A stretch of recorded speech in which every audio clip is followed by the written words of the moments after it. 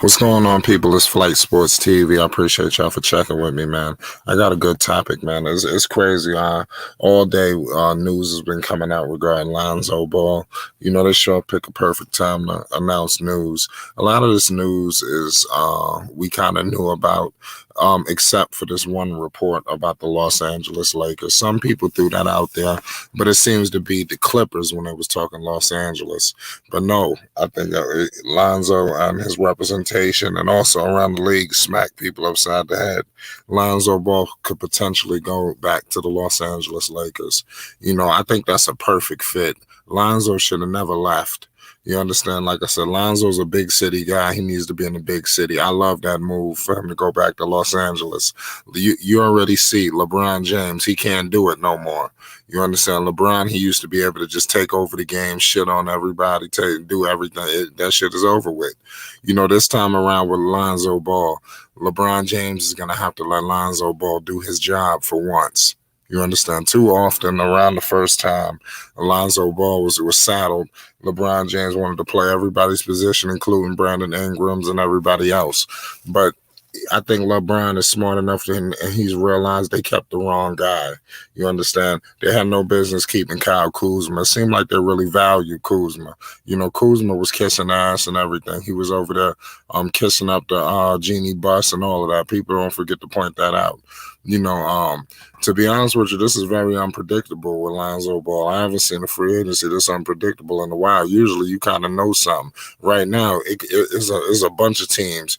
Lonzo Ball can end up Lord knows where. You understand? But like I said, I think Los Angeles is becoming an option. Shout out Zane, the chosen one, coming back and fulfill the prophecy that Magic foretold. I tell you what, he's ready now. Lonzo Ball can knock down threes. You understand? So whenever they do want to play that style of basketball, that LeBron offense with AD and all that bullshit, Lonzo Ball, he should be able to excel now. You understand? He'll be able to hit threes and, like I said, the playmaking. Could you imagine Alonzo, Anthony Davis pick and roll? I mean, good God. You understand? Shout out Trey. I see them signing him and trading him away for Dame. LA is greedy as fuck. I could see that happening. And what I will say is you can never really trust LeBron and Rich Paul. But I will say this, LeBron and Rich Paul guys stick together. Look how long KCP been there, comfy. You understand? So, I mean, that's just something to think about. KCP ain't going nowhere. He got a no trade clause and all that. What kind of way to do that at? This KCP. You understand? Dude got a no trade clause. Like, get the hell out of here. You understand? This a mess. I don't know what the hell the Lakers gonna do. I think Lonzo Ball, he can make, and he fits around some of these bums that they have on the roster that people think are trash. You understand? Lonzo Ball makes those guys better. Lonzo Ball makes KCP knock down more threes. Lonzo Ball, could you imagine Lonzo and what's that other dude named Caruso? You understand? Lonzo could be, him and Caruso would be a perfect combination. That's the perfect match for Lonzo. I would say the Lakers, New York, the Lakers, situations like that. Big cities. You understand? I want to see Lonzo Ball back in that pressure. A lot of people think Lonzo can't handle pressure, but I believe he can. Coming back, Fred Vincent and taught him these couple of years, this was what he needed. You got a clean house. I tell you what, the Lakers are going to retool this roster some way, somehow. They got to get better. Lonzo gets them better. I think Carmelo Anthony is on his way. So I'm just trying to think about the players that Lonzo could potentially be being the starting point guard, wheeling and dealing, pause to these superstars. Could you imagine Lonzo kicking it out to Carmelo Anthony? Dumping it to Melo in the post. Oh my goodness. You understand? Pick and rolls with Carmelo, pick and rolls with LeBron and AD. You understand? I'm just speaking things into existence. I think LeBron is going to work his way to get Carmelo because Carmelo would have been better than everybody that was on the bench for the Lakers. It's a travesty that Carmelo hasn't played with LeBron yet, especially even when he was fighting to get in the league. I don't know how LeBron didn't take him. Carmelo Anthony is ready. He's the real deal. We all need to pay homage to the great Carmelo Anthony. But Lonzo Ball will fit perfect out there in LA, man. It's the perfect situation. A lot of people can have what they got to say. Expect from Lonzo Ball a lot of news and shit to start ratcheting things up. Things about to start going crazy for Lonzo Ball. It's almost that time. You understand? So everybody's gonna throw their name in the hat. I'm interested to see what happens with the Knicks. What if the Knicks strike out? You hear the Knicks, they got their hand, like I said, their hand is in the cookie jar of every team and every player. Right now, they're trying to work out a deal for Colin Sexton. You understand? But I'm hearing if they get Colin Sexton, they got to take Kevin Love. You understand? So, I mean, that's crazy. You understand? But I'm expecting the Knicks to strike out on everything, to strike out on Sexton, strike out on whoever, and whoever's available at that very moment, the Knicks are gonna make a run at him.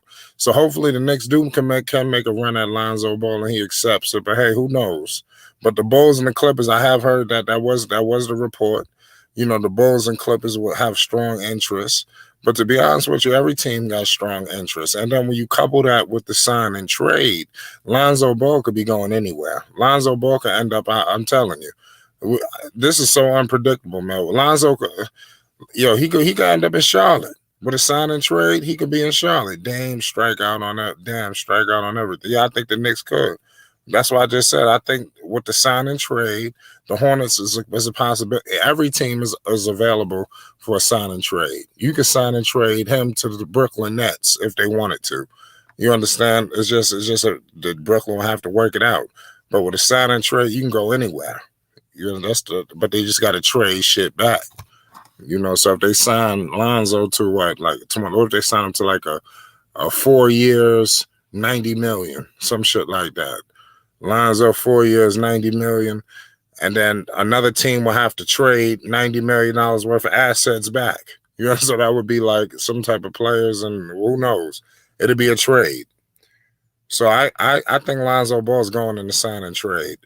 I like the Bulls and the Clippers. That sounds cool. It says the New York after Sexton, defense falls, but offense increases. New York, great fit for Lonzo. I'm telling you. I don't know what the hell they doing with Colin Sexton. The Knicks, they done accumulated so many assets, so many picks, all this shit, and they about to trade those picks for Colin Sexton. I'm hearing they talking about giving up 2 first-round picks. Are you kidding me? So we waited this long for that? I mean, nah, man. Something got to give, man. This is disrespectful. The Knicks. It's been a long time coming. Pause. You can't be. This is crazy. This is horrendous. What's going on with the Knicks, man? I can't believe they're dropping the ball like this. They got Lonzo Ball right there in their grasp, and they fucking off. Shout out Angel. Everybody come in, hit that like button, hit that subscribe button. You already know it's Flight Sports TV. My man Angel. Lonzo coming home, huh? This is what the Knicks said. Well, to be honest with you, man, the Knicks, man, they all over the place. Right now, they after Colin Sexton. You don't know what's really going on, That's why I say there's a lot of politics. You ain't gonna know nothing until Lonzo Ball officially come out and say, these are the teams I'm meeting with. And I guarantee you the Knicks will be, if they don't pull off this Colin Sexton deal, which I feel like I said, I think this is just all BS. I think this is for Lonzo to come in with, you better lower your asking price. I think hopefully the Knicks is playing smoke and mirrors right now, because I can't believe the Knicks will give up 2 first-round picks for Colin Sexton. I just don't believe that they would do that. I mean, seriously. They've ran as a competent organization as ever, and I don't think they will pull some bullshit like that. I refuse to believe it. Not the Knicks. But nonetheless, man, this is gonna be an unbelievable free agency. I don't know where Lonzo is going. I don't know. Rap guy reloaded. Knicks want Zoe to take a lesser deal. That's what I think is going on, Rap guy. I think all this bullshit with Sexton. So you telling me the Knicks, they not only they gonna give up 2 first-round picks, but they about to take Kevin Love. I heard some reports that the Knicks talking about they got to take Kevin Love back too. Kevin Love on $100+ million deal? I can't believe the Knicks would do something. This report is getting tricky now. With this Colin Sexton shit. You gonna give up 2 first and take back all that money for Kevin Love? Nah, man. And then you got Julius there? Nah, man, I'm not feeling this. This don't make sense. I think this is something going on. I think it's some games being played. I think the Knicks, they're not going to give up the max. They're not going to give up 23, 20-something. Hey, we're going to pay you $20 million. You either take it or leave it.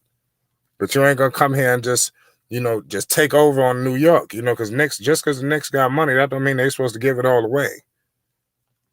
So the Knicks probably trying to cover all their ducks to make sure they don't get taken advantage of out here, because it could happen. Teams out here trying to come up. Dude said Zoe fit the LeBron offense perfect because he can shoot. I'm telling you, dude is a perfect fit. Perfect. Pause. Y'all get in there in the comment section. If y'all want to join the chat, y'all can join the channel right now. Let's talk basketball. It's Flight Sports TV. We're going to be back on later on tonight, too. I definitely wanted to just drop this information for the people. Levine will be a Laker next year. I'm trying to tell you, the Bulls ain't doing shit. I said that shit. What did I say that yesterday or the day before? That the Bulls are going into a serious rebuild. You understand? I told you what's going to happen. You understand? They're going to strike out. They got no draft picks. They're going to lose Levine. And then they're going to be stuck with Vucevic. And I don't know what the hell they're going to do from there. But once they lose Levine, it's over. And Levine wasn't really shit anyway, because they never made the playoffs. So what they missing? It's time to rebuild. Slim, what's going on? Yo, what up, man? What up? I listen to you and Ball Facts all the time, bro. I love y'all's channel, bro. I subscribed the other day. I appreciate you, man. I appreciate you, Slim. But this your first time, or you been on? No. This is my first time being on. Like, I was at the crib the other day and I couldn't hear shit, I couldn't hear nothing. So I was like, man, let me go ahead and jump off. I've been trying to get on though. You know what I mean? Yeah. Pause. Where you from? Nashville, Tennessee. Shout out Nashville. From New York to Nashville. What's going on, man? You a big Knicks fan? Of course, man. My father was a Knicks fan. My uncle was a Knicks fan. Even my grandfather, my neighbor. You understand? I'm born into this shit. I got baby pictures with the Knicks gear on. I was born into it.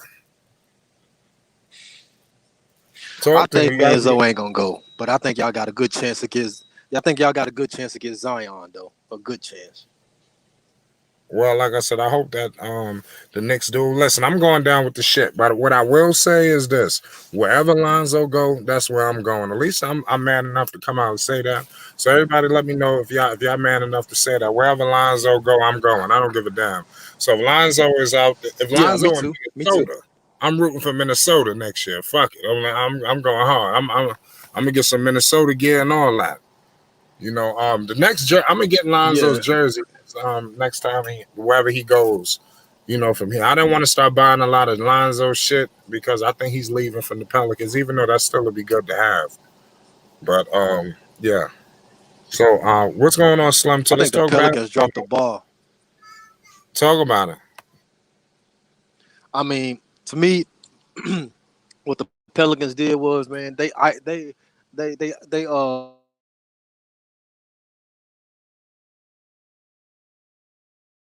Shut up. Say that one more time, Slim.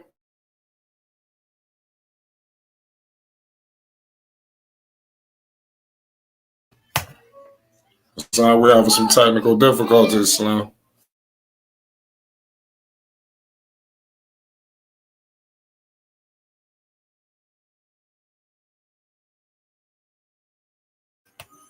Yeah, sorry about that, y'all. I said I'm a Heat fan, by the way. What the Heat doing next year?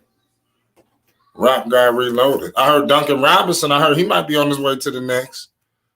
Shit. I can go for that. I don't like he ain't no star or nothing. So the Knicks. I don't know what the hell the Knicks doing, man. The Knicks, they're gonna, like I said, they're gonna send their ass on the highway to hell. You understand? I'm telling you, the Knicks gonna blow their whole opportunity. Once they get serious, I told y'all, the Knicks, that's going to be their biggest problem. They got their hand everywhere. So they looking for Colin Sexton. Once Colin Sexton get traded somewhere else, they're going to be looking for the next thing. And then by the time you know it, they're going to be assed out. I'm telling you, they ain't going to have shit. Lonzo going to be gone. This one going to be gone. Sign Duncan might leave my team. Yeah, I heard about that. Yeah, they talking about Duncan Robinson the Knicks. He gonna get a deal. I don't think y'all trying to pay that money, not to him. Lakers know if Clippers get Zoe, it's over. Let me tell you something. Lonzo Ball is a Rich Paul guy. Ain't no Rich Paul guy going to the Clippers. Point blank. They're not going. Do they ever have any Rich Paul guys over there with the Clippers? It's like they figure out the Rich Paul guys try to figure out some way to keep them out, keep them away from LeBron, like affecting LeBron. You never see two Rich Paul guys in the conference finals, facing off. Pause. It's not like that. You see, look how many Rich Paul guys on that roster. You understand? They had more than that when they had JR and all of them. I'm telling you, Rich Paul guys stick together. So it's crazy. But I like I said, I want to see what Lonzo Ball will be like in that pressurized environment. Because like I said, when you play with the Lakers, the Knicks, even the Clippers a little bit will be a little pressure because it's LA. When you got all those extra eyeballs on you, it's time to play. And I think Lonzo Ball can answer that call. I would love him back in LA, able to display his new shooting form. He's been knocking down threes, going to the lane, getting fouled, knocking free throws. It's just gonna be night and day. You understand what they witnessed. What I will say is this, pertaining to that, which is gonna be another video. I'll probably talk about this later on tonight. Lonzo Ball, he got off to a slow start, but everybody got on him, for getting off to a slow start. And they didn't cut him no slack. Like, just because he didn't come in the league just top notch from jump, it's like they shame him for that. I think that's real disheartening. That's fucked up. You understand? I don't like that. Brother Tony, what's the deal? Yes, sir. How you doing today, brother? What's up, brother? Talk to me. Peace. Yes, sir. I got a couple of questions for you again. All right. You know what that first question is, don't you? Well, I know we're not talking about Popovich. Well, that's what it was? Yes, sir. That's the first question. Listen, I'm not a Popovich advocate. That's not my guy. You understand? Okay. But I feel you though. I mean, I thought he was a good coach, but now I'm starting to realize that what you said. Now I'm evaluating the situation. Now I'm thinking, hey, wait a minute, what's going on, Pop? Yes, sir, brother. The Spurs, they got off even in the play-in. They should have beat Memphis. No doubt about it. It was the better team. You got veterans. No doubt about it. Yes, sir. And they got what happened was they got off to a slow start. I think Memphis went up 20 plus on them in the first quarter. Yes, sir. They couldn't recover and they actually cut the lead.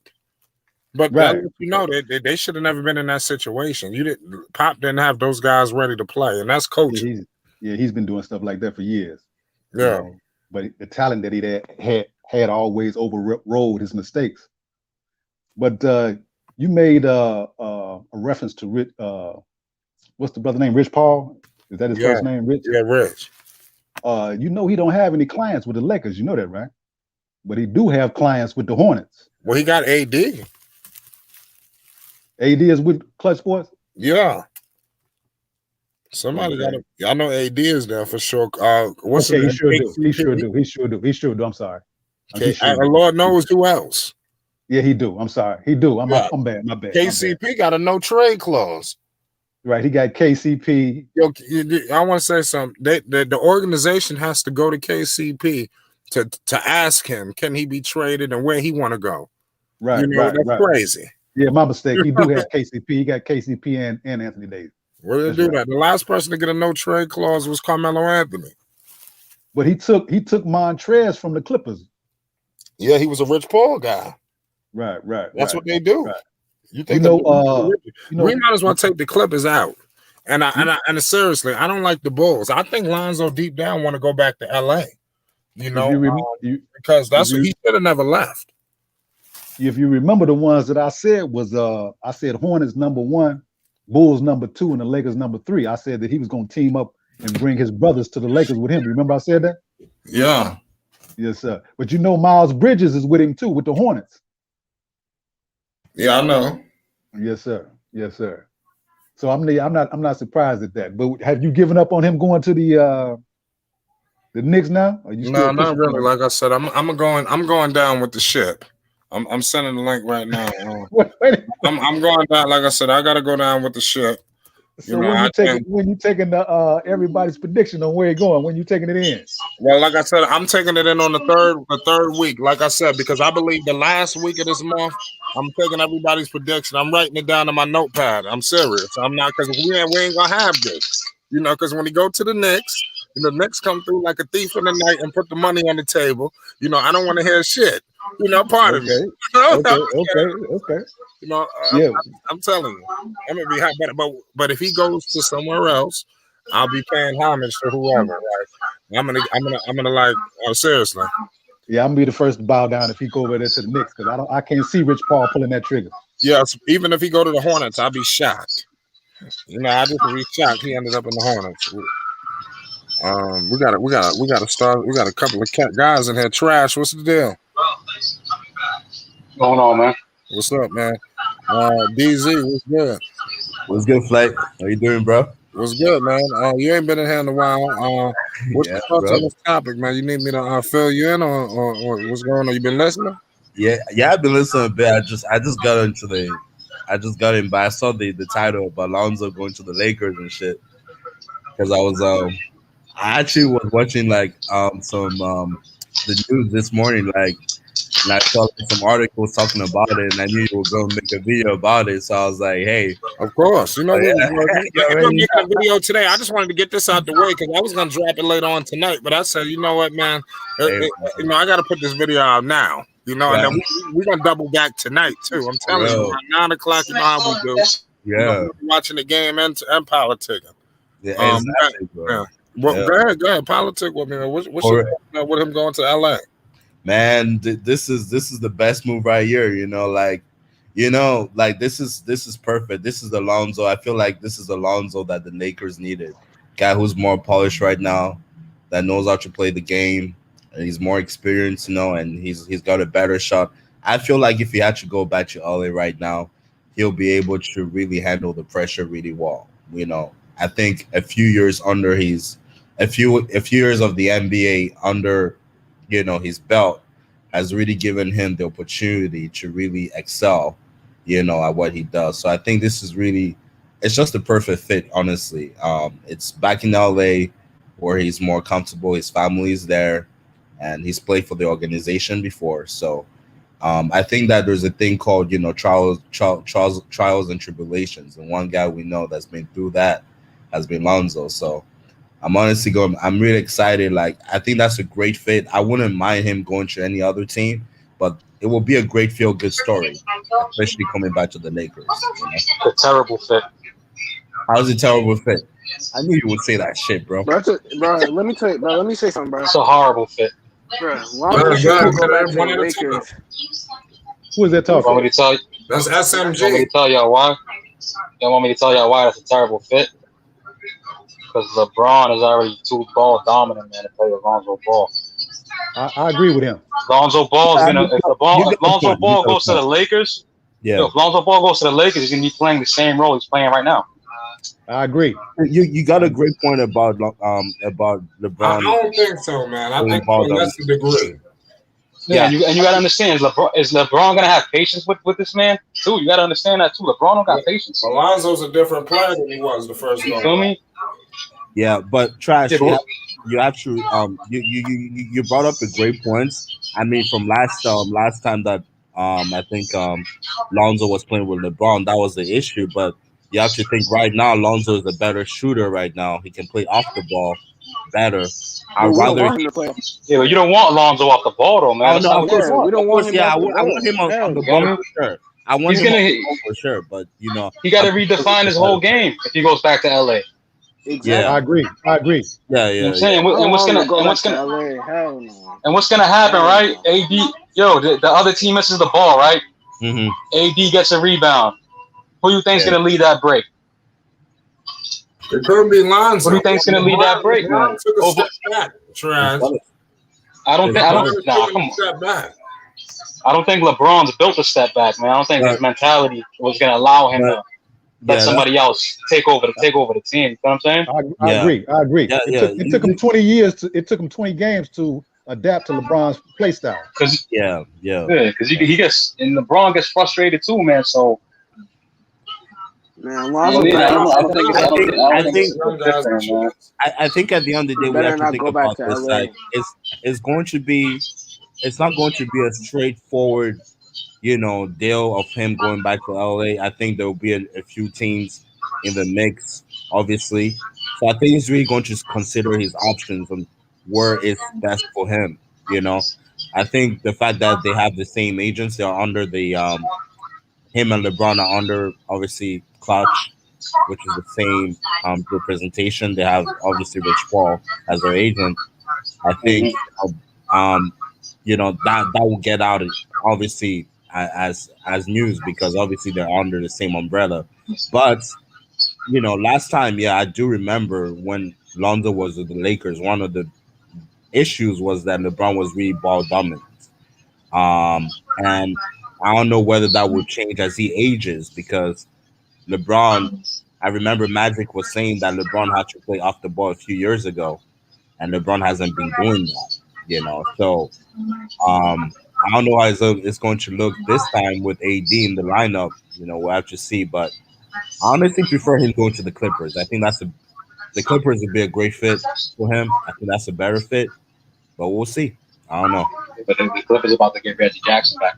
Some great points, man. That was some great So points. that's not a realistic place for Lonzo because Reggie Jackson's gonna be there. Well, unless Reggie Jackson doesn't re-sign with them, Mhm. obviously they're not going. He's Yeah, not going. Reggie's coming back after what he did in the playoffs. He's coming back. Yeah, obviously, yeah, he showed out. He showed out for sure. And so whatever money that they could give to Lonzo Balls and go to Reggie Jackson, that's not even a realistic place. Well, You know what I Trash. mean? But I think Where do you I honestly, man, like I said before, I think New Orleans is trying to drive. They're trying to drive his price down. I think they're playing chess right now. They're playing chess right now with the rest of the league, trying to drive his price down. But as you can see, it's not working. It's not working though. I don't think you don't know that until free agency, man. yeah, but I don't know. Personally, I don't think it's working. I don't think it's working. They're waiting to see what he's gonna get offered because they can match any offer. So they're playing it smart. I mean, they're not gonna just give him the bread when they don't know what the rest of the market's willing to pay him. You know what I'm saying? So they're not really. It's gonna be in the $20 million range. It's gonna be in 20. Yeah, it's gonna get 20 mil. I'm saying, Trash. I know you say that he's not gonna get 20 mil. You think he's gonna get 8 mil? Nah, that's impossible. He's not getting 8 mil. He's not getting 8 mil either. So let's stop the cap, man. Let's stop the cap. I don't know, man. Let's stop the cap, man. I know you hate Lonzo. I don't know what he's gonna get, man. But yeah, I know he ain't getting 20. Nowhere close to 20. We'll see, bro. You said we have to wait until free agency. So let's wait until free agency before anything of this happens. So we don't know what he's gonna get, but this is what y'all gotta understand too, right? Every article you read, nothing mentions money. Nothing. Yo, I haven't read one. Yo, you can Google it right now. Any article that has Lonzo Ball, any recent article, nothing mentions the numbers. That's a lie. But this is what they do. The article just came out talking about what you about to say, Tony? My bad. Yeah. The agent only presents his statistical data in comparison to the other players in the league, and his statistics put him right at the $20 million. And they said today the Pelicans are not. They're not gonna match a significant offer sheet for Lonzo Ball. And if you read it, they're talking about in the upwards of $20 million range. It says it in there. You gotta watch. So that right there, right? That right there tells you that they don't think he's gonna. That tells me. No, it doesn't matter. It doesn't matter what you negotiate. But that's the chess move they're trying to play, though. I mean, they don't think that they're like, all right, we're gonna put out this report. We're gonna put out this report that we're not gonna pay him a significant amount of money, right? Yeah. So once the shit gets brought down, so once the team's like, all right, the Pelicans ain't gonna pay him a lot of money, then we're probably not gonna pay him a lot of money. So if it's a low enough offer, the Pelicans are just gonna match. Feel me? But the stats automatically tell you what he's gonna get paid. Exactly. See, he can't get paid less than Ricky Rubio because his stats are better. There's that, and regardless, and you apart from his stats, which is a great point, regardless of what the Pelicans do, he's going to get paid. It's just he's going to get paid, and because he just had his best season, he just came off his best season, and he's probably the best point guard right now that's coming into free agency. All right, so a point guard of his caliber will demand the best point guard, man. You got Mike Conley, you got Reggie, you got Schroeder, you got mad people coming out, you got Kyle Lowry. You know what I'm saying? You got to look at their ages. You have people that you have point guards that already been established in the NBA that already put in work in the NBA. Well, you think but they're not. Well, you have take that into consideration, bro. But you have to think about the fit though. You gotta understand, this is where Lonzo Ball's major issue comes into play, is that there's mad competition at the point guard position. You know what I'm saying? If he was like a small forward or a power forward or some shit like that, it'd be different. But he's in the deepest position in the NBA. Trust me. So and GMs are gonna take that into consideration. Making the deal. Honestly, you got a lot of factors. I understand what you mean, but I have to disagree with you respectfully on that, because I think that I think that I'm not saying that he's miles better than the point guards that you mentioned, and Mike Conley, Kyle Lowry, and those guys. Yes, those guys are more established because obviously they've been in the NBA for a longer time than Lonzo. But I think they're gonna command less money. But I think that's another thing too. You got to take into consideration. They're gonna take less money than what Lonzo wants. But you gotta have somebody get a player with some good upside, man. You gotta have some good potential. Yep. There's gotta be Conley and them dudes, they're on their way out the door. Yeah, but they're vets. They're vets. Yeah, but you got to think about after LeBron too. LeBron is proven, he's gonna wear it down. Yep.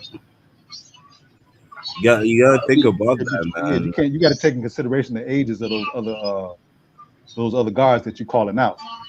No, but they're cheap. What I'm saying is they're cheaper options. That's what I'm trying to say. Right, but they're old and they're breaking down. They're not lasting the whole season. Yep. They got longevity, man. But Conley tore it up this year, man. With Utah, it was a number 1 seed. Yeah, but he was hurt. You know what I mean? I know Donovan Mitchell got hurt, and everything just went away. They should have been in the finals. They'll never have a better chance than they have right now. Right, but you saying Ricky Rubio, he's getting 18 million. So you can't give Lonzo less than that, and his stats is better. This is the new NBA. It's kind of like how it used to be. Yeah, y'all gotta understand that the GMs are learning from other GMs' mistakes too. But Trash, you gotta think about. They're looking at that Ricky Rubio contract. Like, damn, what I'm saying is, you're gonna do this again. The contracts are not open negotiations. They go by what your production is. That's what all the contracts go by. That's why none of the NFL running backs are getting more than quarterbacks, because all the running backs get the same thing. All the quarterbacks get the same thing. All the top quarterbacks get the same thing. So all the point guys at his production level, they get about the same thing. They get 15 to 20 something million. I was reading somewhere that Murray wants like 4 years, 60 million. And they're saying that might be like, the realistic range of what you might get. You said Murray? Yeah, Deontay Murray. For the Nuggets? For the Spurs, Deontay Murray. For the Spurs? Oh, okay. They said he's looking at 4 years, 60. That article, I don't believe that. We're to verify that. That's a little bit of you gotta Google it. I read a couple articles or something in there. We gotta verify. But they're saying, because they were talking about Deontay Murray and Lonzo, what would be a better option? You know what I'm saying? Yo, there's mad point guards. I gotta understand that. Mad good point guards in the league, yo. What did they say? They're saying that Deontay's looking at like 4 or 5 years, 60 million. And they're saying that's where Lonzo Ball's scare is, around that range. Yeah, man.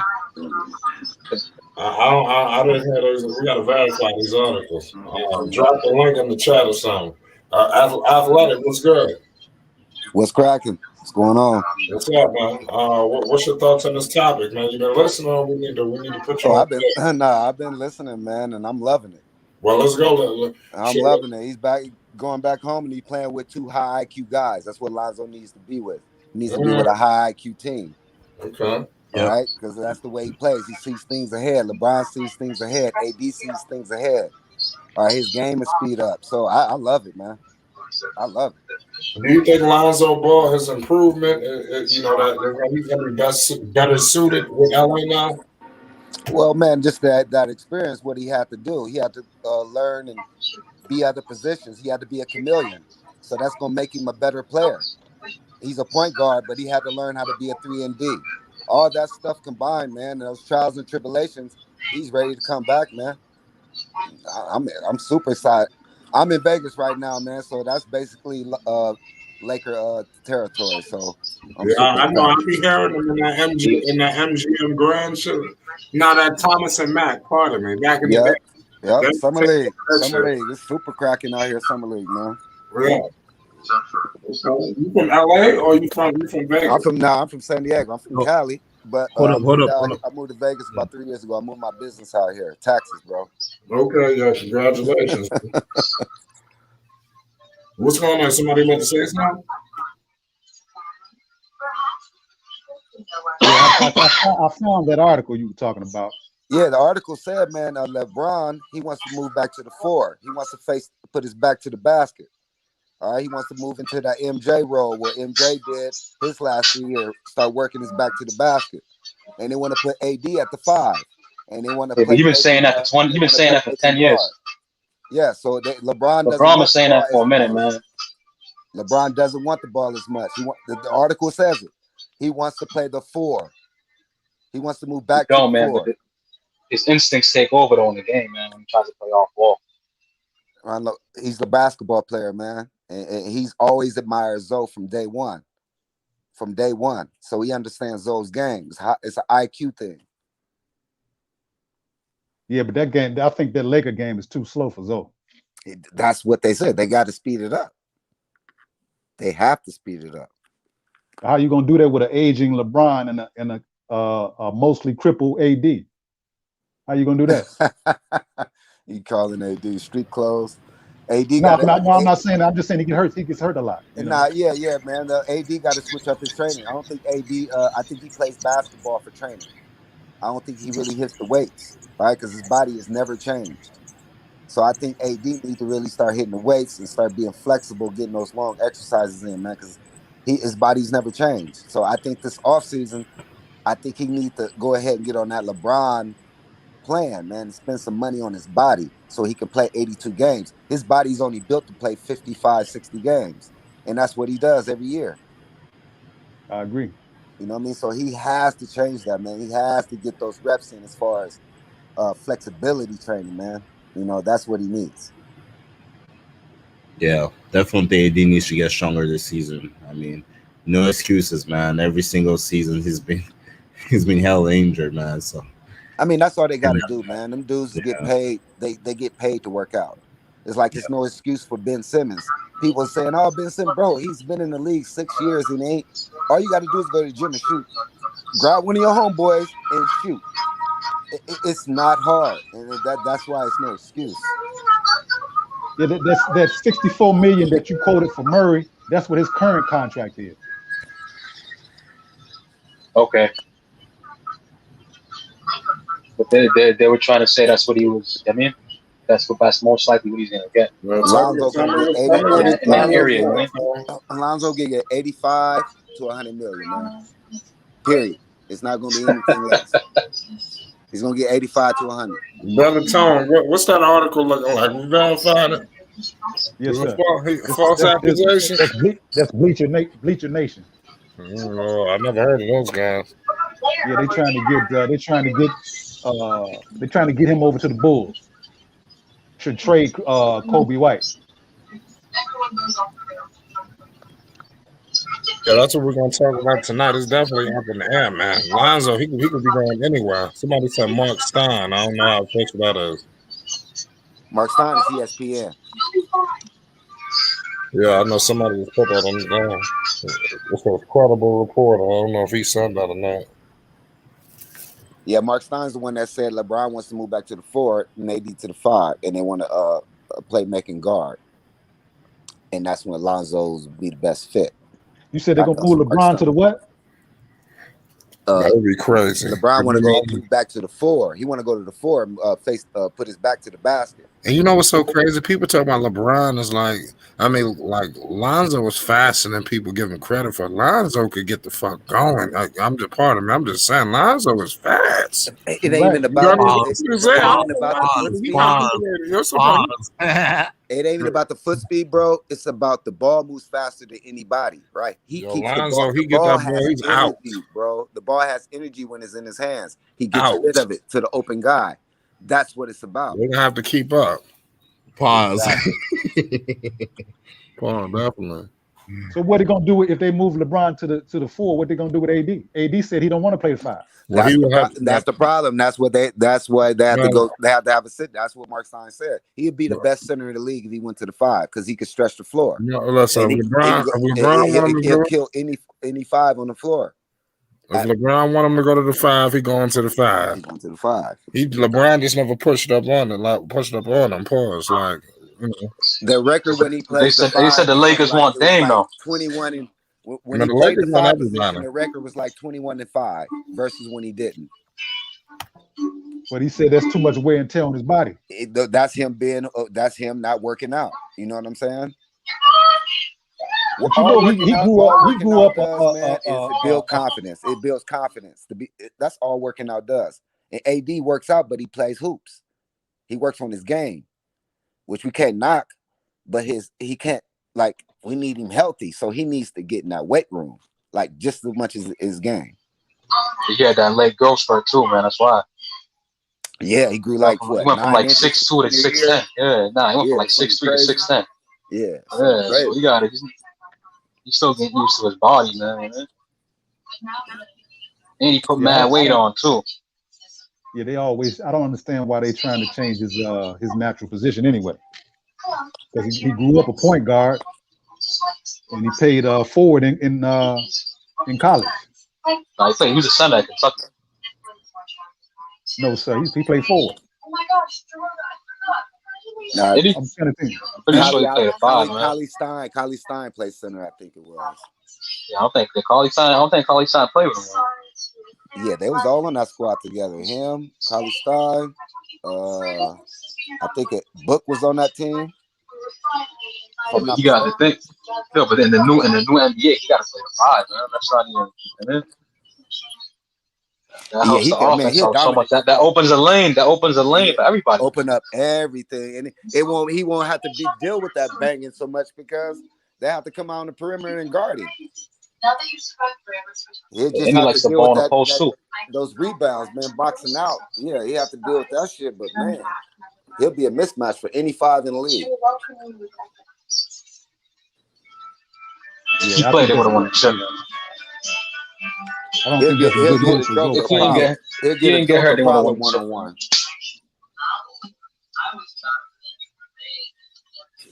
You know, imagine him and Lonzo in a pick and roll. What about Carmelo potentially? Melo coming on the roster. Could you imagine? Oh man, let me tell you, Melo gonna walk on the roster, man. Listen, Melo gonna go there. I'm telling you. Yeah, he's gonna take that better than minimum player of all time.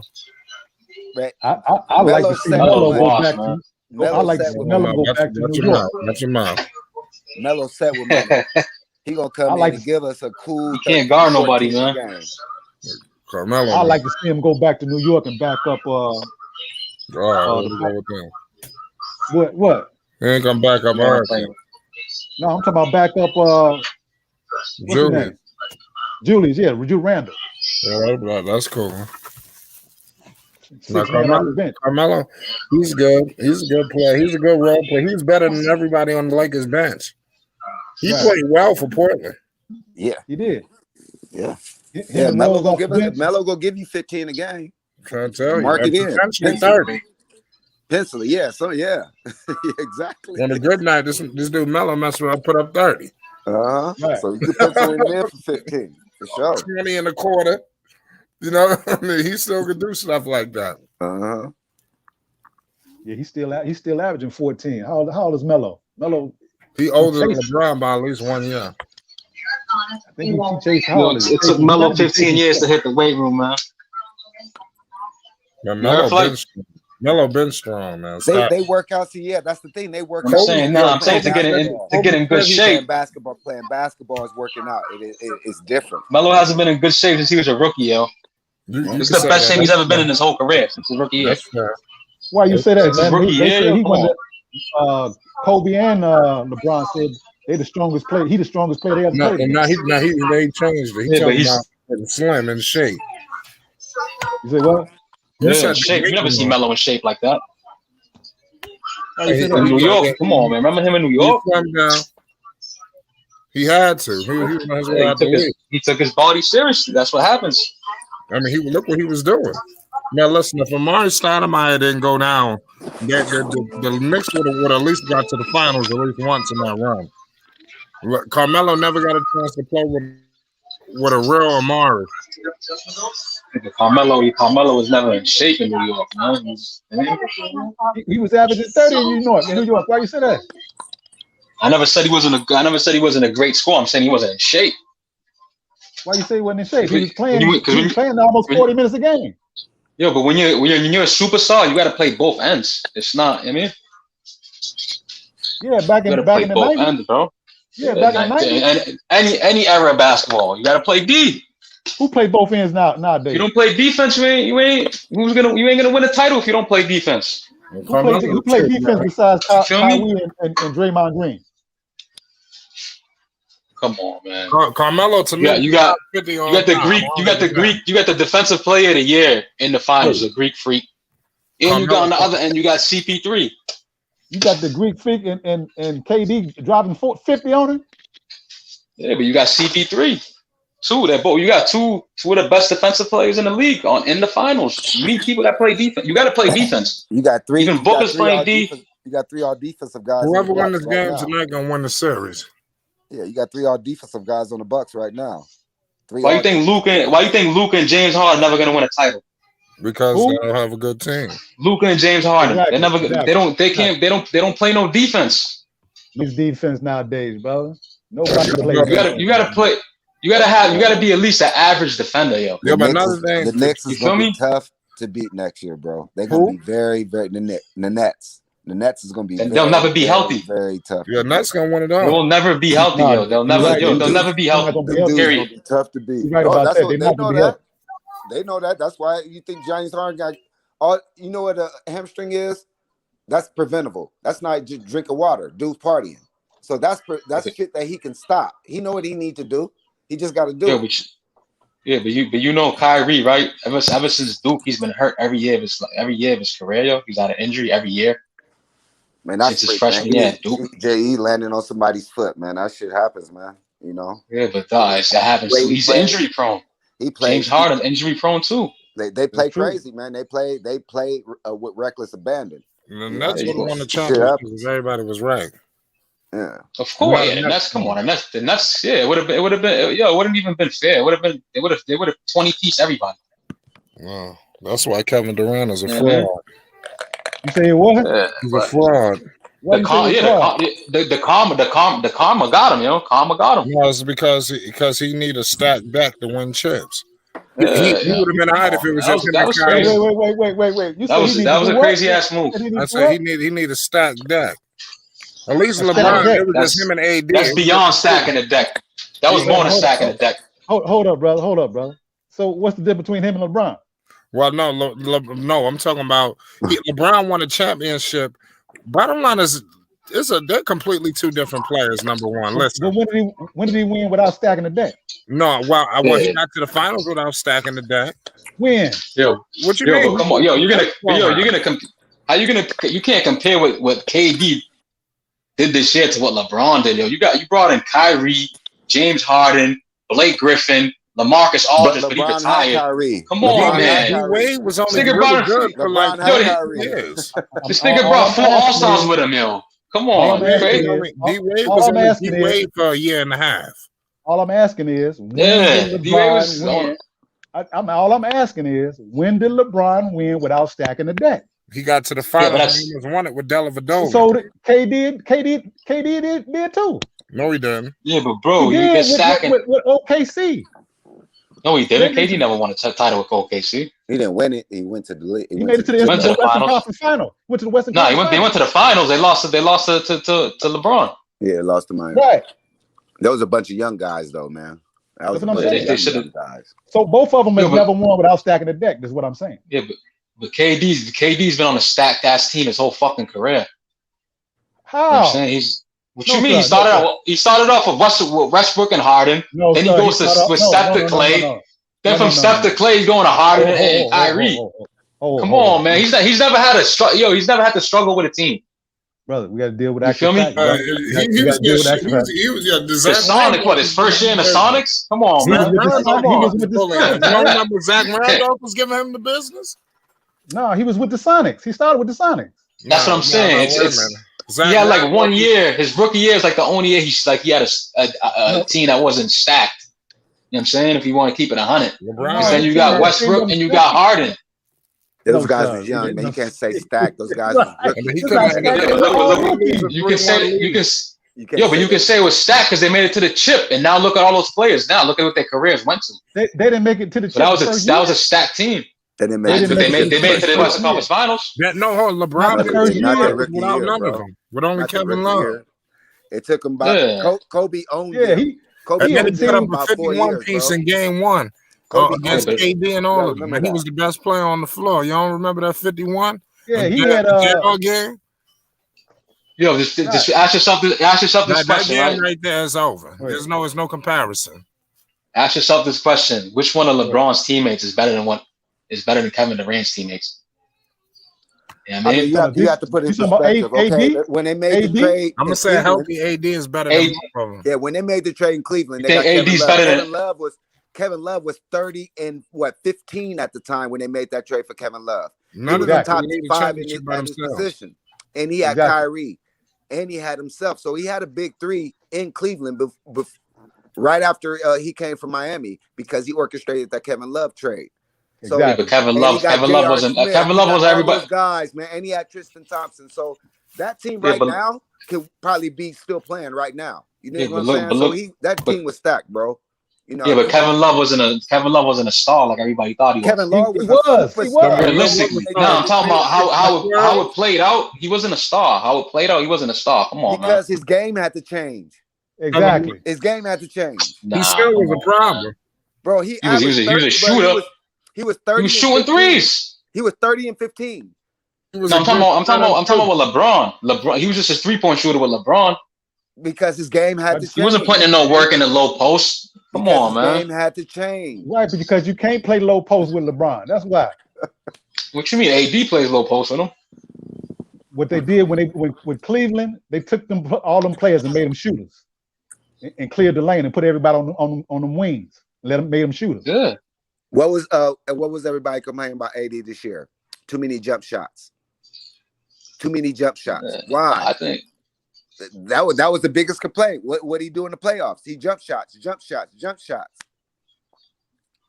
Yeah, when Kevin Yeah, Love he gets- when Kevin Love was averaging, he was averaging like 20 and 15, like he said, or 25 and 15. He went to the Cleveland. He was 26 only averaging about 9 and rebounds. He was a perennial all-star, like 26 and all, 20. all NBA every year. Like you can pencil Kevin Love in. Yeah, That's when they made the trade for him. He Yeah, was when a that- top 10 player when they made that trade for him. They but when the pressure was on, man. They did not neither though. Yeah, but he's one of them players. He was like Chris Bosh, yo. You know what I mean? He was getting crazy numbers before he got to LeBron. They was putting up crazy numbers. No, but Once they got to once they playing with LeBron, playoffs. yeah, but once you start playing with LeBron, the pressure's on every night. You know what I mean? Now, Bosh is- Everybody's coming Bosh in. is alone. Once you start You feel playing with LeBron, listen. Now check the stats. Every player except for Kyrie, every player that LeBron has played with The numbers that they had before they got LeBron, every player numbers dropped. Every player. When you play with LeBron, your numbers drop. Well, it got so bad in Miami Unless to that point, it got so bad in Miami that Dwayne had to sit down and say, okay, man, it's your team. Because he knew he had to take a back seat for them to really get after it. So his points, his shots, everything had to go down. And he had to give the keys to LeBron. That's the nature of the beast. But D Wade was on par with him, man. D Wade. Love wasn't love. Go ahead, my fault. Girl, do you think if Lonzo go to the Lakers, his numbers gonna decrease? Yeah. Oh no, different game. He's gonna have to change his whole game. Why would you want him to go to the Lakers, man? I don't even Lonzo's a ball fan. He's getting back to point guard. That's his original position his whole life. His game changed when he went to New Orleans because he had that off the ball shit. This is what's gonna happen, right? He's gonna play point guard until LeBron says, "Nah, I'm playing point guard." So now you already know what's gonna happen. Y'all already know what's gonna happen, man. Come on. He can shoot because he played that 3-and-D. That's why he's that valuable guy, bro. He could play off. I could play point. Oh, I could play off the ball. I could shoot the 3 at a 38% clip at 8 a game. He's expanding his game, bro. All right, but what I'm trying to tell you, right? What I'm trying to tell you, once the Lakers go down like 5 or 7, then LeBron's gonna want to run the point. So it's gonna be inconsistent. You know what I'm saying he's not going to have the keys the whole game. That's what I'm trying to say. I agree. You feel me? Agree. And that's not good for his development, man. I agree. You know what I mean? But he needs to be on a team where some in New Orleans he played that 3-and-D. So he can adjust during a game. He could play 3-and-D for a quarter and go back to playing point guard for a quarter. Oh, you need me off the ball again. And he can produce. So his game, and he can still, bro, he got 17 assists from a 3-and-D position. Who does that? So that it doesn't matter. But you're redefining his game, man. Exactly. Why would you want to turn? He did on his own. Who? Lonzo redefined his own game. No, sir. He had to. Everything. No, sir. Stan gave him that position. Exactly. He didn't want to do it, but he had to do it, right? Right. But why would you want to turn? Why would you want to turn AD into Hassan Whiteside? You can play Hassan Whiteside. You let AD be AD. Okay, let Zoe be Zoe. Exactly. I'm with you 100%. Yo, but Zoe got to be on a team, right? Where they're gonna let him run the break. They got to let him run fast breaks. But Zoe got to learn how to do pick and roll, man. Playoff basketball is about half court pick and roll. Let's get down to the facts. The regular season is for fans. All right, the playoffs is for that chip. So it's half court basketball. Period. Zoe has to learn how to run that half court game. He has to learn to do pick and roll. And I don't mean no disrespect, but that's that analytical. You know the what do they call it? Analytics. Yes, that's their perspective. The basketball game has changed every 20 years. They said the only way to win a championship is you got to have a top center. Then Jordan came in the league, and then they said everybody got to have a Jordan. Then you got the Tracy McGrady's, and then you got the Vince Carter's, and you got the Kobe's. Now they're saying everybody got to shoot threes. And they said the only way you're going to win the championship, you got to play in the low post. You can't shoot threes. And then the Warriors changed that game. So you got to take the advantage of whatever the skills of your players are. So if you got some players that can run, you can win a championship with running. But every team is scared to do it until somebody breaks through, like Mark Jackson, and say, "Okay, let's run it." So I don't think that's a good game for Zoe. His style, he needs somebody that can get out there and run, and the best team for him to do that is the Hornets.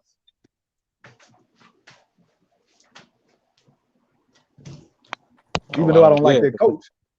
But but you don't think he's gonna get in Melo's way, man? No, sir.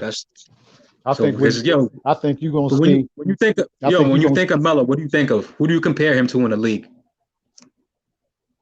Zoe. No, I'm saying LaMelo. He's not Luka Doncic either, man. I know you can compare him to Zoe. He ain't Luka.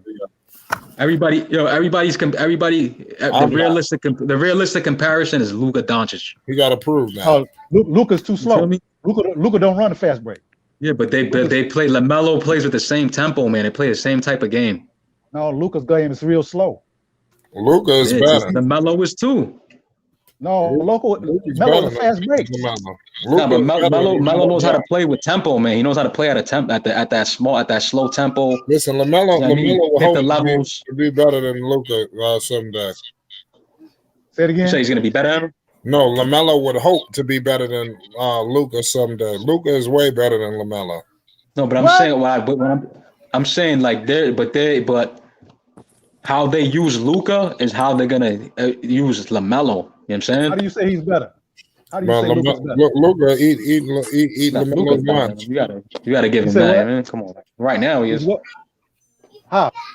Tell me how. He just is. Luka Doncic? Yes. He top 5. Tell me Luka how. Tell me Doncic. how he's better. You're top 5 player. Luka I would say- Doncic is I'm top You gotta 5 keep player. you gotta keep it 100, man. Come on, man.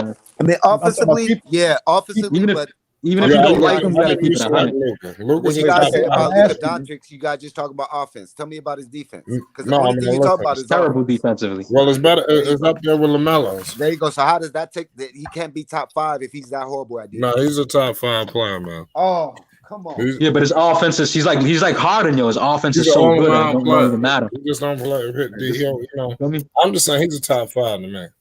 Yeah, he's like James Harden, man. They're so nice offensively that it doesn't. I mean, it offsets their defense.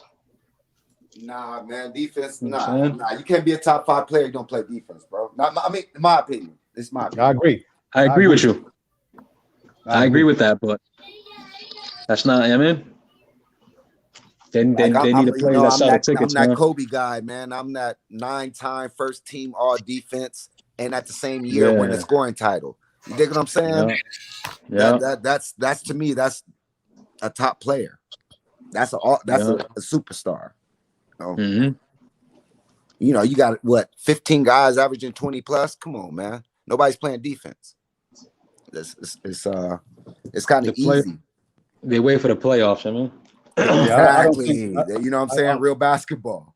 And Yeah, can we please put this stop to Devin Booker, Kobe, Russ? I mean, just for the next 5 years to this guy really get going. Well, I don't know. I would say he is the next Kobe. Ah, come on. Talk to me about that one.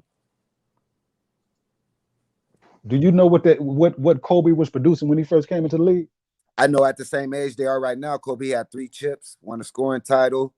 It's not even close comparing them age to age right now. What do you mean? Same age, Kobe, same age, D Book, compared to careers. Okay, yeah, that comparison is crazy, man. I don't even know why. What was Kobe averaging when he came in the disrespectful league? to Kobe.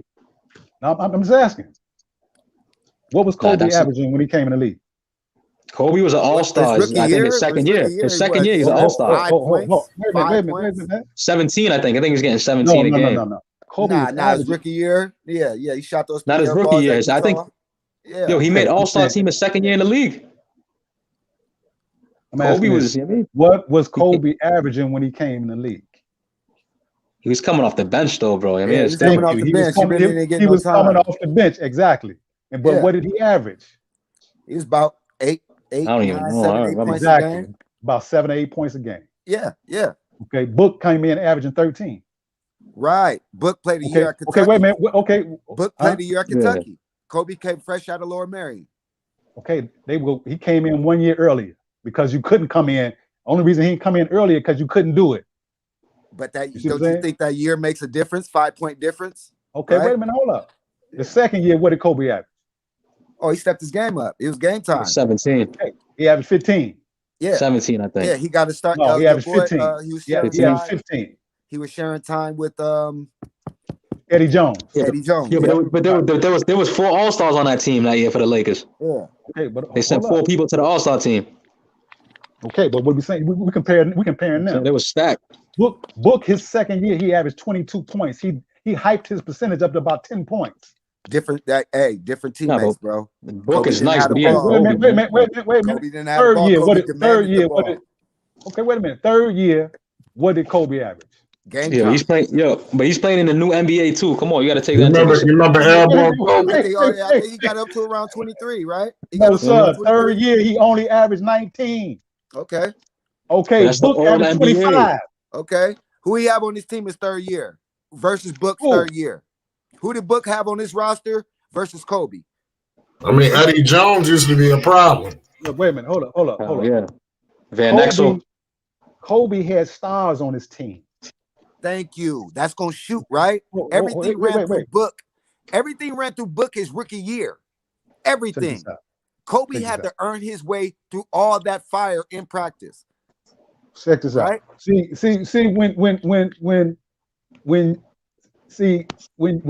you weren't, if you were younger and weren't able to see Kobe operate when he first came to the league, then you can talk like that. I seen Kobe when he first broke the league. Bro, I'm 45 years old. I got you about 12. Okay. Oh yeah, but I'm from Dago, man. I was there. You know, like what I'm saying is, Kobe, he wasn't all that when he first came in the league, bro. Yeah, he was. He came in. He couldn't listen. He couldn't get time over Eddie Jones because he was a rookie out of high school. He didn't know the game. You had Shaq. He's right. He's right. His first year, he was clueless, bro. His first year, his rookie year, he was clueless, yo. He was clueless. Listen, man.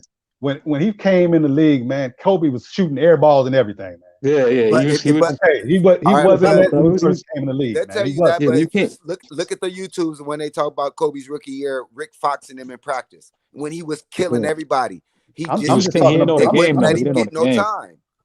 He didn't know the game like that, though. I'm just talking about what the man did on the floor. Right. I'm not talking about in his practice. Right. You know what I'm saying? But you think, okay.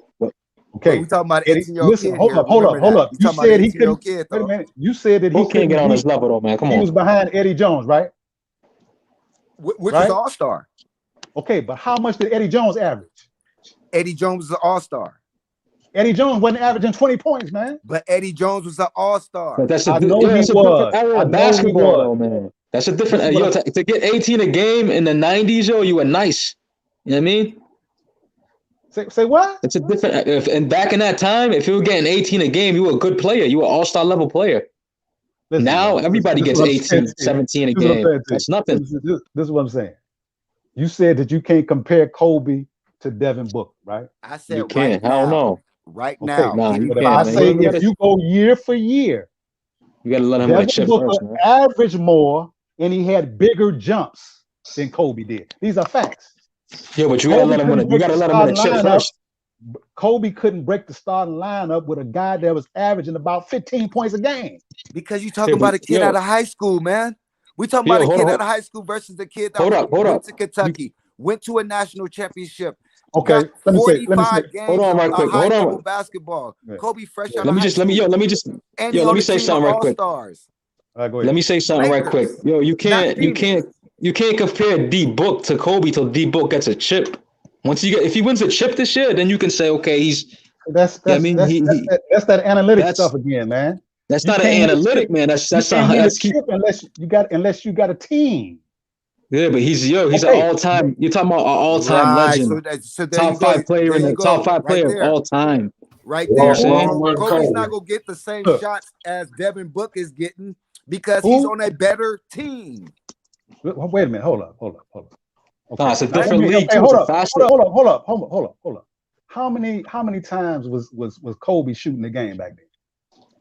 What, when Shaq slapped him in the head for shooting too much? Said when Shaq was slapping him in the head and Kobe said, "Fuck you, I'ma still shoot." That's the way Kobe was. No, he can make the shots. This is the thing, man. We keep moving the goalposts. We only actually asking what the facts were. Okay, what's the facts? Kobe couldn't break the starting lineup with a guy was averaging about 15 to 17 points. He couldn't break the starting lineup. Man, all right. So you telling me this is what you're saying? Like let's put it in perspective. Kobe, all right, fresh out of high school. Jerry West said it's the greatest workout he's ever seen in his life. All right. Okay. They drafted him. Okay. Eddie Jones is an all-star. Eddie Jones is not going to get sat on the bench. Eddie Jones is making this much money. Kobe is a rookie. You got Shaq. What the locker room is going to think about that move? Dale Harris would have lost the locker room. It's a lot more than goes that into it. And then letting this 18-year-old kid start over an all-star, Eddie Jones, who earned his stripes. The league was different back then too. You know what I mean? It wasn't letting young kids come up. It's way more than just he kept there wasn't giving young kids the keys to the team, man. Okay. Let me He ask you was this: 19 back in the day. They wasn't giving you the keys to the team. I mean, I didn't say you're supposed to get the keys, but you said we talking about year for year. Okay, let me ask you a question. How old was Moses Malone when he came in the league? he came out of high school. Thank you. So what did he average when he came in the league? Different position, different position. Yeah, he's a legend. He's a legend though. He's a legend though. Wait, why you keep moving the goalpost, man? I'm not moving the goalpost. You said back in that day. You just moved the goalpost by going back to Moses Malone. All right. No, you could have said Kevin Garnett. All right. You could have said Kevin Garnett. But Kevin Garnett, went to Minnesota. Okay. Let's do Kevin Garnett. Okay, hold on. Okay, let's ask the question. How much did Kevin Garnett average out of high school?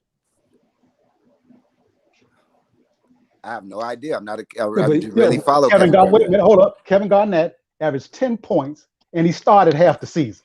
Yeah, but the book's in like his 4th, 5th year, so I don't know how is this relevant, man? What I'm saying is, at that age, he averaged more than Kobe and Garnett. Kobe was 18, Garnett was 19, and Booker was 19. I'm sorry, what about this year though? So if you think, okay, all right. So if you go year for year at the same age, on par. If you go year for year, if you go year for year, he's on par with Kobe. Put Book on that Kobe's team and let Kobe go on that young team where everything would have ran through Kobe his rookie year in Phoenix. Kobe would have averaged more than 7 points a game. We can't deal with if, coulda, woulda, shoulda. Thank you. So that's what you're saying. You can't. I'm saying the facts. The facts say. You're saying it woulda, coulda, shoulda. I'm not doing coulda, woulda, shoulda. The facts say Book and Kobe at the same age. We gotta get to some of these comments. Book average more. That's what I'm saying. My man Low Key T says this is entertaining debate. I think Booker is more naturally skilled scorer than Kobe. Hell no. He said Kobe stole his moves from Jordan. It don't matter. Right, so, no. He could say, see, that's just commentary. He perfected it though, man. It don't matter if he stole. So what did Kobe have to do to get that good? He had to work. He had to put in hours upon hours upon hours upon hours upon hours of work. Okay. See, people can talk on the outside, but they ain't willing to put in the work Kobe did. All right. That's what he didn't average more than Booker's first 5 years. That's all I'm saying. He didn't average more than Booker's first 5 years. That's all I'm saying. Kobe was a special Kobe had 3 chips, bro. Talent, man. Kobe had 3 chips his first 5 years. Yeah, but he had 3 championship teams. Thank you. Booker's never had a championship team. Chips are team accomplishments, not player accomplishments. All right, so all right, that's what I'm saying. So you have to have a chip to be considered the best. By who? By who? The analytics? Period. No, and so you trying to tell me Jordan? You trying to tell me somebody that don't got? Yo, let me destroy you. Let me destroy that theory right now. You trying to tell me somebody with no chips can be considered better than Michael Jordan, yo? That got 6 chips. Yes. No, it's impossible. You would not be able to argue that with anybody. Nobody would. I mean, chips are. That's like saying Karl Malone's better than Jordan. Man. That's like saying Barkley's better than Jordan. I mean, nobody's gonna agree with that. Okay, so you trying to tell me the 2 best players are the ones with the 2 most chips in NBA history? No, which is best players in the league right now. The best players in the NBA right now all have championships. This is what I'm saying. Or been to finals. If you use that theory, you would have to say the 2 best players are the players with the most chips in NBA history. If that's true, the chips are team accomplishments. Yeah, you don't become a better. Bill Russell is not better than Shaq just because he got more chips. Yeah, but you got to understand, that's a different era of basketball. I mean, nobody was. I mean, dude, they were working 9 to 5s and coming to play ball. You feel me? It's a different era, bro. That's a false narrative, bro. That's not true. Using your theory, but using your theory, Robert Horry is top 3 in that ever played, right? We can't. My theory or his theory? My theory or his theory? Whoever. No, my theory is chips don't make you a great player. No, but the chip, yeah, but chips is you got plenty of busters with chips. Chips put you over the top. That's what puts you over the top, man. When you compare to the next player, I mean, and you're on par with that player. What everybody else is gonna look at is chips. That's what's going to separate you. Exactly. You can't tell me Robert Horry is better than Charles Barkley. You can't tell me that. Hell no, he's not. But he's not. Okay, they're not on the same level. Barkley don't have any chips. They were never on the same level, so of course you can't say that. He ain't better than Charles Barkley in the regular season, but in the playoffs, yeah. He's never. No, he's not. He'll never. He can't. Robert Horry, how many games, bro? Robert Horry. He can't tie Charles Barkley's shoes, man. Come on, Charles Barkley. Come on, Charles Barkley ain't done nothing to win the chip, bro. He didn't do nothing in the playoffs. Come on, man. Charles Barkley was dominating in Phoenix for nobody. He made it to the chip. He made it to the chip in Phoenix. Come on, man. Man, Rob got 7 rings, bro, and he's responsible for like 4 of them. I'm talking about Charles Barkley's one of the most underrated players of all time, man. Don't get caught up in your feelings. Playoffs. He made it to the chip. What do you mean? Robert Ward never led a team to the championship. What are you talking about? Bro, I'm talking about playoff performance. See, you talking about leading the team. That's what I'm talking about. The playoffs. How do you go to the championship without playing in the playoffs, though? All right. Look, give me the numbers. What are you talking about, dog? Give me the numbers on, bro. Man, Robert Horry was game-winning shots. What matters is winning the game, right? But he was only averaging about 7 points a game, man. He was only averaging about 7 points a game. Okay, that's more valuable than leading your team to the finals. In the playoffs, or you can lead your team to the finals or lose. But if a guy, but it don't matter. It's still an accomplishment. Come on, man. Getting to the chip is an accomplishment. Yeah, if you're on the team. If everybody on the team is double teaming Shaq and Akeem Olajuwon, of course you're gonna get around. He never made it to an NBA Finals. Yeah, getting to the finals is a big accomplishment, man.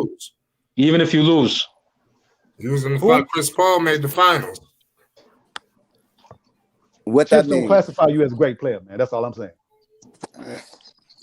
Yeah, but you gotta understand when you're talking about all-time tier players, people are gonna look at the chips. It's just that's what the analytics guys say, man. That's what the analytics guys say. It's not, if you check the NBA players, anybody. That's what. Why you think Jordan's the best of all time? Because he got the 6 chips. He would have had what? It's 8 chips if he never retired. Wait a minute, man. Hold on. You know what I mean? So that's the ESPN. There has to be a standard. You know what I mean, in sports, and every sport there's a standard. Tom Brady in football, Jordan in basketball. You know what I mean? Listen what I'm saying. This is what it is, man. That's the standard that you can't argue them. You can't say nobody's better than Tom Brady, just like you can't say nobody's better than Jordan, because they've won so much. Yes, you can. Yes, you can. They've won so much. They've been to so many. They've been to so many championships. It's crazy. This is what I'm saying to you, man. You know what I mean? The ESPN and the analytics produce the narrative. The spectators and the fans repeat the narrative. But the facts are, the players don't say this person is better because they had more chips. The players don't say that. The players say, I got players that I played against was better than some of the NBA players. This is what the players say. The players don't say, a lot of the players don't say that Jordan is the best just because he won 6 chips. They said, I played against this man and he was better than Jordan. Like Len Bias, for instance. When you say a lot of the players, man, I don't think I heard about that. I don't think you say a lot of players. I heard any of that. When you say a lot of players that say Len Bias is better than Jordan. You're talking about, right? Because when you say a lot of the players, what percentage are we talking about hypothetically? 1%. No, I'm not saying no 1%. I'm saying the players that actually play against the players that has been in the league. That's in the league and has been in the league. Yeah, so they just took a poll with players and former players, and Jordan got 78% of that vote, of the GOAT vote. But those who were polled said that they never seen the players of the old days.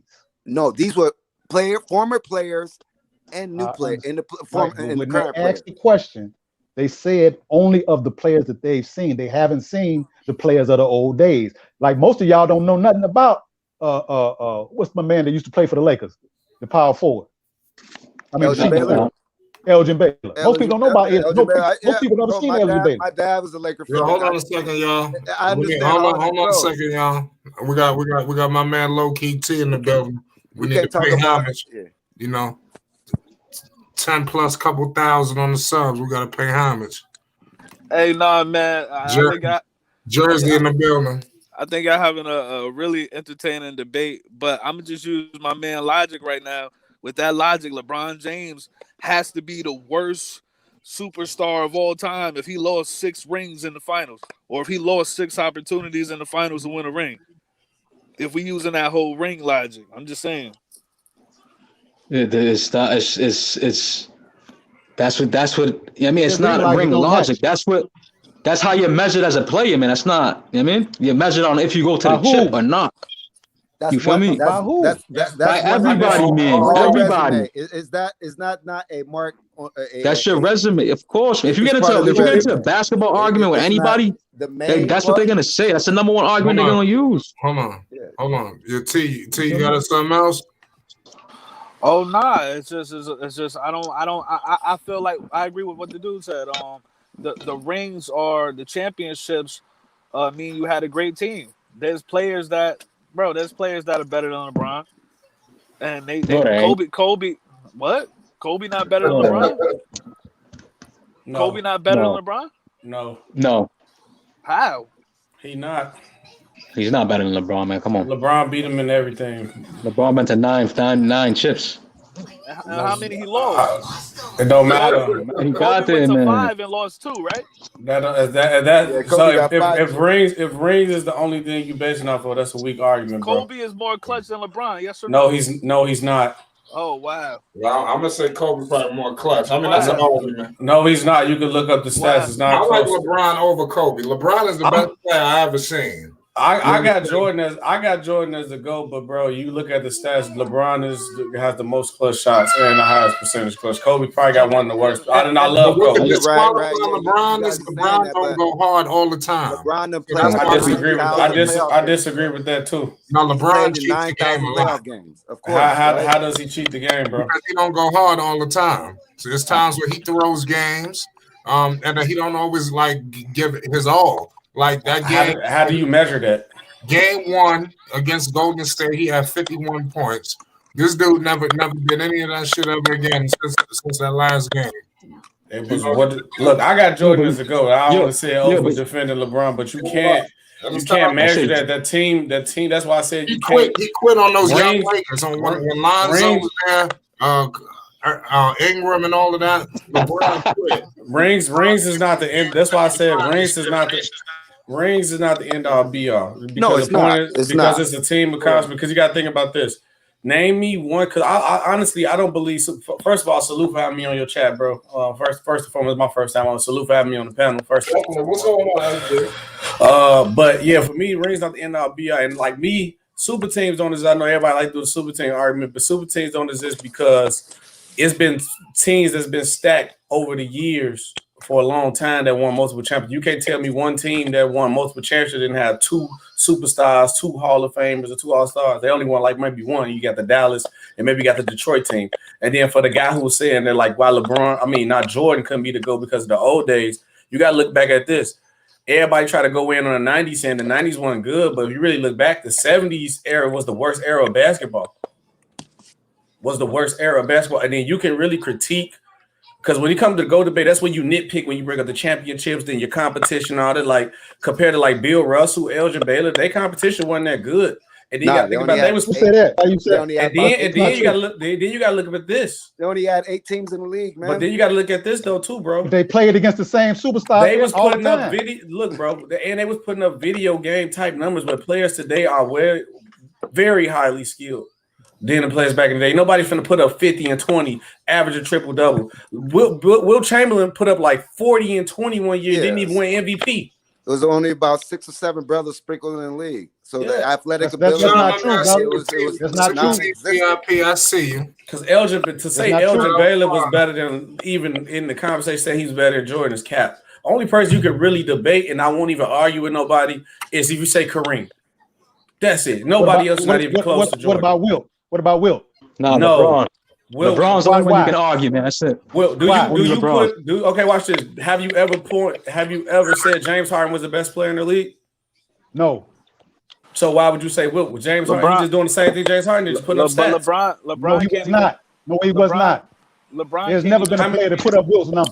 But wait, hold on. That's a mark on his era, though. He was the only big man, really, besides not Bill true. Russell. That's false. That's not Who was true, the other bro. big man he played besides Bill Russell? That was at his level. Want me to name them all? Yeah, at his level, yes.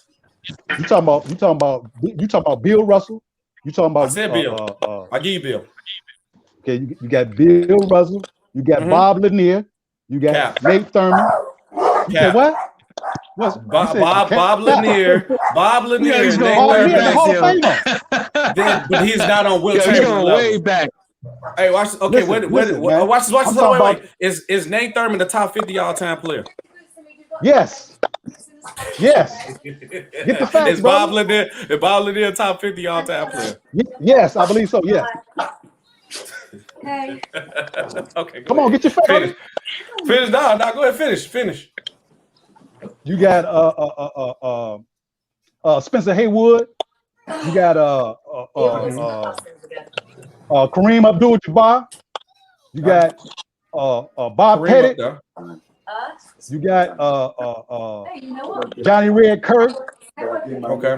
You got think of somebody else. You got what's his name? Played with the Bulls, and played with the Spurs with the big front. Artis Gilmore. Artis Gilmore. Salute to you, Brady, because that's my team. My team, the Bulls. I'll salute you, Artis Gilmore. Love. Now, I got a question for y'all. This might is like a little off the walls. Carmelo Anthony a top 50 player of all time? No. Yes. No way. Yes. He highly underachieved. No, the title don't mean nothing. You just look at his numbers. If you really compare to it, Chris Bosh and Paul George had a better career than Carmelo Anthony. Don't do that. No, sir. I'm sad to say. No, Melo highly underachieved. I'm rocking with you. Hey, that's my favorite player of all time. He highly. Y'all seen that kid from France, yo? Y'all seen that 7'3" kid from France? What happened to Lonzo? I thought Lonzo was your favorite player. Nah, listen. Lonzo's my favorite player, but Melo is my favorite player of all time. Yeah, but one shooting for the average flight. You just finding this information. Hey, Flight, I got a question for you, Flight. I want to see if you be realistic. Can you honestly admit that Melo highly underachieved in his career? No. You don't believe Melo underachieved? LaMelo? No, Carmelo. Oh, Carmelo? Yeah, Carmelo. Nah, his biggest weakness was his body. That's it. That's what fucked him up. He didn't take his body seriously. He averaged 23 and 6 for his career, man. I know. I'm saying. I'm talking about his stamina, his ability to play down the other end. That shit. He can score all day. He's born. What accolades? Yeah, he's one of them players that's just born with that. They're just naturally nice. I mean, no matter what. What accolades does Melo have? You feel me? Y'all ever seen that kid from France? Victor from France? What accolades does Carmelo Anthony have? So, but what are you going off of them? Are you going off of champions? What has Carmelo? What has he done? All I know is he got one scoring title and some All-Star appearances. Nah, he's one. I think he's a top 10 scorer of all time. He's 10-time All-Star. Yeah, I think he's a top 10 scorer too. He's a scoring champion. One-time scoring champion. Okay, 6-time All-NBA. But we can sit here and say Carmelo Anthony was probably the most skilled scorer we have ever seen in basketball. He can score any way possible. Nah, not better than Kobe. He's 3 points. You can debate that, but I think Kobe and Jordan. I would take Kobe too, but I'm just saying you could debate that. My whole point is this: for Carmelo to be known as a scorer with all the skills of the scorers, and him to have only one scoring title and no other accolades, not even close to getting the MVP or anything else on the list. He's never on a stacked team, though. Yeah, I mean, you gotta understand that too. He's never on a stacked team. But that's Carmelo's fault because Carmelo could have went to the Knicks while the Knicks was stacked, but he broke that roster up and forced to move early. He could have just went to the Knicks their offseason. That's his fault. Then he had a chance to go to the Chicago Bulls, who was already stacked, and set up him to go to that team, but he decided to stay with the Knicks. He also could have went to the Miami Heat. I got a chance to answer you, man. I had to take care of something with my kids, man. So go ahead. You've been kind of talking with no response for a while, man. I got to go crazy everything, man. You know, number one, you wrong. Number one about Carmelo Anthony. You don't bring up Melo's career and don't bring up Amari Stoudemire. You understand? Because Amari Stoudemire is the reason why Carmelo Anthony didn't reach his maximum potential in New York. The Carmelo Anthony would have made it to the finals if Amari Stoudemire didn't get hurt. Okay. So how do we forget about Mr. $100 million man? You understand? Okay. Around that time, $100 million, that was like a super max. I agree with you. Carmelo Anthony had to play in the roster where they couldn't improve it. You understand? The shit was just crazy. We had to get mid-level exceptions, all kind of stuff. Mm-hmm. I wonder, but once again, you're not acknowledging the two things. You're not acknowledging one. Amari Stoudemire was almost averaging 30 when he was there by himself, and then Carmelo Anthony completely gutted the roster to come to New York, and he could have just waited through the offseason and been on and added to the roster where it could have been him, Gallinari, Wilson Chandler, all the young pieces that went to the Nuggets. But nonetheless, you can't deny that. We had enough to compete. But you just said you couldn't add nobody. No, of course you can't add nobody because Melo gutted the roster and took up all the cap. He didn't gut the roster. I mean, they got hurt, man. Stoudemire got hurt. They had to. He was gonna end up going to Brooklyn at that time. Brooklyn. No, I think he was still going to the Knicks. They were still in New Jersey, but they was moving to Brooklyn. They was aggressive. The Knicks couldn't take no chances. I think just me. I still think Melo would have went to the Knicks. I think that's where he wanted to go. So I think he should have just waited the offseason. I feel like it was some more off the court issues that probably helped push it more too. Denver was trading Carmelo Anthony. The Knicks couldn't take no risks like that.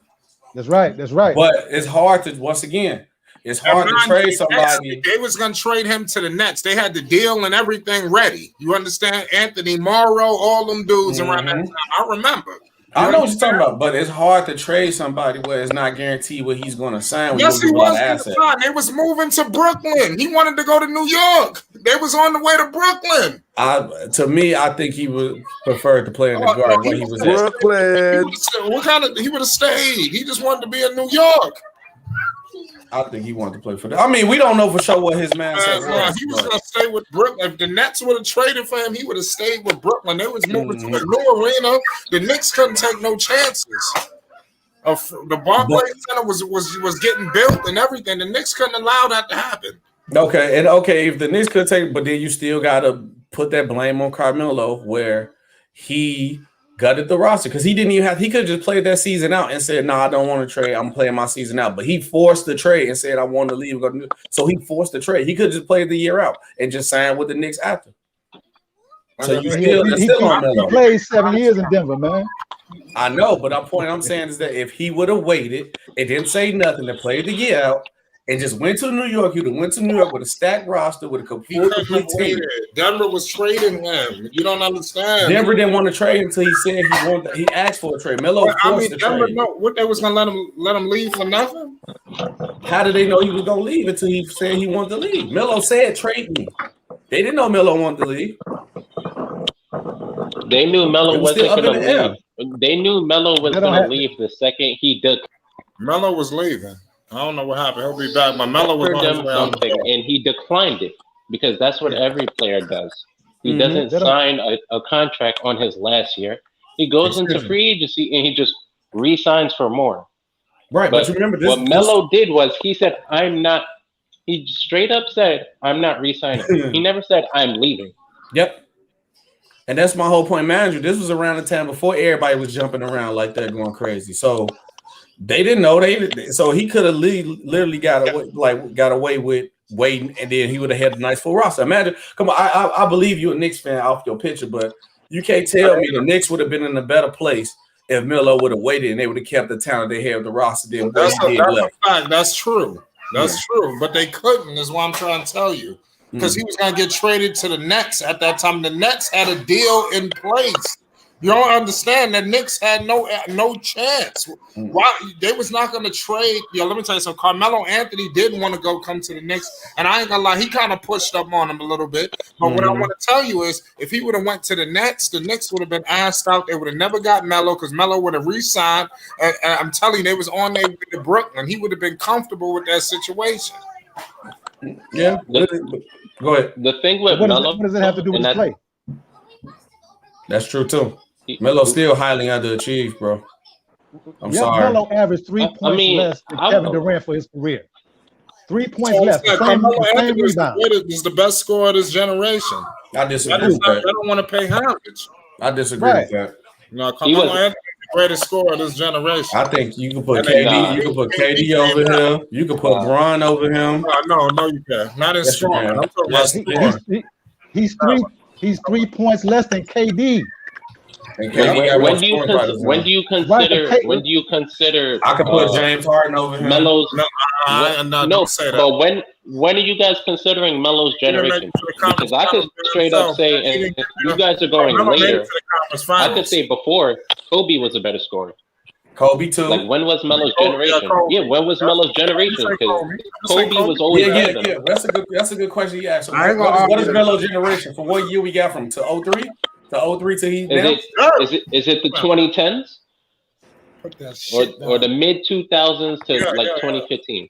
Because KD got way more scoring titles than him, shoot a higher percentage than him. So I got to put KD over him. Y'all already said Kobe. But you could put LeBron over him. Because what you're really saying, you got to put some respect on Carmelo, man. I love Melo. Yeah, but we understand. Okay, he didn't make the champion. He don't got no ring. But there's a lot of superstars out there that don't got a ring. The ring don't have nothing to do with the debate. But bro, are we gonna have the same conversation about Dame Lillard? Yes. Yes, we can have that conversation. Yes. I can have it right now. Let's say he was better than a lot of people. Overachiever. So we gonna have the same conversation about Iverson though? Yes, it is the conversation with Iverson. Yes. I openly say AI fans are delusional. This conversation about Melo, we definitely got to have this conversation about Allen Iverson. I agree with you on that. If we want to have a conversation about AI, we could talk about how he was extremely inefficient, and nobody brings that up at all. No, they do not. And I love AI. AI was my favorite player when I was a little kid. Exactly. But nobody ever brings up AI shooting the percentages he shot, bro, at all. Sometimes we let our everybody else during that. Now go ahead, bro. My fault. Go ahead. No, go ahead. Go ahead. I said sometimes we let our fan favoriteness and our love for players getting away from seeing the truth. Like I told you, like one day we was having a debate about Melo. We was talking about it, and I was defending Melo. How y'all was saying people was like Bosh, Paul George, and we just looked them compared to side to side. And they had better careers than Melo, and that hurt my soul to see it. And that made me realize, like Melo, how. Yeah, but they did not have better careers than Melo. They did exactly. No, they exactly. did. Compare side by side to look at it. Paul George definitely Paul did. George did. No, it didn't. No, it didn't.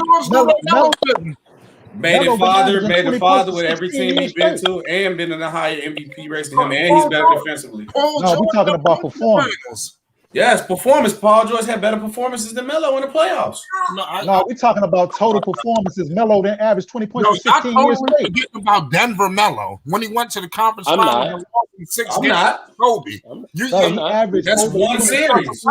I need y'all to redo your homework on Melo in Denver. Do that for me, please. We know what Melo in Denver did. We see what AI Denver. He didn't do nothing. I could tell you Denver's bench 5. That's how much I know about that team, bro.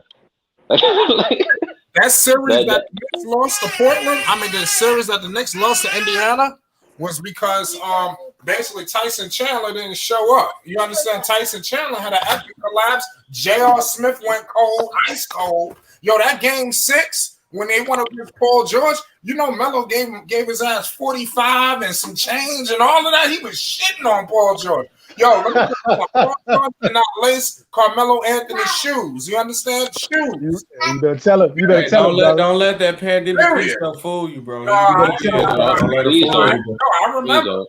Man, Paul George is only. Paul George would be winning a ring right now if Kawhi was healthy. Let's be real. Game 6. Do me a favor, right? Y'all got phones in your hand. Go to Game 6. Knicks, Indiana. Melo was cooking them, and mind you, everybody won that series. Everybody. No, Indiana won, but it wasn't because of Melo. JR went cold the whole series. JR was 6th man of the year that year. JR Smith was ice cold the whole series. That's JR Smith for you, bro. That's what you think. Paul George has only averaged 20 points half his career. No, y'all need to go check. Okay, but if you compare their playoff numbers, Paul George is washing him in playoff numbers. And mind you, Melo's shoulder was messed up. Paul George was hurt too. He broke his leg and came back. I'm talking about that series when they played against each other. Okay, what about Chris Bosh then? No, Chris Bosh had better career than Melo. I won't say Chris Bosh. Look it up. Chris Bosh washing Melo, bro. I couldn't believe it. Melo. They didn't even want Chris Bosh. They wanted Carmelo. The only reason why they would have never won. It worked out the right way though for them. I say. No, it didn't. No, it didn't. I don't know. It was better than Chris Bosh. Who was going? He didn't do. Chris Bosh never made it to the conference finals. He didn't make shit. He was a first round exit every time in Toronto. They had Jermaine O'Neal and all. They had the Twin Towers before Jermaine O'Neal went gold. He didn't do shit. Carmelo Anthony was in the conference finals, game 6. He had to run behind D Wade and LeBron coattails. Carmelo Anthony didn't care. He took the money. He was like, "Yo, I'm doing this shit. I ain't trying to team up with y'all. I'm beating y'all. Period." And the only problem was Amari Stoudemire. If Amari didn't get hurt, I think we forget how nice Amari Stoudemire was. I said he was averaging 30 before Melo came now. And then the knees went out. Yeah. And then it was over. Carmelo Anthony never got a chance to play with that Amari Stoudemire, who was averaging 30. He never got a chance to play with that version. Yeah, and then for the dude who said Paul George never averaged over 20, his MVP when he was like third MVP, he averaged 28 and 8. So that's cap. I said he averaged. I said he only averaged 20 half his career. If you're talking about me. Oh, he said 20 half his career. Yeah, he said half of his career. Paul George had a come up. Paul George was a defender. He was like Jimmy Butler. Nobody thought Paul George was going to be the scorer he is today. And I love Melo, but you gotta acknowledge that Melo underachieved, bro. Melo's supposed to be one of the greats. You said compare the playoffs. Melo averaged 23 points for his playoff career. George averaged 21. I can't believe. And finish the rest of the stats. I can't believe we're disrespecting. Why can't we believe we're disrespecting the Hezl averaged 23 points a game. Why are we disrespecting the Paul Hezl? George averaged 21 for his career. I'm saying it again. Why are we disrespecting the Hezl Melo God? The green and yellow, the Hezl Melo. Come on, bro. That's so disrespectful, bro. Paul George watching them in every other playoff stats, though. You ain't saying that, though. Come on, it's Hezl Melo. Like bro. He beating them in rebounds. He beating them in assists. He beating them in steals, and he beating them in block. I only have to look it up, and I know it. I done lived through this already. He's watching them in playoff stats. He's leading them about like a half a point in rebounds. He only beating them by 2 points in points. 23. Melo supposed to be the scorer. We all agree that Melo is a way better scorer than Paul George. Yo, Frank. Okay. Yeah, I'm right here. What's up? I gotta say something about the title though, because I wasn't here when y'all first started it. Yeah, that's why I came in here too. I just wanted to say, I didn't get to talk about it, but I just wanted to say, that news with Lonzo Ball had the Lakers be interested in signing him. I wouldn't be surprised because remember I was trying to tell Uncle Vern that it's so many teams that the Charlotte has to go up against. You know what I'm saying? I knew it was the Lakers, the Clippers, the Knicks, the Bulls. You get what I'm saying? And I knew the Pelicans wasn't going to be able to offer that type of money to keep him. And I knew he was going and it's even better for us. The good news, the Pelicans just let us know that they're going to let him walk. That was so stupid. You let Lonzo walk. He coming to the Bulls, y'all. I'm letting y'all know that now. Listen. Do you know what that means? But listen, you know what that means? That means the Pelicans just pissed off Zion even more. Not only you get rid of Lonzo, you can't get no type of value for him. You let him walk. Are you stupid? Yeah, I like this Willie Green. But Ray, I like this Willie Green move they talking about. You remember when I said you got to get a strong coach? You remember when I said they need a strong coach after Lonzo leave? I think Willie Green, he gonna have the locker room on point. He might, but I feel like Willie Green. They're not gonna give him a chance. But I feel like I'm with Ray. But look, I believe Lonzo Ball is coming to the Bulls because the Bulls need a point guard real bad. They're gonna match the money to get in. The Pelicans came out and said this, but I feel like the Knicks missing out Lonzo is not a bad thing because y'all can get. Look, I don't hear me out. Don't say I'm crazy. I know y'all Knicks fans. Don't say I'm crazy. I'm not trying to hype y'all up, but I'm a Knicks fan. I don't know about everybody else, but I'm a Bulls fan. But Lakers I believe Lonzo Zion getting pissed off will lead to Zion coming to the Knicks. He wanted to come to the Knicks in the first place, and he wanted to play with RJ. And listen, and the thing is, so don't be surprised if Zion goes to the Knicks. Y'all said Will, that's the guy, Will. But still, Will Green. But you should still get some players for Lonzo if you're smart at all. They let him walk. That means you get nothing for that. You know how much value Lonzo had? Mm-hmm. You know what I'm saying? No. At this point, all they could really do is a sign and trade. And with the relationship they have with Lonzo, that's not an option. That's not on the table. That's right. They've been fucking with Lonzo for 2 years. Hold on, You think he's gonna do you a favor? Listen, what? No, it's not. Bro, listen, whether whether Lonzo, at the end of the day, they had his rights though, bro. So you gotta understand whether how much Lonzo don't like a sign and trade or not, they had the rights to it though. Right, he don't have to do sign and trade. Exactly. They decided to let him walk, and that's why I'm saying, if you're smart, now I mean, as a GM, let's say I'm a GM, I'm trying to get rid of Lonzo. If I'm gonna get rid of him, I'm at least trying to get some value from it because he is he's in the biggest value as we speak. Lonzo's worth a lot right now. Yeah, so I what agree with I'm that. saying is he let Lonzo walk. When I heard that news, I was like, the Pelicans cannot now offer him the amount of money we can match. That let me know he getting $20 million. Yeah, he getting 20. I believe they hearing that he's gonna get probably around 22. Because I know the Bulls and the Knicks gonna pay him. The Bulls and the Knicks. That is y'all Knicks need to get out the way and just let us get them. Y'all go get somebody. Go get Schroeder or something. You know what I'm saying? Go get Schroeder. Let us get Lonzo. We let him pay them 22 million coming to the Bulls. Let me tell you something about them Bulls, man. I'm saying about the Bulls. I'm gonna give y'all credit, and y'all better hit a home run and get Lonzo, because if I'm not mistaken, the fact that all of a sudden the Lakers are interested in signing Lonzo Ball, Rich Paul is having a long conversations with LeBron right now. So the Bulls better throw some home run shit. Oh, we ain't worried about the Lakers. I'm gonna tell you why, because the Lakers don't got no money. Yeah, we don't have enough money. We don't have enough money to do shit. They ruined his career. They ruined him the first time, trying to say he ain't gonna play. He need to go somewhere like the Knicks. I feel like if he go to the Knicks, the Bulls, or Charlotte, only because his brother there, he gonna be comfortable. You know how Lonzo be. Lonzo gotta have his confidence up. But if he go to the Knicks, wait, what about Clippers? What about Clippers? He be comfortable. See what the Clippers is the ball gonna be in his hands. If he go to the Knicks or the Bulls, he can actually run the team and run the offense. The reason I say he might be better on the Bulls because we play a little more faster than the Knicks. That's it. But besides that, if he go to the Knicks and Bulls where he actually can run the team, Lonzo gonna probably give the Knicks or the Bulls probably 15 and 9, maybe a double. Honestly, he's gonna be the best Lonzo you're gonna see if he actually go to the Knicks or the Bulls. Not with the slow motion Knicks. Yeah, but that's all I said with the Knicks is because they run too slow. The Bulls, we get up and down the court, so he'll love playing with the Bulls. Yeah, okay, but here's the thing. Here's the thing why I feel like. Because I'm a guy that I'm not a Clipper fan, but I'm a guy I feel like I would love Lonzo on the Clippers. Reason because Kawhi Leonard literally says he's like begging the front office for a point guard. Well, Kawhi Leonard literally said, "I don't want to handle the ball." Yes, Kawhi Leonard will get his buckets. You know what I'm saying? He get his touches like Paul George, but they don't want to handle it.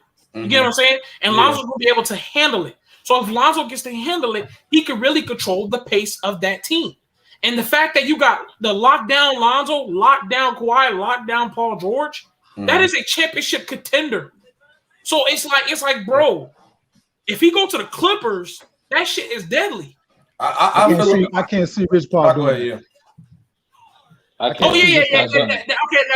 I give you that. That too, Chris Paul. That Rich Paul might try to nah. I want you against LeBron Lakers. So I get that. Right. I get that. And then another thing about this is the Clippers actually gonna sit and let Lonzo Ball run the team. Yeah, because nobody they didn't let Rondo do it. No, but let Rondo run the team. Bro, they never respected Rondo, bro. How you not respecting Rondo? He got one of the highest IQs in the game. He just won a championship. How you don't respect him?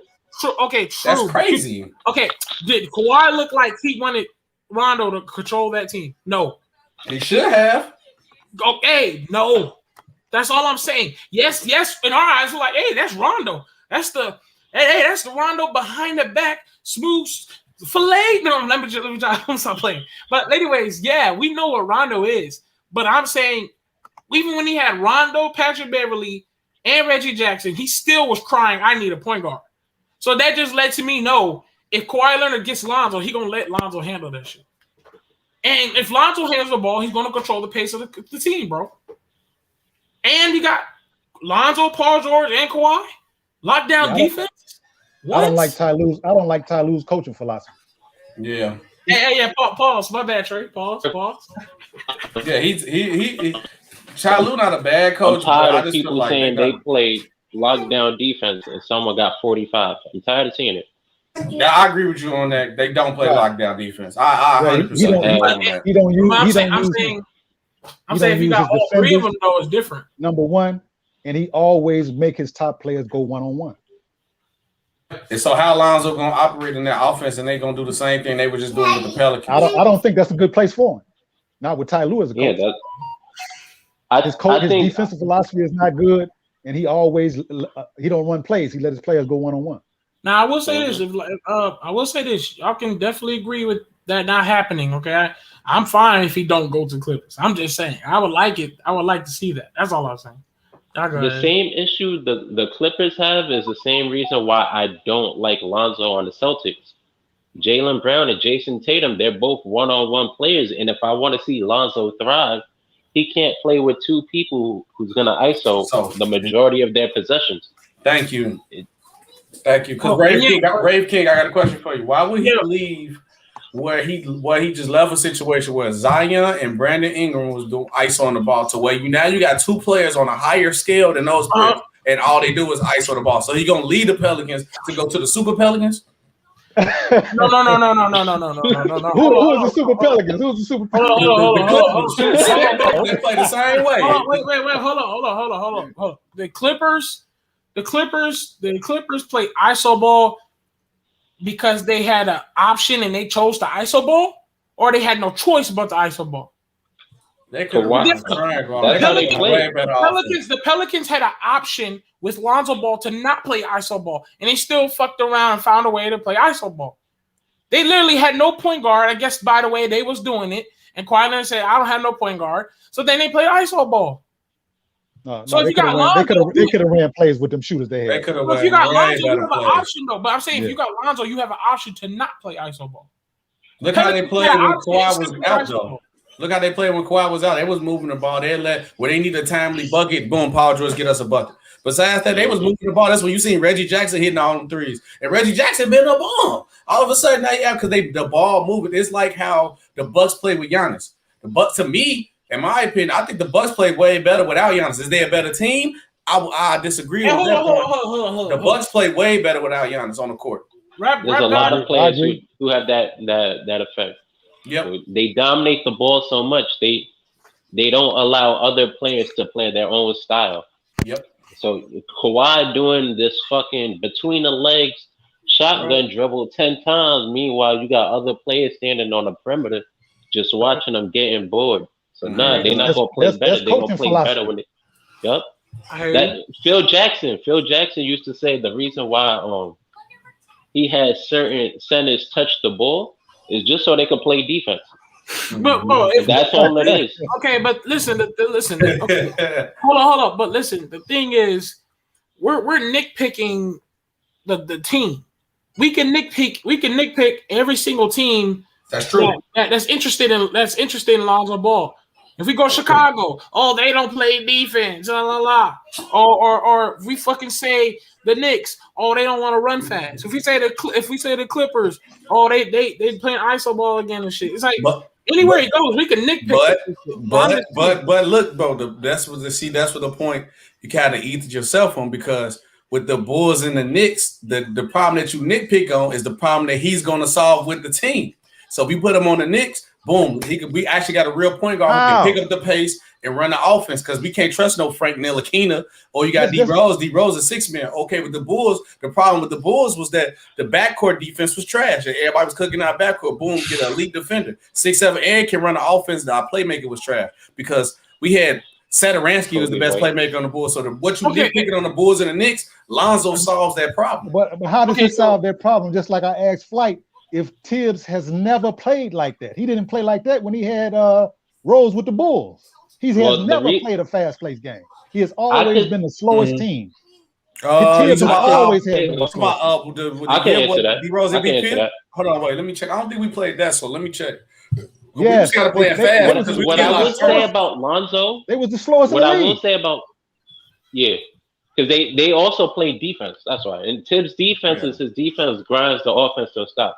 That's how you maintain a great defense. That was right, but he has always had one of the slowest teams in the league. Always. I agree with that.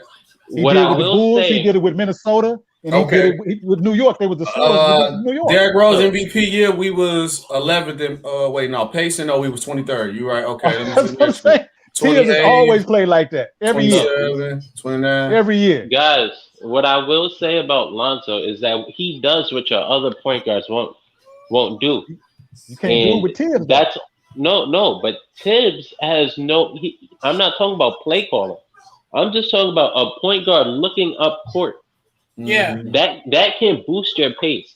Because Lonzo is a player who, if he sees somebody all the way up the court, he'll throw the lob. He don't care. Yeah. He could get a turnover. He could get an alley-oop. The guy could get a layup. Lonzo will throw the ball up court. Frank Ntilikina ain't gonna do that. No other point guard on the Knicks is gonna do that. Bro, so he could just boost the Find pace me a highlight when he did that with Randall in the Lakers. I'm gonna keep it a band. I wouldn't say with Randall. I've seen him do it with other players. And people may call it. And listen, people may call it a stretch. People may call this a stretch, but ever since Lonzo Ball been doing that, grab the rebound, immediately turn around full speed, 100 across the court pass, deep pass. All of a sudden, a couple of people want to start doing that. I'm just keeping it band.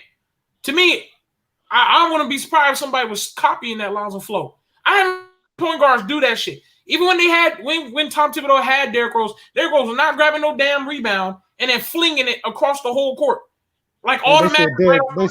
They said Derrick Rose was the fastest man in the league, him and John Wall. They said John Wall and Westbrook. That's true. That's true. That's true. Wait. That's a run, not a pass. Right. But how you got the slowest team and you got the fastest player? Yeah, that makes sense. We Hold on. We was always efficient on offense, though. Lonzo Ball had a slow Steven Adams and still slung it across the whole court. So it's after the rebound. But speed don't matter. My point with the Bulls, because that's my team. I watched. That's my team. We was always fast off getting turnovers, but he sold the play because teams don't like turning the ball over. He like getting turnovers, so he'll slow that pace down so we won't turn the ball over. But once we get turnovers and defensively, then yes, we run up and down the court fast. But with our offense, no, we slow it down. But you need a playmaker who can actually officiate and run the offense, though. But that's why I was saying that I believe Dennis Schroeder will be a better fit for you guys because he always had that scoring guard at that position. Anyway, since you run Dennis Schroeder is better for who? Please, the Knicks. Better for who? Oh, okay. Then Lonzo. Don't wish that on me. I just don't want him to come to the Bulls. I ain't gonna hold you. I'm a fucking Laker fan. I don't want him. Yeah. Hey, yo, Flake, you can have Dennis Schroeder, bro. Yeah, go ahead. Y'all can hold Dennis. It's Knicks like for them to do something like that. So they might as well go ahead. Keep the rep. I'm be honest with y'all, man. It's crazy because every day we hear news about more and more news that someone might like more than the other person. You know what I'm saying? With Lonzo, it's like a minute ago, I swear to God, I thought it was just nothing but the Knicks. Then before you know it, it's the Bulls. And I swear to God, it was nothing but the Bulls. Then before you know it, here I come. The Lakers is in the business. You know what I'm saying? Like, bro, hey. The thing I'm wondering about the Knicks, to be honest, is now I'm seeing a lot of reports that they're interested in Colin Sexton. So if they trade for Sexton, I don't think they're going to offer Lonzo a contract. They already have their point guard. I think Sexton is a better fit for them than Lonzo. They need that scoring guard, but I think the Knicks would be a better fit. I think the Knicks would be a better fit for Saxon than Saxon for the Knicks because Saxon but he balls out, but Tibbs will probably teach that boy something like his IQ. He need to get his IQ up. Can I ask y'all a question about them Bulls, right? Go crazy. It's my team, so I got every look. I'll show you. Look, my guy. Right. That's my squad. Hey, I respect it. Let's say Lonzo Ball goes to the Bulls, right? Mm-hmm. Are the Bulls going to take the initiative to do something, moves? Because if you get Lonzo, you got to get someone else. We just signed Vucevic. What you think? We traded Vucevic. The Bulls are making moves. AK said that he's going to do his best. Talk about that depth. Yeah, but the problem we have them. So now we actually have depth. So if we get Lonzo right now, we got Kobe White off the bench. We got Saturansky come off the bench who started. We still got Thaddeus Young. I think Patrick Williams should start. Then we just got that dude. A free agent, I think, right? No, I don't know. We got one more year. Who's starting at shooting forward? We got the what's that dude from overseas? The overseas dude that supposed to came. We got him too. So they got depth. The problem is the only problem the Bulls had, they needed a point guard and playmaker. You talking about the white guy? I don't know his name, like Simon. You know they always got weird names. It start with an S. He ain't played yet. His last name begin with a V. He about 6'9" or something. I don't know. Yeah, it's one of them. Real skinny guy. Yeah. He ain't played yet, right? Yeah, he's horrible. He's horrible. Yeah, we don't know until they come over and play. They thought Luka was gonna be horrible. So other than Kobe White, that's the only bench. No. Let me see. So who was the starting shooting forward last year? Zach LaVine. They got. No, Zach LaVine was the shooting guard. Oh, Patrick Williams. Okay. Baby Kawhi. Okay. Baby Kawhi, yeah. That's the Paul. You know, they call Kawhi Leonard the Claw, he the Paul. Okay, he got I'm trying to figure out. He learning. Because listen, I'm trying to figure out that if you get Zoe, we got to get some type of depth for that team if the Bulls get him. And you got to remember, we trade. And I got Kobe White. We trade. You talking about marketing? Marketing was the starting shooting forward. Right? Oh, marketing, yeah. But we trade marketing. They trade marketing. They already said he signed and trade. And they also talk about the Bulls might go get if we can't get Lonzo Ball, they're gonna do a sign and trade marketing to the Spurs for DeJounte Murray and White. I forgot. They gotta do something because I ain't got no draft picks. Okay, but that's what and we got Daniel Tice too. All right, but let's go back to what I'm saying. What moves are they gonna make moves because they're gonna need a depth. Kobe White can't do everything for the bench. But Kobe White can actually play his game off the bench now with Lonzo Ball because I feel like Kobe White problem is that he's not a good playmaker. He's a scoring guard. He can't playmake. So on the bench, all we got for depth on the Bulls is Kobe White. We got Kobe White, Daniel Tice, and Thaddeus Young is gonna be a starter probably. No, he ain't. I doubt it. They're gonna fill that power forward position. What about Otto Porter? What's up with him? Otto Porter on the Magic. He's not even with the Bulls. Yeah. The Bulls literally have no bench. That's what I'm trying. And they got rid of Troy Brown. And they got Troy Brown Jr. who's gonna be nice too. So that's what I'm trying. To. Once again, what about what's up with Valentine? He gone too? He need to be gone. I ain't gonna hold you. Yeah, he bro. You a Bulls fan too, bro? No. Oh, okay. I follow players. I don't follow. No, I'm just trying to. Okay. Because when people say that they want this guy on a team, it's like, okay, fine, let's get Lonzo on the book. It's like, bro, let's start thinking about the team. You know what I'm saying? It's like, who's on the bench? And all I heard mostly was Kobe White. So it's like, bro, they have to make some moves then. Okay, now I feel like you still forgetting about Daniel Tice, who was solid once he came to the Bulls. Daniel Tice, the one with the big man from the Celtics who could shoot threes, give rebounds. He was good. Okay, let me see, baby. Let me see. Go ahead. Yeah, but it seems like every team got their problem going into next season, though. Every team that's interested in Lonzo is kind of need some help beyond Lonzo. Yeah, because look, listen, because Lonzo the main problem solver though. Yeah, because Lonzo going to the Bulls means they'll probably make the playoffs, but if they make the playoffs, it's like they're gonna need that depth. You know what I'm saying? Because playoffs, you need that depth too. So. But that was the problem. See what happened with the Hawks. Clippers got that problem. If Kawhi leaves, then Clippers is done. Kawhi leave. Yeah, he ain't not going nowhere. He said not leaving.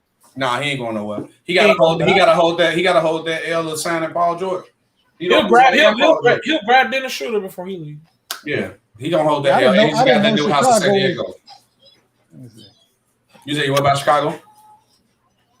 Yeah, I thought. Okay, yeah, I was wondering how they were in their pace. They're pretty good in pace, right? Mm-hmm. So if only way Kawhi leaves if he finds out that Dennis Schroeder and Lonzo Ball got picked up. No, Kawhi's not going anywhere. That's what I'm saying. He's not going anywhere unless he find out that a lot of the point guards got picked up. What you mean picked up? Now I'm saying because Kawhi Leonard wants a point guard on his team. Okay, so you say if he don't get a point guard, you say he's gonna leave. He gonna think about leaving. You don't think about leaving, right? He gonna think about it. Yeah. I don't think he's leaving. I don't think no. He's not leaving. Okay, he's not leaving, but I'm saying Kawhi Leonard knows that he only needs a point guard away. But he knows that. He just like point guard away. Would you consider Dennis Schroeder a point guard or a combo guard? Because he's not really a good facilitator like that.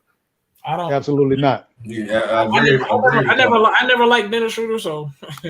Yeah, Dennis Schroeder, what he averaged? He ain't averaged but 10 points last year. Yeah, I'm not. I never liked him. I was just saying. Dennis Schroeder is fucking garbage. All right, but straight up, he's trash. He's not a point guard. He's an undersized shooting guard. You only can maximize out of Schroeder unless he come off the bench. You know what, man? Let's just be honest, bro. Buddy Hield's back I like Schroeder off the bench. I like Schroeder. Hey, let's be honest. There's a lot of point guards, quote unquote, in the league right now that are masquerading as point guards, but they're not actually point guards. Right. Undersized shooting guards. Right. That's what they are. Undersized shooting guards. Exactly. There's a lot of them, man. That's the way the point guards play nowadays. Yeah, because bro, man, look, a lot of people look at Stephen Curry and Dame Lillard, you know what I'm saying, and they just act like, they forget what a point guard truly is, bro. It just, hey, shit changed, bro. Yeah, you only have about 5 in the league. Hey, man, I'm gonna blow your mind right now too. Pause. If you really think about it, man, the true point guard on Golden State Warriors is who? Draymond Green. That is a true point guard. If they was to really look at who's, really facilitating it, is Draymond. Right.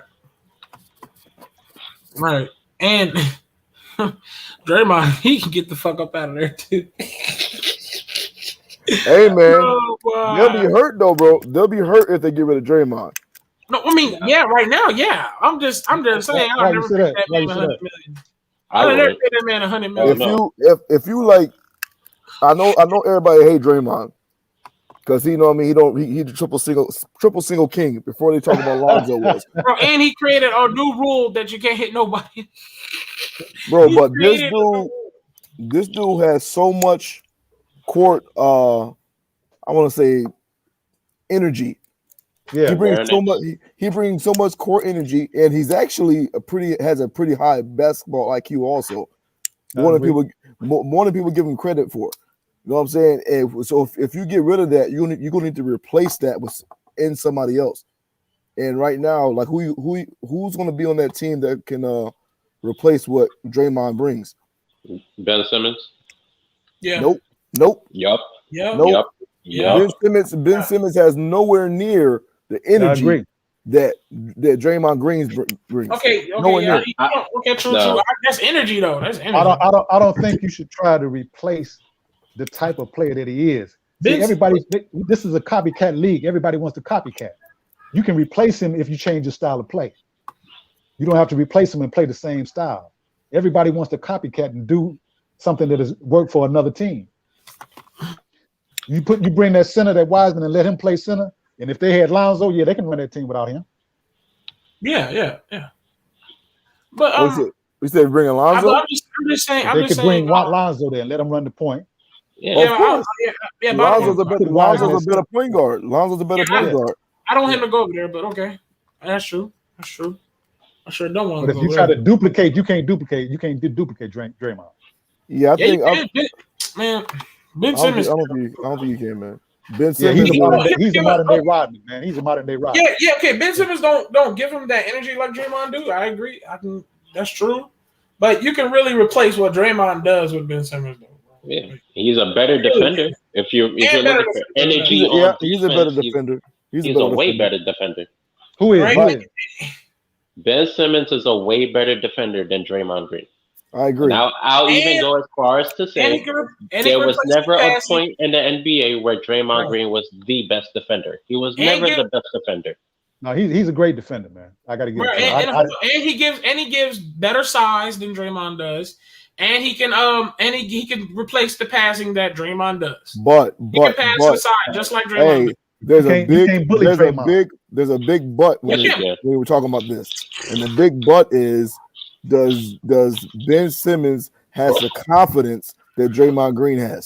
Absolutely. Yes. Draymond Green has his confidence, bro. At points is out the roof, bro. Bro, you can have confidence all you want, boy. If you shooting 0 for 12, you better go sit your ass down, bro. I hear what you're saying. He brings a lot more to the league, like my man was saying. I hear what you're saying, bro. But I done seen Draymond Green, bro, come in the game, Golden State be down, and all of a sudden Draymond Green start running it, bro. Coast to coast. I ain't never seen Ben Simmons do that. I ain't never seen. I'll just speak for me. I'll speak for me. I've never seen when Ben Simmons come in the game, where he will change the complete flow of the game and turn the game around. Me personally, I never seen that. I agree. Let me show you. Let me remind you of a play that where Draymond had confidence. Y'all remember that play? Katie, hold on. Remember that play where Katie blew the layup? Yeah. Katie's spamming for Draymond. Give me the fucking ball. Give me the fucking ball. Draymond's like, bro, no. He's confident. Draymond's so fucking confident. He goes back to the court. Ty go down. That's what I mean, though. That's what I mean. He got confidence. Bro. Remember he pulled that up, that half court. He shot from half court that time, right?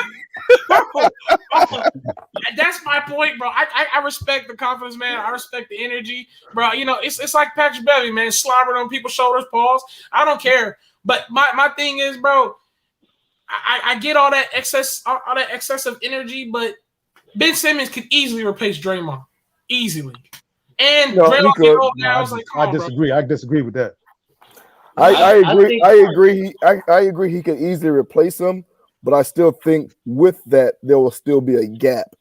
There will be something that Golden State was used to having that they wouldn't have anymore. And a big part of that, like I said, will be the energy and the confidence that even though some of his confidence is lacking skill, I mean, you have to understand, especially with the younger players on that team, they feed off Draymond Green's energy. Right. Mm-hmm. Do you think LeBron can bully Simmons? No. Oh, no. You said no? No. I've watched him try. No. Yeah. No. I've watched him try. There was a game when Joel Embiid was injured, and Ben Simmons was whipping his ass. They were down 40 at one point. No, he can't. There's a lot of people afraid of LeBron. He's not. I've seen him. Ben Simmons is one jump shot away from being the next LeBron, bro. Okay. Do you think he'll have more success bullying him or Draymond Green? He'll have way more. With Draymond. He have more success bullying Draymond. Yes. Remember when all the Warriors fans were saying, "Oh no, LeBron only won because Draymond was injured," and then Draymond came back the next day and dropped 42 on him. Yeah, no, Draymond don't make a difference. He's overrated defensively. He's overrated. Wait a minute. He's overrated. You think Simmons is tougher than Draymond? I think he's a better defender. I'm asking, do you think he's tougher? No, he's not. Who's not a better defender than Draymond? I said, do you think he's tougher than Draymond Green? Bro, toughness, because you could be tough in getting your ass bust. I'm just asking you, do you think he's tougher? That's all I'm asking. Bro, kicking somebody in the ball sack doesn't make you tougher, Paul. I'm just asking a question. Do you think he's tougher? Yes or no? I don't know. All I see is the fake toughness on the court where he want to act like he fights everybody. Okay. I don't think he's tough, but all I see is when he's playing defense, he's getting beat. Hey, Trey in the comment section. That's what he's known for. Trey, getting beat on defense. One second, y'all. A Flight, I definitely subscribe to your channel, bro. I like your content. I'm definitely gonna be over here more chopped up with y'all guys. So I gotta get up out of here. Little girl going crazy, but I definitely sub to the channel. All right, salute y'all. Trey in the comment section. I didn't say Ben Simmons could shoot. I said if Ben Simmons could shoot, he's literally one jump shot away from being the next LeBron. All you gotta do is get a jump shot. That nigga would be nasty. Hey, that's a long jump shot. I think y'all really underestimate Draymond, man. Bro, what did Draymond do in his career other than be like another Patrick Beverly, bring on people's necks? And then round KD, Steph, and playing. I don't like Draymond Green as a player. I don't like his game. Yeah, you know he But would I be gotta on the Golden State Warriors. I gotta recognize what he is. He'd be tragic. I mean, he'll be right up there. Maybe a little under trash. Bro, facts. I don't think if Draymond left the Warriors, not bad. That would be hovering around. Would be bad. Trash and trash. That would be horrible, bro. Like, I don't know why y'all trying to upgrade this dude's skill because Okay, he so kicked a couple people in the ball sack, bro. What skill do you think he brings to the game? Draymond? There's nothing but pass ball. Wow, you can pass ball, bro. I'll tell you straight up, his intangibles is better than his on-court worth. I'm just asking you, what skill do you think he brings to the game? Passing. That's it. Huh? There you go. If I'm listing skills, he's a very good screen setter. He reads the court well. No, seriously, he makes good reads. He knows when to throw lobs. Like, yeah, he knows when to drink the water. Come on, man. We like the dude has no skill, bro. Yeah, man. Draymond, he's really good at tying his shoes, man. I never seen somebody like put on different. Did you see how good he passed Steph Curry that water bottle? Like, no, he's not that good. He sucks, bro. Like, come on, man. And even his defensive impact is overrated. You can't even name his skill other than, oh yeah, he can set a screen, you know, he can run around a court. Yo, like, I don't know what you want me to say. He trash. He is trash. Like, there's no other way. Like, dude, Draymond Green is gonna make the fucking Hall of Fame, and you got people questioning whether or not Carmelo's gonna make this shit. That's what gets me upset. That's what gets me upset, bro. If y'all said it yourselves, listen, check this out. He won a championship. I don't give a fuck. So let me ask you this here. Okay, so he's all defensive thing 6 times. How long he been in the league? Because he was never the better defender. He was never a better defender than anybody. I'm asking, how long has he been in the league? A little less than 10 years. Clay and Curry was carrying him. Say what? A little less than 10 years, I want to say. Okay. So what I think he's been in about 8, right? Mm-hmm. Okay. He's been all defensive team 6 times, and he was defensive player of the year. Was he the best defensive player the year he won DPO? He's one of the leaders in the league in triple doubles. Bro, Patrick Beverly. He's one of the leaders in NBA college basketball history in triple doubles. College basketball. We're talking about college basketball now? No, I'm talking about his skill. I'm just only talking about his skill. He's a utility man. He's good at a lot of stuff, but he's not excellent at anything. But we gotta stop acting like Draymond Green is like complete trash, bro. I mean, he completely trash. You got a point there. Okay, nobody's completely trash. No, he's not. He's not. Draymond Green is completely trash compared to what people make him out to be. He had a couple of good years, but I'll tell you what, he's starting to get down. Bro, okay, bro. Patrick Beverly got defensive first time all defense, bro. But dude, that's because he's breathing on people so his hot ass breath, tobacco breath on people's necks. That's not called defense, bro. He's still getting cooked, bro. Draymond still getting cooked. Playing defense, like, bro, whatever, man. He's slapping people. This is the ailment of this generation. The only thing they see is if a player can score. That's all they see. If he does anything else, if he can do anything. See, back in the day, they had utility players. They had a player that all he can do is get rebounds, like Ben Wallace and Dennis Rodman and players like that. They had players that would lock you down on defense. Wait, bro. So if we're saying that Draymond Green is trash, bro, then we gotta start looking at Dennis Rodman. No, exactly. I'm not saying Draymond Green is trash. I'm not saying that. I'm saying compared to what his fans make him out to be, yeah, he's trash. Compared to what they overrate him as, he's garbage. To me, he's decent. He's a decent player. He's a role player. He plays his role. That's what he is. Like Dennis Rodman. Dennis Rodman is a decent player. But I was saying before it happened that seriously, before it happened, years before it happened, I said if Draymond Green is the best player on your team, he's gonna lead his team to a number 1 pick. That was my pick. He fucking did it. He did it.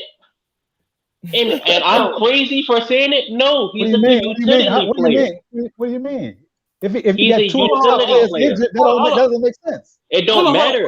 If you're the best player on your team, it don't matter. Exactly. And those 2 best players are better than him. So if he's the best player on the team, he's going to lead them to a number 1 pick.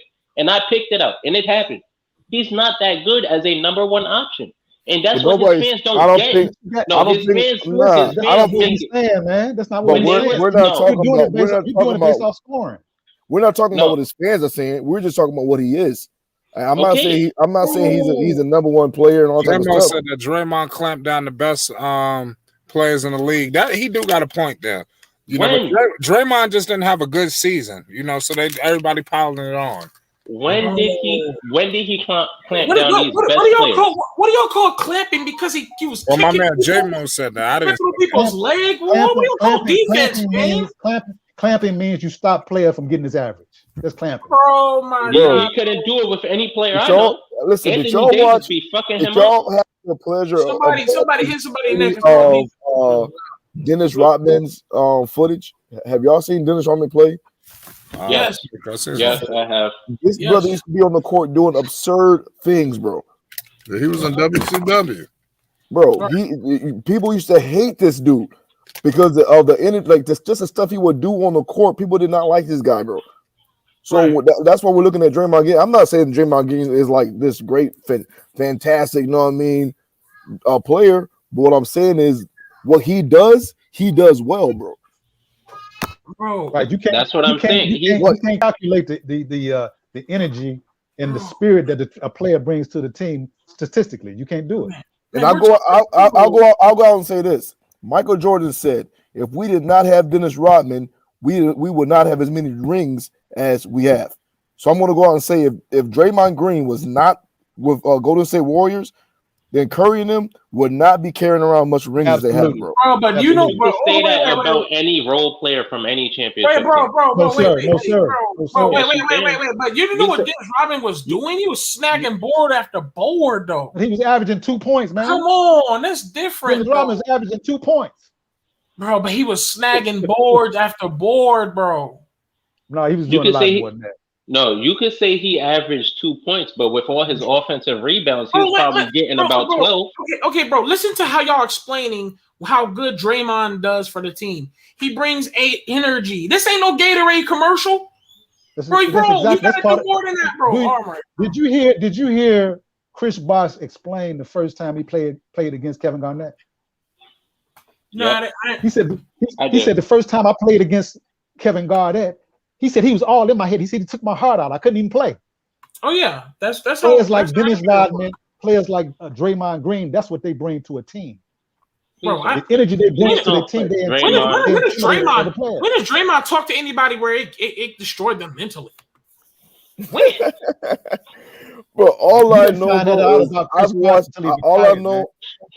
is I've watched Draymond Green, bro, come in and just off his energy change the flow of the game, bro. Yeah, me too. I've seen it too. You can say he's trash. You can say whatever he is, and by large part, I might agree with you with some of it, but I'm not going to sit around and act like that guy does not have a presence when he steps on the court. I agree. I'm not going to say that.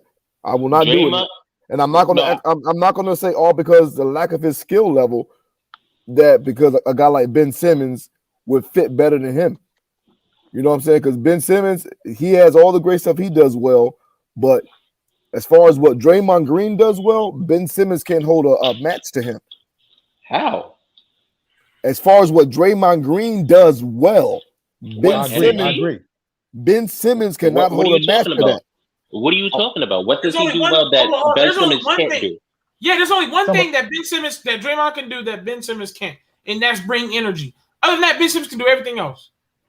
Okay, but that's one of the most important components to the team. Okay, but I'm just saying Draymond's easily replaced by Ben Simmons. During the finals, bro, I'm looking at Ben Simmons, bro. It's almost watching a dead horse on the court. This dude had like lacking energy for real, bro. Right. And you thinking that the lack of energy, even with the lack of play he had, lacking the energy, bro. Other players feed off that. So if you're down, if you're looking defeated, then the other people, you're the leader on the team. The people that are looking at you are going to start drawing off of that. Oh, we're done. We're defeated, man. I'm gonna default results because I can't. I'll concede. Go ahead, bro. 3-1-3-1-3. Yeah, we know Ben Simmons trash. We're not talking about how good Ben Simmons is. We're just saying Ben Simmons can replace Draymond. That's all I'm saying. He can. That's all I'm saying. You won't have the same I ain't saying result. Draymond good. Ben Simmons trash too. I think. But you won't have the same result. No, in certain aspects they may get better. In other aspects, they'll get worse. Hey, let me ask you this though. Go ahead. If Draymond Green was on the Sixers in the finals, do the Sixers come? I mean, not the finals, but the conference finals, right? No, hell no. They wouldn't even make it that far. How do they? Absolutely, yes. Absolutely, If Draymond go to the 76ers, oh no. I didn't say that. I'm just saying hypothetically, if Draymond was on the Sixers during this this push they were the conference finals, right, or just the playoffs? I forgot what it was. Right. The semifinal. Yeah. The semifinal. If Draymond was there, do they make it out? No. What's your reasoning behind that? No. Because he's just like Ben Simmons. He don't do nothing for the damn team other than pass the ball. Because what you're saying Draymond is going to bring isn't enough to beat who they lost to. That's why. It's just not enough. Listen, basketball you're not going to tell me that the 76ers just about statistics, man. I'm not talking about statistics, but I'm not going to tell you energy is gonna make them that much better. I know. Yeah, facts. Yeah. There's still a skill gap that you need to account for that he doesn't account for. Let's do it like this.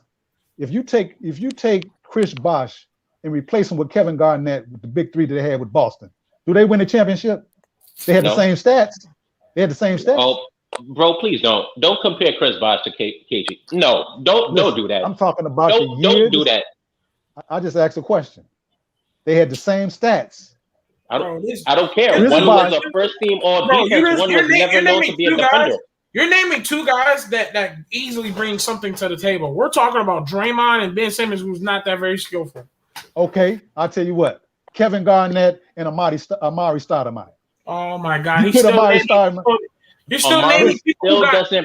Amari still doesn't bring the defense you're getting with KG. Wait a minute, man. At all. Nothing close to it. There's a huge gap there. That year, and I can say Amari Stoudemire, Tim Duncan, Kevin Garnett, and Chris Bosh had the same stats. They were the top power forwards in the league. That doesn't mean they're anywhere close defensively.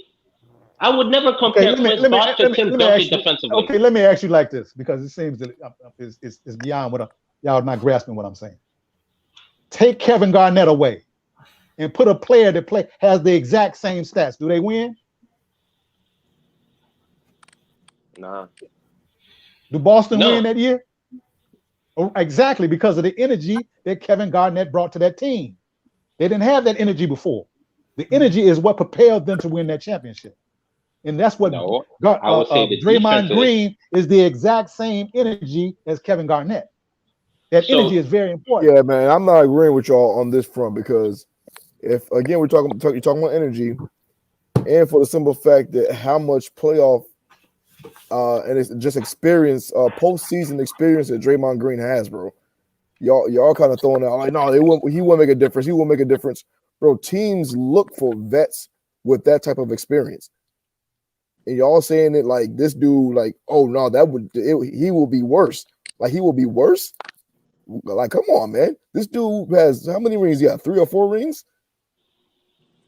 So Draymond, and y'all saying all that experience. They got 2, don't they? They only got 2, right? I think got 3. No, 3. Yeah, 3. Yeah, KD got 2. Draymond got 3. He got 3. And y'all saying all that experience is nothing? Like it will mean nothing in that playoff, that semifinals push. You saying that? I never said that. I never said it meant nothing. You asked me if they would win. Yes, No, I you didn't. did. You asked me if they would Okay, win. let me correct that. You didn't say Just that. because You didn't say it verbatim. But what you did say is no. You said Draymond would be worse. No, I didn't. I said they would still lose. Somebody said that. I don't know. I'm not sure who said it. But somebody said it. Y'all asked if Draymond's energy would make them win, and I said no. You need more than energy. You need skills to back up the energy. Okay, so okay. How did they win then? He did. What skills did they use in his place? All right, to win 3 championships. This we're man talking, led the league. no, we're talking about that. Steals, man. He's we're a power talking. forward, led the league in steals. That was years ago. We're talking about this season and Draymond this season. Oh, I wasn't talking about this season. I'm talking about overall. I'm talking about he just said would having Draymond instead of Ben Simmons this season help them win? Hell the fuck no. No. I'm not talking about Draymond's. I mean, because we can all agree that the Golden State Warriors right now was like a three-legged dog. They're not what they used to be. I'm not talking about that. I'm talking about Draymond Green overall. Are you saying here's what I'm saying. The question was, would having Draymond this season over Ben Simmons help the 76ers make it to the finals? No, Draymond Green is not enough to get them to the next round. That's what I'm saying. Now, if we're going to say prime Draymond Green, of course he would have. But he's not prime Draymond Green anymore. But why? What's the difference between him now in his prime? He was shooting like 38% from 3 for starters. When? In his prime. Okay, what is he shooting now? Like 20 something, or barely 30. I wouldn't even say 20. Okay. I wouldn't even trust Draymond to shoot no more. I'll look it up for you right now, bro. Okay, I got you. I was just asking. Oh yeah. He's nowhere near the shooter he used to be. I don't get it. But yeah. Draymond in his prime shot 39% from 3. He shot 27% this season. Here's some facts. Philly. No. It's been going down. It's consistently gone down. Contract. Okay, what was his worst championship year? Championship year, which would be this year. What's that? 2019 or 2018, right? 21, 15, 17, and 18. Yeah, he shot 31% from 3 those years. Those were the years he had KD. No. Yes, I'm looking it up right here. He shot 30%. Both of those years.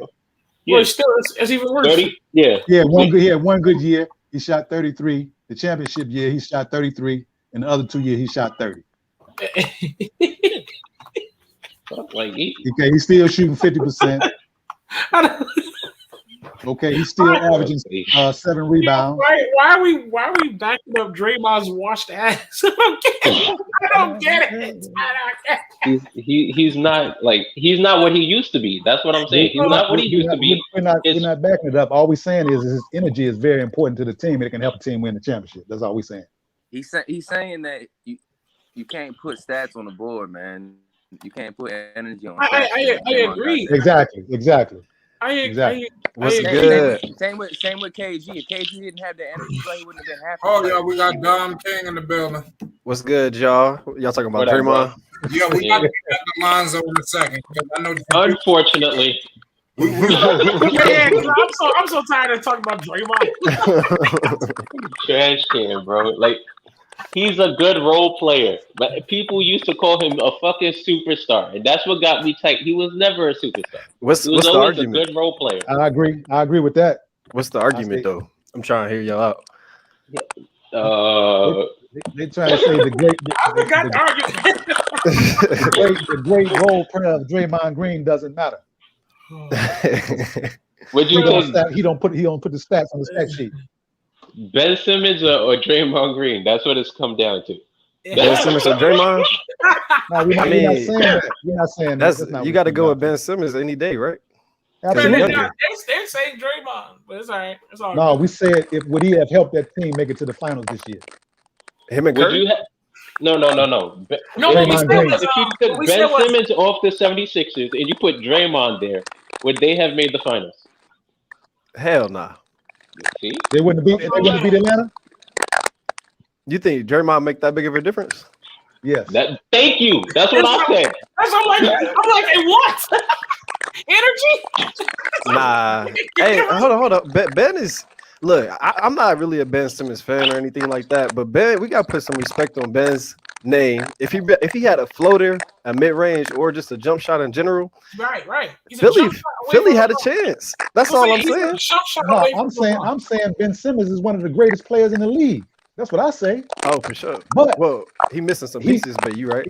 He's missing some of the energy that it takes to propel a team. That's what I'm saying. You talking about that dog mindset? Like if he that's had what a I'm Patrick, saying. if Exactly. Ben Simmons had Patrick Beverly's mind, he would be the truth. Is what you're saying?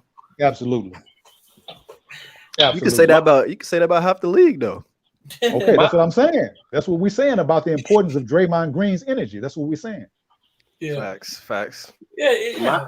My issue is that Ben Simmons still brings the results without the energy. Because Ben Simmons was still locking up Trae Young, whether he was nonchalant about it or not. Yeah, hell yeah. There were games when Trae Young shot like shit. Yeah, let's go back to the topic. Lonzo to the Lakers. We got new guys rolling in here. We got to get back on topic. Zo to the Lakers? Yeah, Don, what you think about it? It's not LeBron. LeBron looking for him. Yeah, Don, what you think about it? Man, I asked this topic probably like what 2-3 months ago. I don't remember when I dropped it, but I don't know if he could go back just because of a pride thing, man. I really want to hear what y'all had to say about that because the way I view it, like, can Zoe ever really go back to the Lakers after the way they did him, specifically Bron? Here's my take on it. I feel like the story would be amazing. Lonzo's refresh, like Lonzo's like redo in LA. You know what I'm saying? The story would be amazing. But and I knew LeBron wanted Lonzo back, by the way, just saying. But would he be what we want him to be as an all-star? You know, it's like, you know, our goal is to see him get most improved and all-star. Right. And if he go to the Lakers, do we really see him getting all-star? Right. I don't know. He's not going to win an all-star team in the West. No. He could do it in the West, but it just got to be the right fit. Lakers? I don't know. Nah. I don't know. Nope. I don't know. Who knows? Just because the obvious AD's always hurt, and then right, Bron is getting older. You saw what happened in the playoffs. Right. But real quick, y'all heard the bars. Y'all heard when Lonzo came out with that song, LA is gonna regret their decision. Basically saying he done with them. I mean, the way I see it, I think he want to go and dominate LA. Like, I think he all right, y'all passed up on me. I got it. Okay, but you gotta understand that's why the Lakers are interested. But guess what? Because Lonzo's agent is Rich Paul, though. You know, Rich Paul's already got Lonzo Ball. Like, hey, listen, we get you the money and you go to LA and go to playoffs. You know, I believe if the Hornets don't lay out the white carpet and give LaMelo exactly what he wants, which is all three of his brothers, I think that's where he's going to end up. Hey, listen, this year, next year, or within 3 years, I think he'll end back with the Lakers. But now, listen, now that Lakers in the play, you and Uncle Vern can watch the Hornets out of the way. No, I've always said number 1 Hornets, number 2 Bulls, number 3 Lakers. I've always said that. Go back and check the tape. I've always said that. We just now added Lakers into play now. I'm sorry, but the Hornets are so far back, it's not even funny now. Go back and check the tape. I said that. I said. No, he said it. Yeah. He said it. I'm just saying there's so many teams into play where Hornets got to take a back seat. They in the back line now. Hey, there's no way. Hey, real quick, I just thought about it though. Zoe to LA, man. Hey, look, when they were playing the first time, Lonzo's sophomore year, I like that team. I was having fun watching them, man. It was some crazy basketball. Look, my favorite game of that season was it was a good ass time. My favorite game of that season is when Lonzo went to Charlotte, ironically, and he got a triple-double with LeBron at the same time. Right. I was like, oh man, they got something special. Like they allow Lonzo to develop and Bron keeps doing his thing.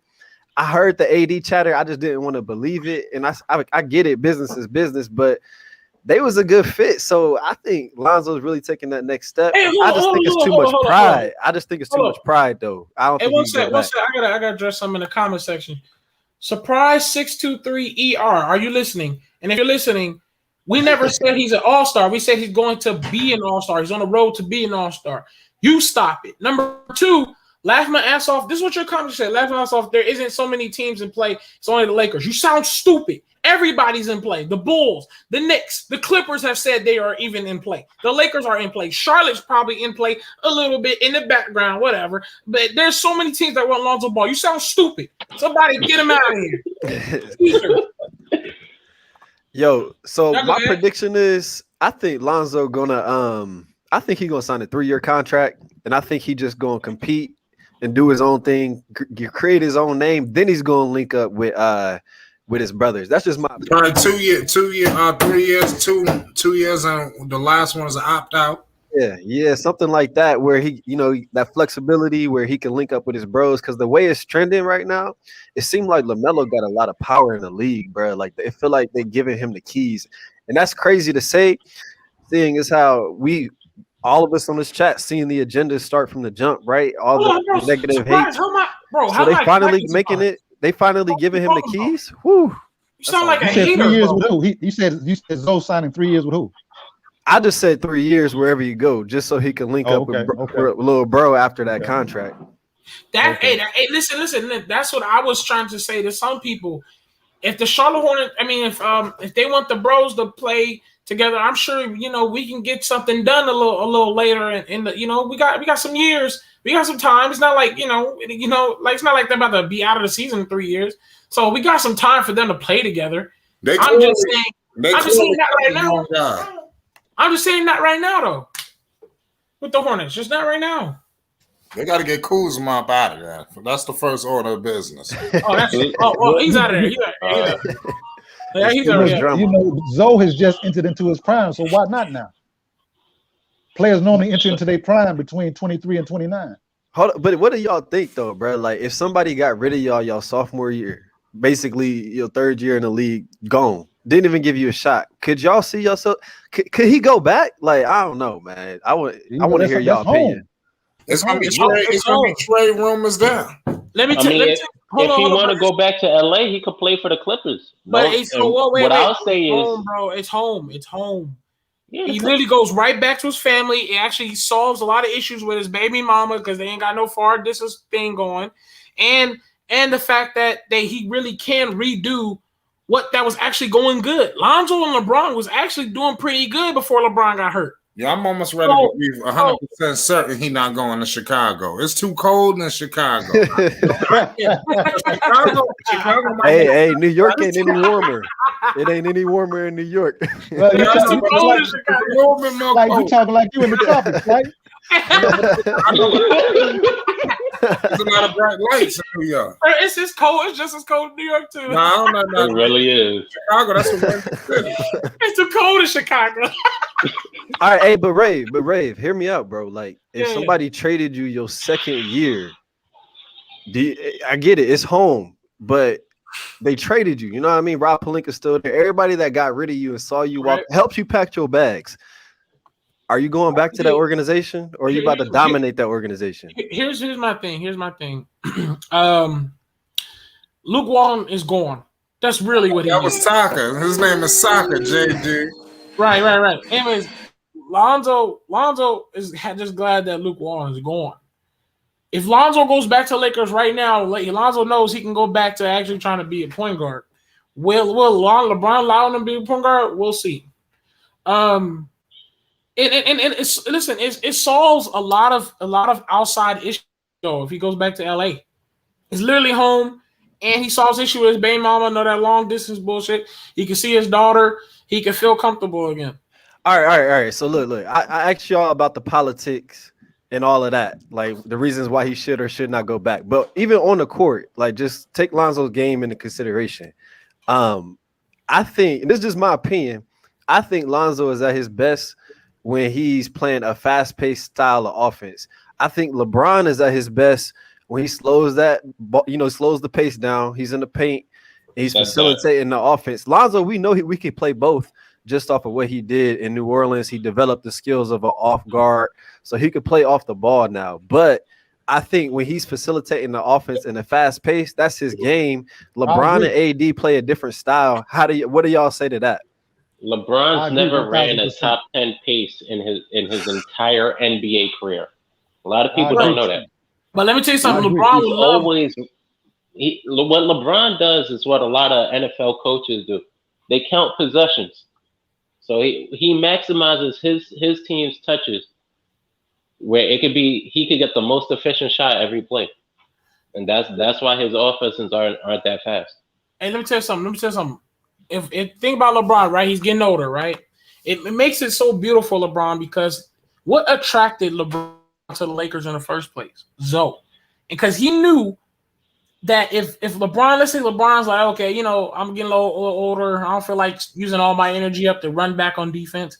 He knows that it might be a steal from Lonzo, and Lonzo going to shoot it up half-court pass to LeBron for an easy point, bro. So, I'm very sure that's why LeBron even went to the Lakers, because it was because of Zoe. Zoe has that, and especially now that Zoe can shoot, it's even better. Because my question is, does that equip Lonzo Ball with enough, basically clout to win an All-Star? You know what I mean? I don't think it does. Oh, yeah.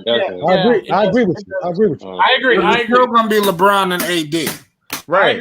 I agree. It's not gonna be his show. And like, if we know one thing, bro, we know that when Lonzo running up and down the court playing free, that's some of the best basketball we could watch. And like, just being a Lonzo fan, bro, like, to me, that's what I want to see him getting back to. Like, just throwing them long passes, making them long threes, just playing with a feel for the game and not that textbook Van Gundy type style type shit. And that's just my opinion, though. That's right, but it's only two places he can do that. It's only two places he can do that. What's the two places? Chicago. The Hornets and the Bulls. Everybody else plays slow.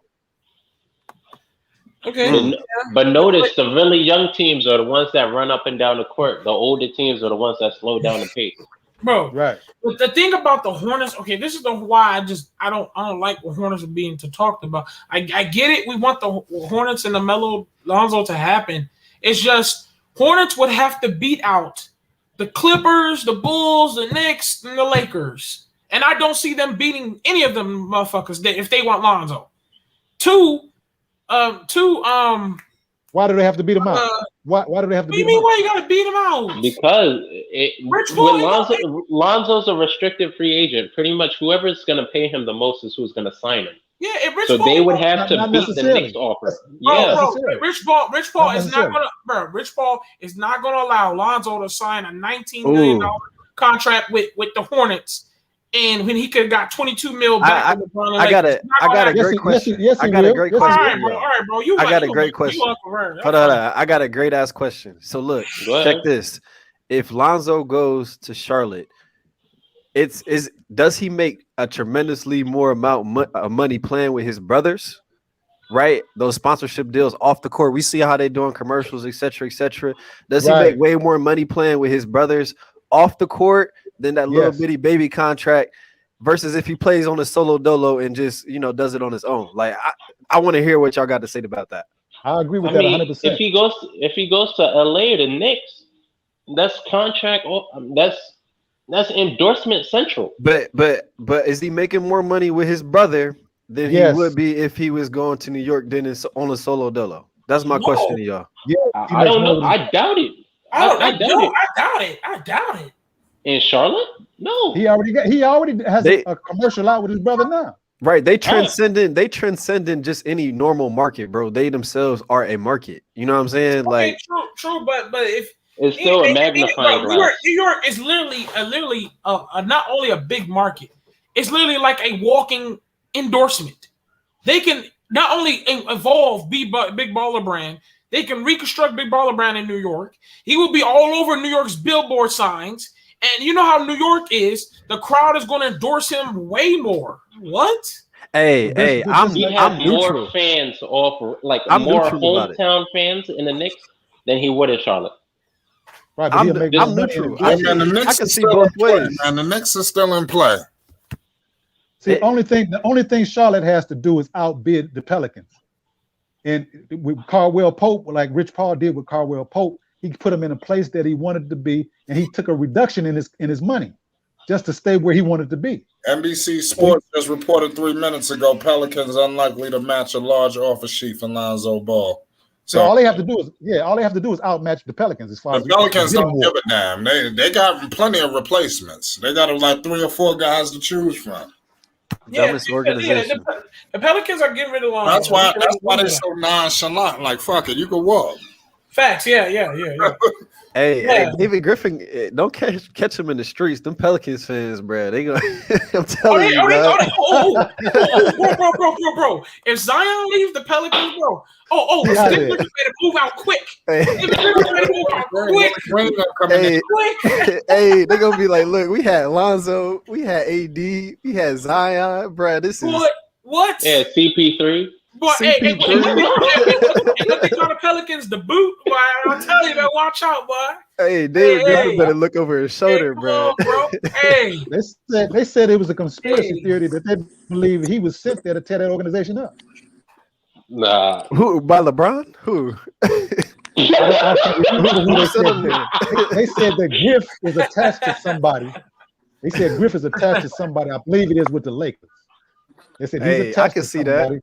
And they said that he's purposely because some like of the moves that he's making doesn't make sense. Hey, bro. Like I said, David Griffin better. What? Hey, LeBron, hey, he funded David Griffin's his expenses, bro. Hey, career. I'm saying something weird going on, bro. It don't make sense. I should have known as soon as they took the ball out of Lonzo's hands and said, "Hey, Zion, you do what Lonzo do." I should have known right then and there that David Griffin was on that mess. I should have known, that Bledsoe trade didn't make sense. Bringing in that Steven Adams. None of that shit. Adams is the most. And then they drafted another point guard when they had Bledsoe. That doesn't make sense. I think we pissed them off. Hey, I gotta hear your opinion, bro. Like, is it rough for David Griffin on the streets right now? He's rolling here once we start talking about the Pelicans. David Griffin better not be seen on the streets right now. Hey, we tried to tell you that he was getting out of there, man. They letting him walk. I told you. I'm sorry. Yeah, I saw that article that he just said about he's not gonna match it. I saw that earlier. I was like, oh man. Yeah, bro. I mean, I wouldn't try to be disrespectful to that state, man. You know what I'm saying? That's real respect to the you know what I'm saying, New Orleans, man. I would love to be there, man. They got some good parties down there, all that stuff.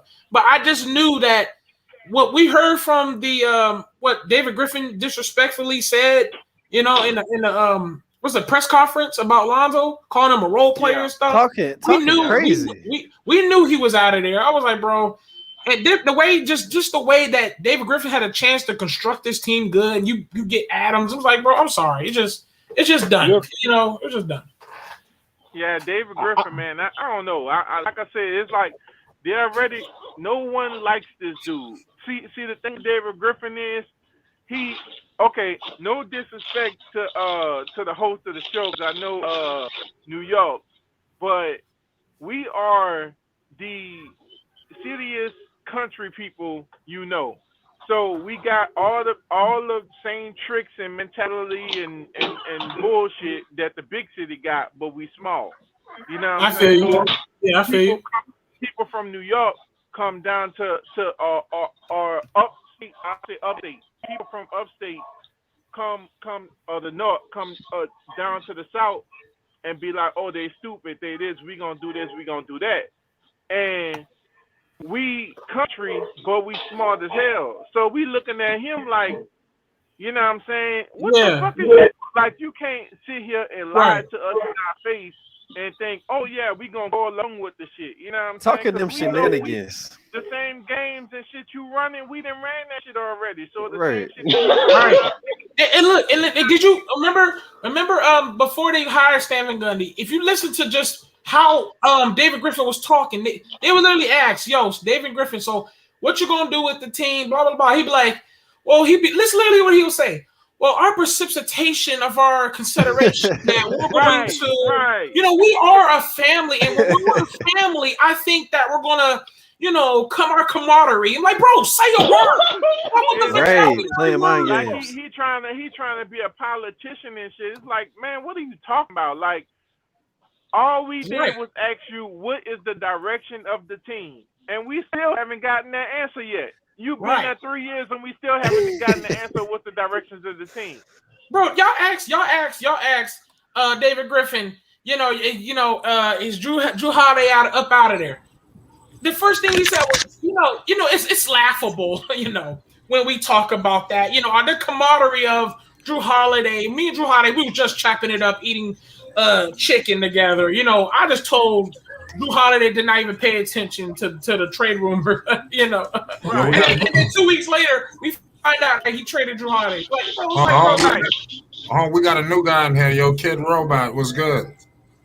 Hey everyone. What's up, bro? Where we calling from? I'm calling from the Philippines. Shout out to the Philippines. Hey, what up? I used to have a shorty that was Filipino. Okay. What's going on? I've been following your streams for quite a while now, and it's my first time to join in. Yeah, hey, welcome, man. Welcome. Don't make this be the last. What you feel like talking about today, man? You need me to what's up, man? You got a topic or something, or you need me to just fill you in on what's going on? I just came back. I just came in, so I'm just catching up on what you've been discussing. You like Lonzo Ball? Definitely do. Yeah, okay. I'm a big fan. Really? So what's going on with his free agency? All this news coming out today. What's your thoughts on everything that's been going on?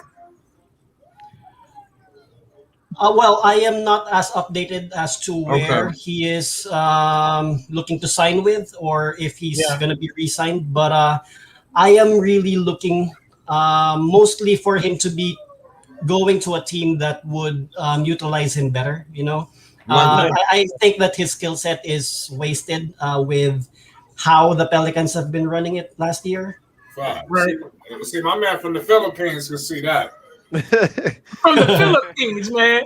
Damn, we appreciate you coming out here, man. We definitely want more you can pull up, man. Let us know, man. So what team you talking about? You talking about a team that he can control? What team is that? Well, pretty much him having a coach who would trust the offense to him. Right. I think that he's been successful since prior to the standard or regular NBA season. Prior to his rookie year, he's been playing summer league. We know it's just summer league, but in that particular play, he was entrusted with everything, similar to how he's played in college, in high school, and all of the AAU leagues. I think that he thrives most when he is allowed to just go off, no? Yeah, I got you. Titus was good. What's up? What's good? What's talk to us, man? You been listening, or we need to fill you in? Paul. To be honest, I just hopped on. What's your thoughts on Lonzo going to the Lakers? You see the reports coming out that the Lakers are interested. Rich Paul connection. What's your thoughts? Me, I mean too. I would love it. I'm a Laker fan, but Dave, Rave, and Dom. Rico, Dave, and Rom. Look in the chat, the private chat. But keep going. You a what fan? I would love it. I'm a Laker fan. I didn't really want to get rid of Lonzo. I wanted to keep Lonzo. I wanted to keep all the young pieces. But so I would honestly love that. I would love it a lot. I love the only thing that worries me if he goes to the Lakers is for the most of LeBron's career he's been ball dominant, and Lonzo needs the ball in his hands. From what we see, despite this last year, he's best when the ball is in his hand. You know what I mean? Right. So that'll be the only thing that would get me that I'm worried about. But I would love it. Yeah. Hey, real quick, I got a question. Real quick. And Rave, I know you was about to chime in, but real quick. Lamar G, he said he don't need any endorsements. He already internet famous. Lonzo and his family are a brand that together they could basically put on small market teams. Now, from the league perspective, right? If I'm the NBA, if I'm one of the executives in the NBA, does it make more sense to try to get the Ball brothers together and push that narrative, build a lot of hype around them because we know that we're gonna make money off of them? Or does it make sense to because Lonzo's gonna bring fans wherever he go, right? You know what I mean? If he goes to New York, like y'all said, he could be a potential rock star. But what does the NBA, like my question to y'all, what does the NBA really want in that type of scenario? Based off the money. The NBA wants them together in a super huge market.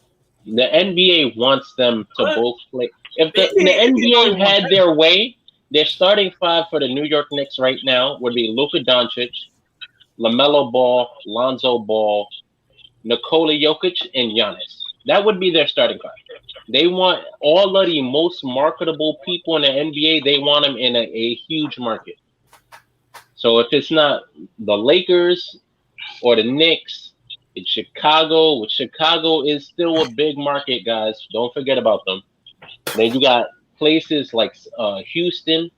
Like the NBA wants them to play in huge markets. The NBA doesn't want Lonzo to go die in Detroit. Like they don't want that. I asked. My fans, even in the comment section, and y'all can chime in about the Bulls.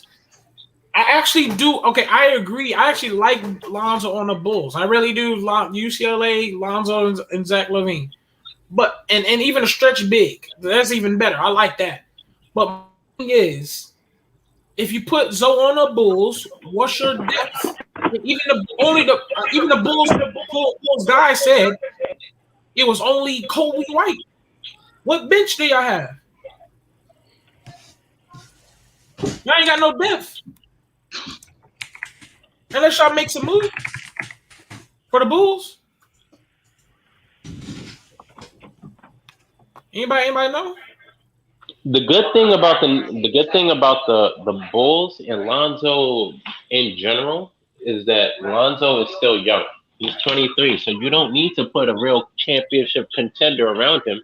I'm pretty sure he would be content with leading a team to the playoffs for the first time. Like, Lonzo's not going to be a disgruntled superstar playing with Zach LaVine and Vucevic talking about we're not good enough after you just made the conference finals for 3 straight years. That's not Lonzo Ball. Lonzo Ball will just be happy to get invited to the party this year. Oh, a Pelicans fan. What's his name? You there?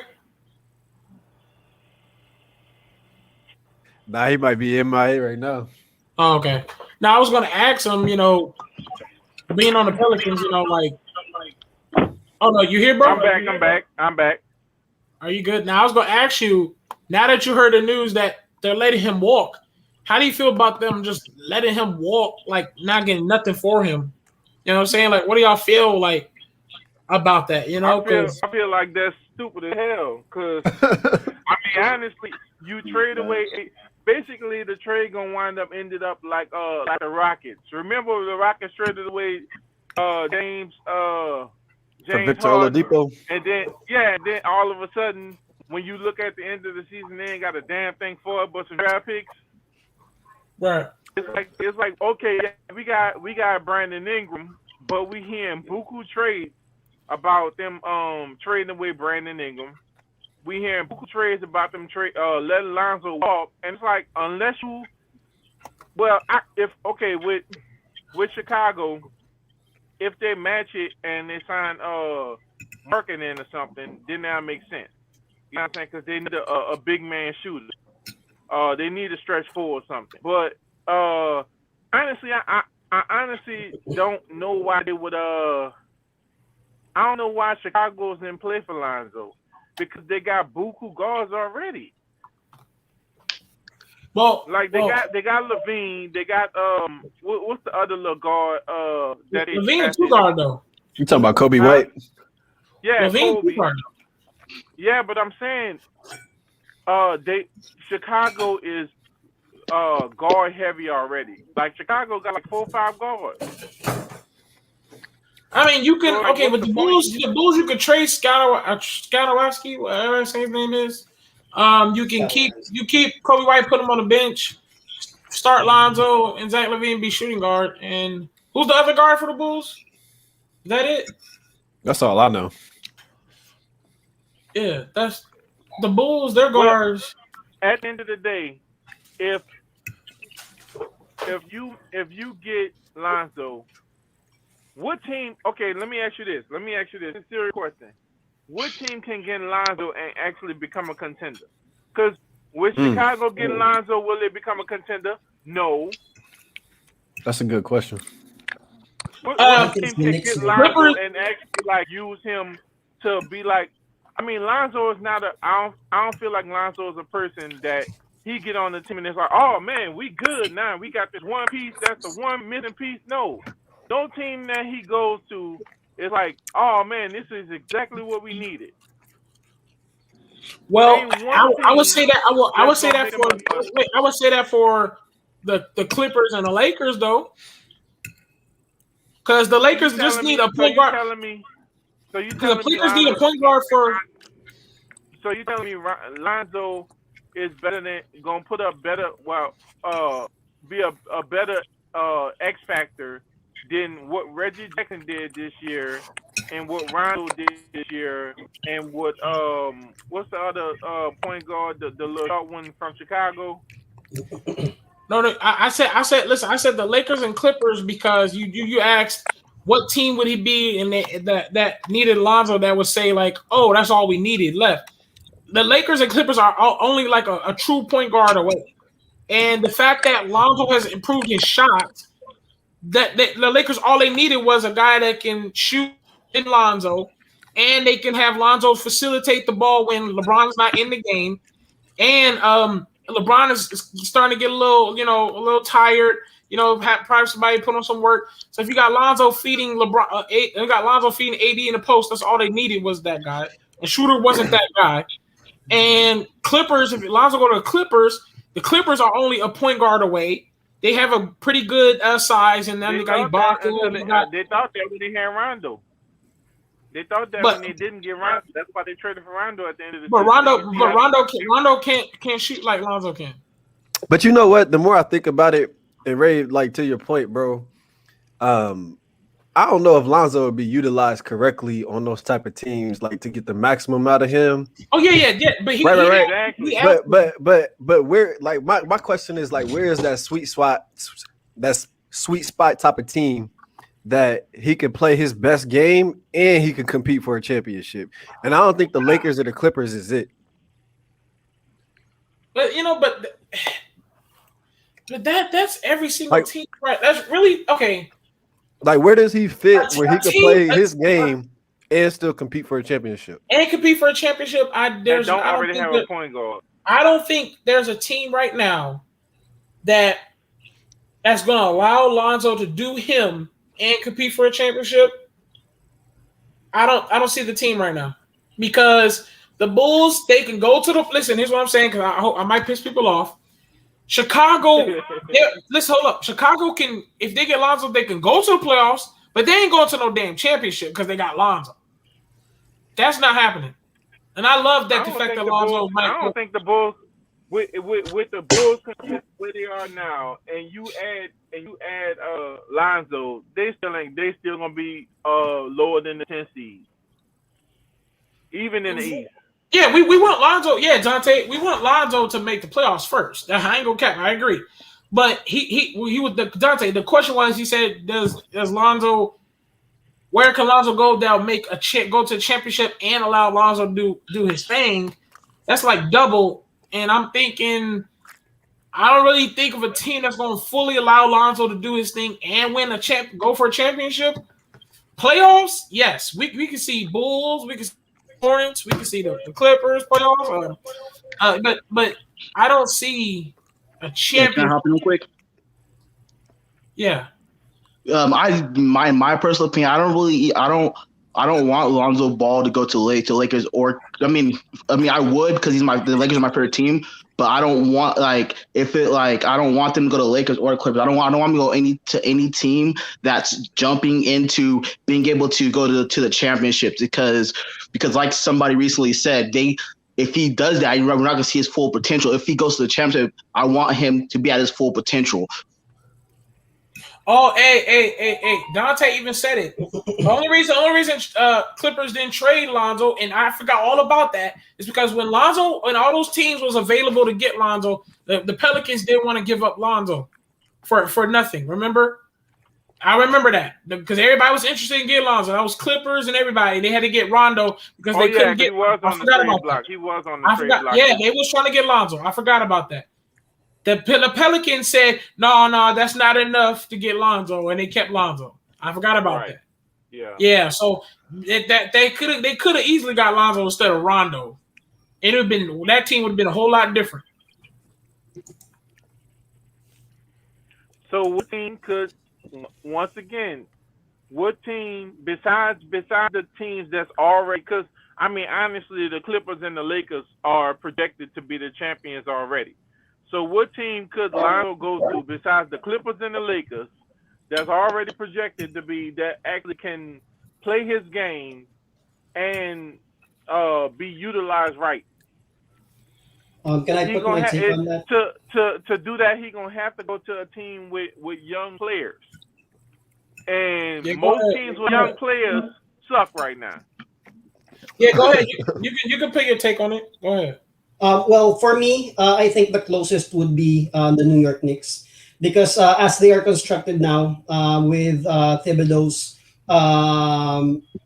defensive mindset, scrappy mentality, I think that Lonzo would fit well on both the defensive and offensive end.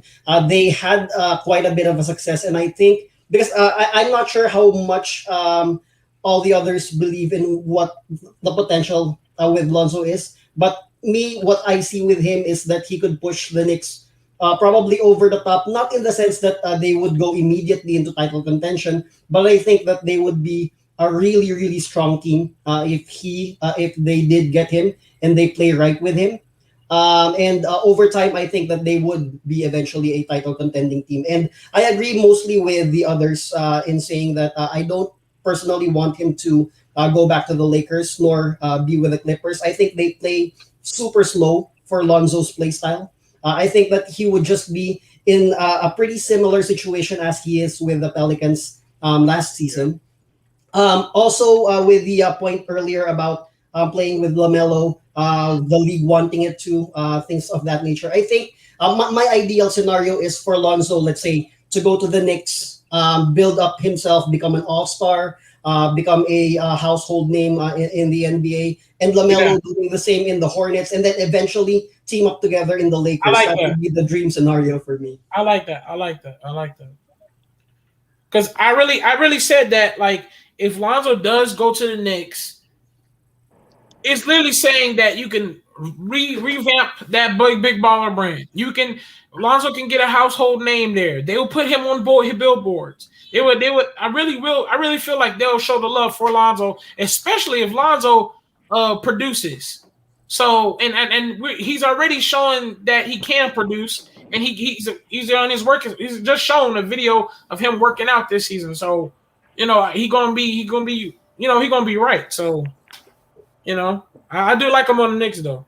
Now, I ain't gonna cap. There is a team. I just thought about it. There is a team that, because Ben Simmons is on a trade block, if Ben Simmons traded if they got Zoe on that 76ers team, that's a championship contender.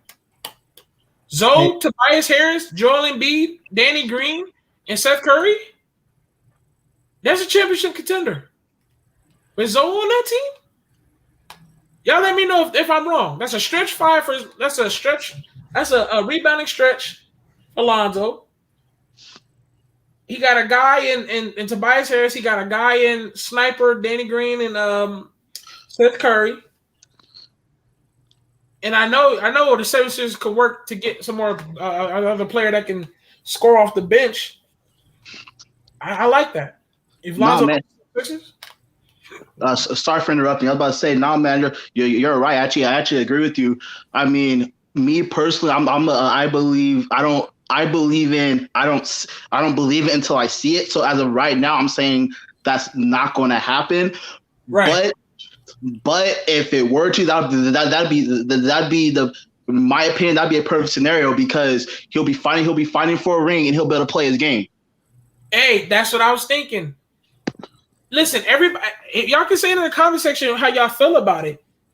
I really feel like, let's say Lonzo goes to the 76ers. He can be the point guard. He has Joel Embiid to stretch the floor and be big for the paint and defense. You got Tobias Harris that he could kick out to, Danny Green and Seth Curry. And they can contend for a championship. And I'm very sure Lonzo can produce more than what Ben Simmons did in that playoff series. So I would like that. 76ers with Zoe, that would be nice. I mean, if y'all disagree, let me know.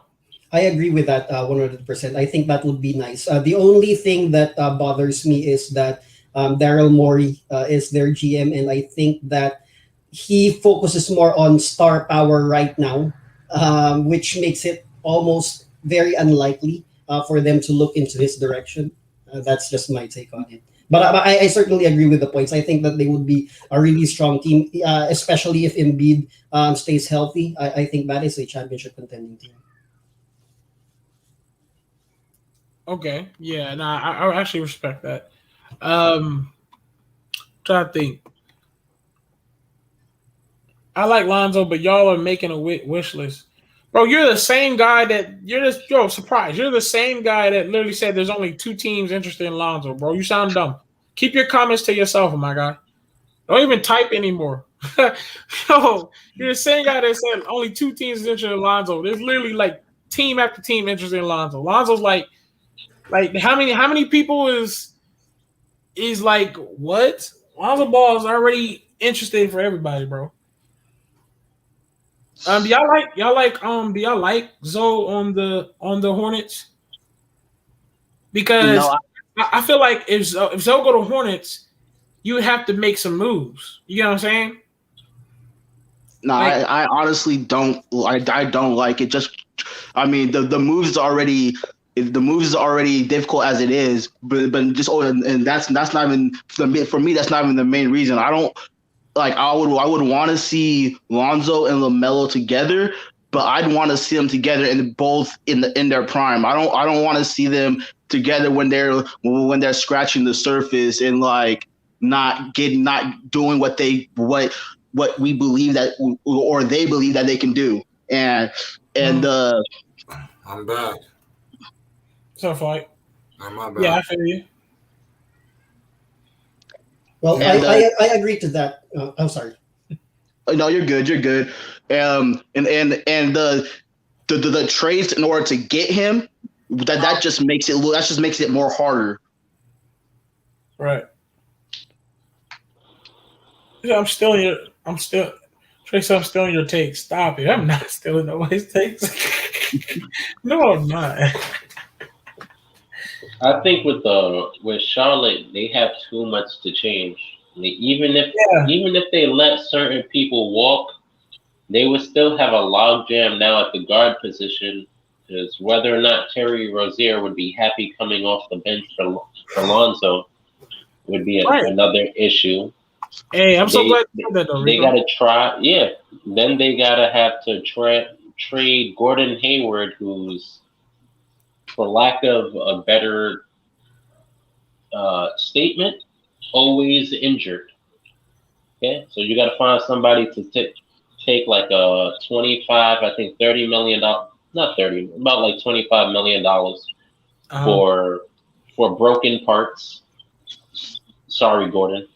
Broken parts, and then after that they need to fix their center position.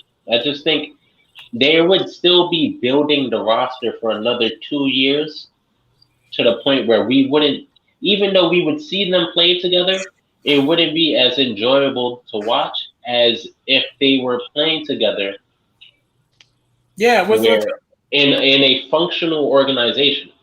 Yeah, and Charlotte isn't. Right, and I think that's why I say to people who always want this Melo and Hornets to happen, I get the vision that everybody wants to see. You know what I'm saying? Like I feel like everybody wants to see that Lonzo, LaMelo, and LiAngelo together finally. I get it. You're blind by that. You know, people are blind by that. But you got to get out of that blindness and look at the team around it. You get what I'm saying? It's like you got to look at the fact that you still got them ugly twins out there. You need to finally hurry up and make that trade where you get Miles Turner. You need to go ahead and you might as well need to go ahead and get PJ Washington up out of there too. And like you need to start making some moves now. That's all I'm saying, man. Like, you know, you got to make some moves.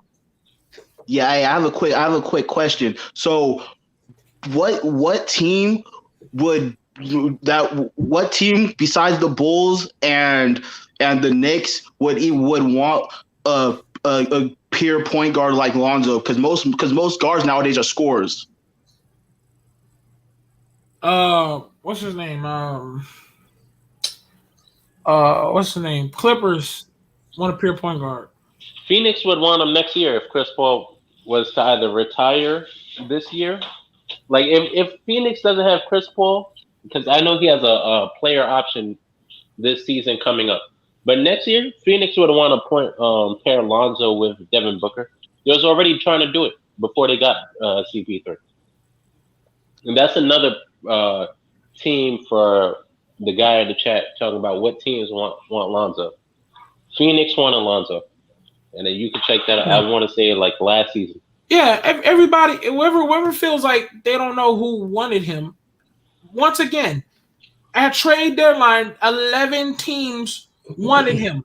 Teams that wasn't even in the news was secretly calling like, "Hey, yo, well, you know what can you do to get Lonzo out of there and bring him to us?" There are teams that want Lonzo, even if it's not in the news, y'all. Lonzo is that important right now. That's what you got to understand. Yes, Damian Lillard. But, dude, let's be realistic. How much you really think you're going to get Damian Lillard? We don't know for sure if he's even going to leave. So, it's like you got to understand. Well, I think that just about every NBA team wants Lonzo. But the problem I see here is I think that most of those teams, however, have or want him for the wrong reasons. I think a lot of those teams want him as a 3-and-D guy, as what he's shown last year with the Pelicans. The team that I would like him to go to the most is who's gonna utilize him as really their point guard. Yeah, and that's why I feel like Lonzo on the 76ers would be a match made in heaven. Been saying that. Been saying Lonzo would be better for the 76ers than Ben Simmons. Been saying that. Well, I don't know. And that was back when everybody was saying, "Oh, Ben Simmons? Nah, Ben Simmons just made an all-star team." All of this extra. I've been saying Lonzo should have been on the 76ers for a couple years now. And now that they've seen Ben Simmons' playoff performance, now certain people want to be like, "Oh, well, it's debatable, I guess, Lonzo." No, not hearing that anymore. It's been like that for years. Surprise 623. Every team wants Lonzo ? Then why they didn't get him? Because literally, it's pure facts. David Griffin said, "I don't want to get rid of him yet." The Bulls tried to get him for Laurie marketing. They actually did an offer. Like the news came up that there was offers for him. He just didn't make the trade. So, like I said once again and before, keep your comments and stop talking, bro. You keep like everybody who keep reading your little comments, it don't work, bro. You're a troll and you don't like Lonzo, so stop it. Be quiet. We got to be honest about it. There's certain teams who would do what the Knicks were gonna do with Melo. If they didn't trade for him, they're just gonna offer him a bag in the offseason. So if he had 11 offers at the trade deadline, I would say he has about five or six. Just teams who want him, but don't have the money for them, so they can't really make an offer, right? Yeah, a serious offer. But there's a lot of teams. You cannot say there isn't a team in the NBA that doesn't want a bare minimum 38% from three, and one that I want to say top 10 defensive point guards in the NBA. Nah, he's a top 10 defensive point guard. Point guard? Yeah, that's what I'm saying. That's not a Top top 10 10. defensive. We're talking about top point 10. guards, top 5. Shit. Yeah. We're talking about point guards, right? Top 5. No, strictly point guards. Strictly point Defensive guards, top 5. He's like top 5. So to say that, no team wants somebody who's going to shoot 38% from 3 and one of the best defenders at his position, you don't make no sense. It's not making sense. Hey, a lot of teams want him. A lot of teams just don't want to pay $20 million for him, and that's the Hey, problem. I got a question for the panel. CP Vibe said in the panel in the comment section, she said, "What coach would be the best fit for Zoe to play?" And I'll say the coach right real quick. I would say the best coach for Lonzo Ball would be Jason Kidd. Y'all go ahead. Oh hell, maybe D'Antoni, but don't sleep on this Willie Green dude. I like this guy that they're talking about with New Orleans. I like Monty Williams, to be honest. I like Jason Kidd, man. I wish CP3 would just retire after he wins this ring, so Lonzo could just go to Phoenix. Like seriously, that would be nice. They would be perfect for him. It would be perfect. That would be nice. Dave. Every team would be the worst fit in history, other than the Bulls, huh? Come on, stop it. Let's stop it. I'm trying to figure out why he rooting for the Bulls and he from New York. That's crazy. I mean, I don't mind you liking the Bulls, but he going hard for him. Yeah. Nah, come on, man. From a New Yorker to a New Yorker, man. What's up with that? I'm sorry. T Ray 84. Yeah, I say Jason Kidd. Let me tell you why I say Jason Kidd, because Jason Kidd understands Lonzo Ball's beginning of his career and how Jason Kidd started the beginning of his career. Lonzo Ball can literally show how to be that person who likes to pass the ball, but be that person that can be officiate. How you say it? He can be that person that can be a part of the offense where he's more praised rather than always like hated on. You know what I'm saying? Like he could teach Lonzo how to like score and do things that can in his skill set that he has, that can show people like, hey, Lonzo is the real deal. He can show them how to be more praised more than always being hated on, if that makes sense. Because Jason Kidd understands what Lonzo goes through because Jason Kidd didn't produce at the beginning of the season. So Jason Kidd like, bro, hey, I got you. You know what I'm saying? I think Jason Kidd would get through to Lonzo the importance of attacking the basket. That's what Lonzo needs. Jason Kidd, Asin Kidd, he didn't have a jump shot when he came into the league, but he was always aggressive. He was always attacking the basket. Whether he made his layups or not, he was always attacking the basket, drawing to, and passing. That's what Lonzo needs to get back to. And I still like Lonzo's fit with Brook Lopez back in LA. So that's why I kind of get the Bulls because Lonzo is a really good pick and pop point guard. Pick and roll, not really. It clogs the lane. You need a second big man to space the floor for him. That's why it doesn't really work in New Orleans. But if they had a center who could space the floor and it was just Lonzo and one big man running a 2-man game, it'd be great. It would be great. And Dex, that's a point too. But like I said, you gotta understand. But Jason Kidd knows about the pass first point guard though. And he can direct Lonzo's career based on that pass first point guard. Because Lonzo Ball, he knows how to be a pass first point guard, and Jason Kidd became one of the legends. So he can teach Zoe how to be one of the legends as a pass first point guard.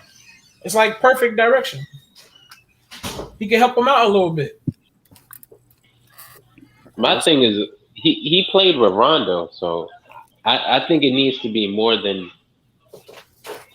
something, because the blueprint with Rondo is also another player like Jason Kidd, like Lonzo Ball, amazing playmakers, but they can't shoot. So I that's what I don't get. Like when I saw that the Lakers were getting Rondo to play with Lonzo, I thought it was going to be a maturing process where he got a lot better fast. Yeah, get his mental. Didn't happen. get his mental straight right? Yeah. But it didn't happen. Yeah. And that's like a red flag that I look out for. That's why I think Lonzo needs like a not only a mentor, but a situation that works. Because you can have all the mentors in the world, but if the situation isn't working, it's not going to work. Okay, yeah, you're right. Yo, question. You hear me? Yeah. All right. Yeah, bro. No small forwards, no shooting guards, no power forwards, no centers, point guards. Top 10 point guards in IQ. I can't get you that right now.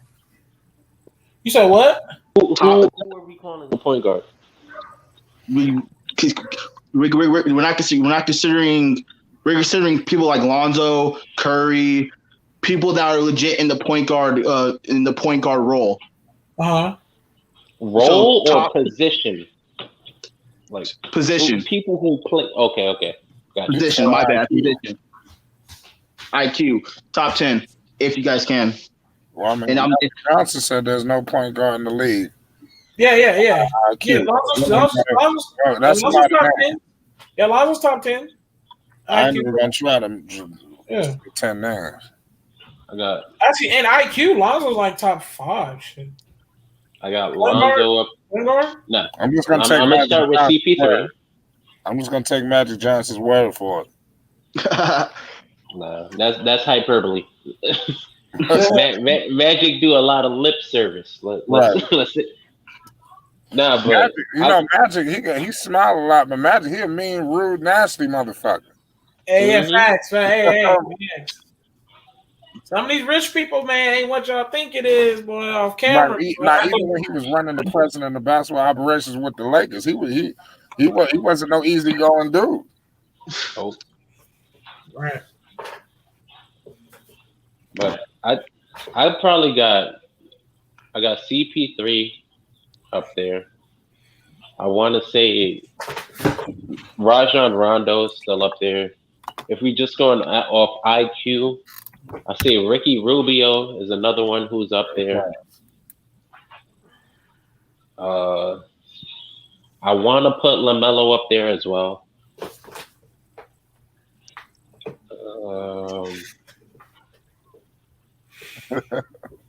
It's tough because like you say the wrong name and be like, "What? You have him over who?" But, no.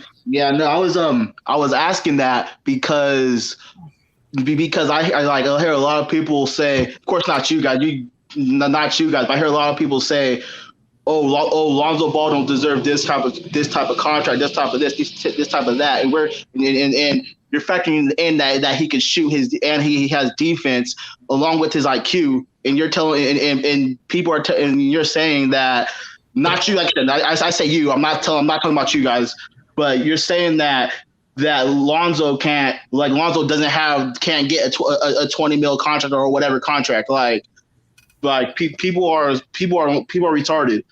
And that's the reason why, because me personally, because I think he's top 5 in IQ, and like you said, top 5 in defense. So I mean, that's the reason why I asked. No, Rubio got some IQ. You talking about IQ now? Somebody in the comment section talking about. Yeah, Rubio got some IQ. Rubio got good IQ.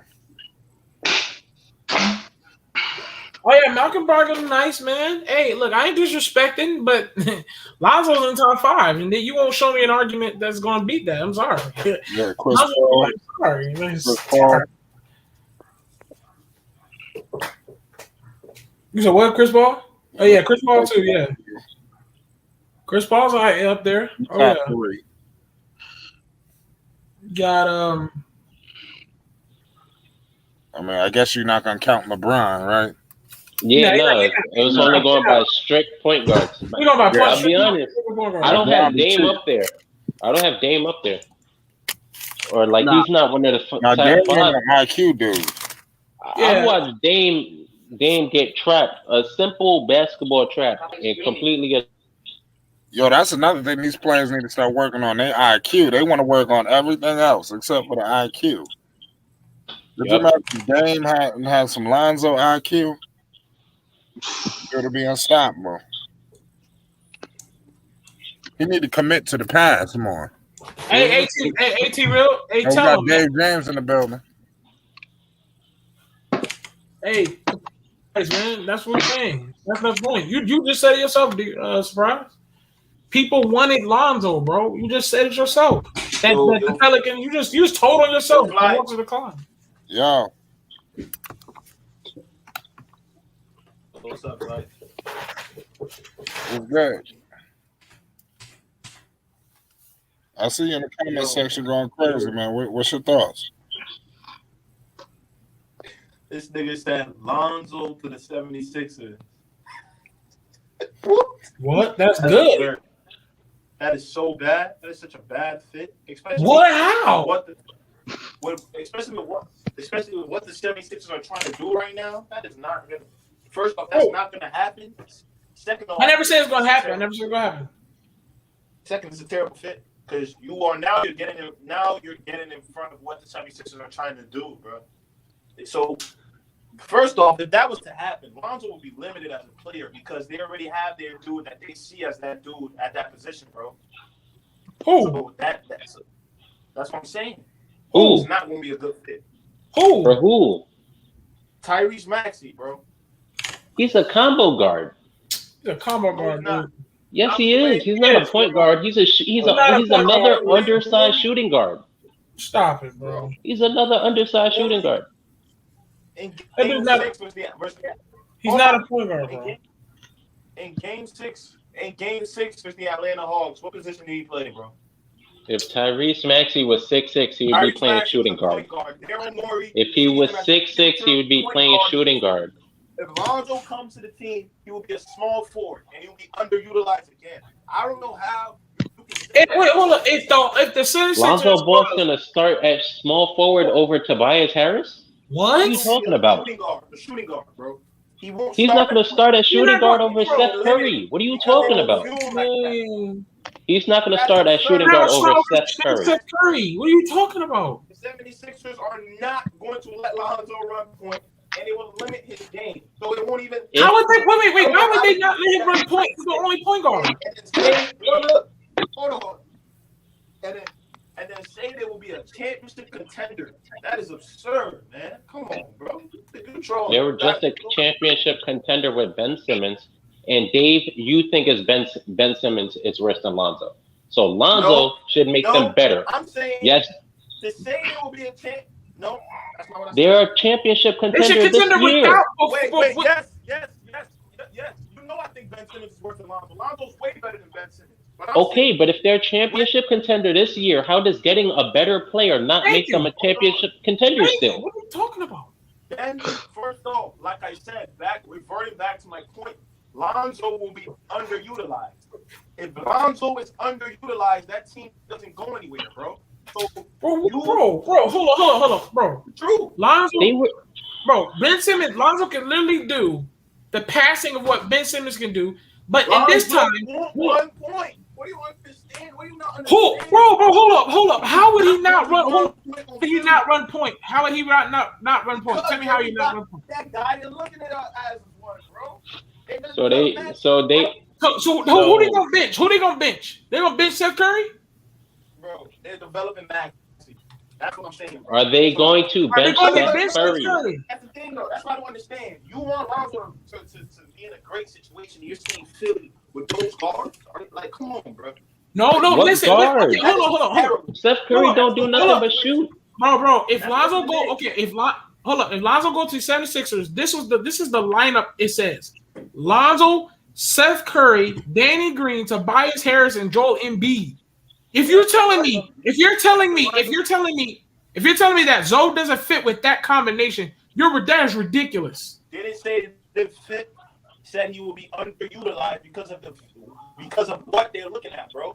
You can't go change the GM on what he has as a team. The Pelicans have Point Zion as their, and the Sixers have what they got, bro. You're telling me that Lonzo Ball will come in there and be utilized to his full strength? Yes or no?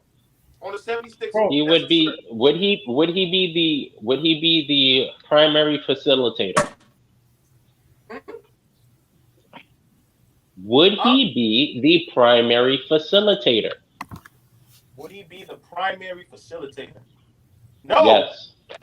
No, he won't. What? Oh my God, Dave! What? Oh, Dave! Oh my God, Dave! You trust Tyrese Maxey as a better passer than Lonzo Ball? What? Oh man, That's the 76ers. They got faith in that kid. Bro, Dave! Oh my God! Oh my God! Who on the 76ers is better passer than who on the 76ers is better passer than Lonzo?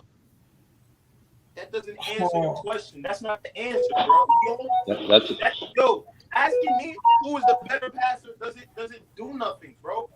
It's what Philly thinks, what their offense is running. Who they Yes, and if they're gonna pay Lonzo 22 million a year, they're gonna make sure that boy the point guard. I just wanted to come at the fit at all angles, and that fit is terrible, especially with what the 76ers are trying to run over. So it wouldn't even happen.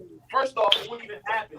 Second off, if he goes there, it'll be another Pelican situation, bro. I'm telling you. What? Another Pelican situation? Oh my God! Another Pelican situation where Are you going that far now, Paul? to do one thing. So the 76ers shouldn't even been brought up. Okay, hold on. Let's say the Sixers pay that money to get Lonzo, and they say he is the point guard facilitator. Then how you feel about the fit? Huh? If the 76ers say, hey, we got rid of Ben Simmons. Doc Rivers was a point guard. All right. So let's say 76ers say Lonzo Ball is the point guard. We're gonna pay him $22 million. All right. And they made Ben Simmons the point guard. So now they're making Lonzo point guard. They got rid of Ben Simmons. So if he's the point guard of the team, he's actually the point guard of the team. How do you feel about the fit? They're legit. It's legit. It's legit. It's okay. It's okay to me. So how can I not bring up the fact that if Lonzo goes to Sixers, but it's not the best fit. It's all right. It's okay. You know, it's okay. It's okay fit. But I'm saying you also got to take into account of what these people thinking, what the general manager, the GMs want to run, and like you see, the Pelicans is a perfect example. If they don't want to hear about none of that shit, bro, you know what I mean? They got their guy, bro. That's what I'm saying.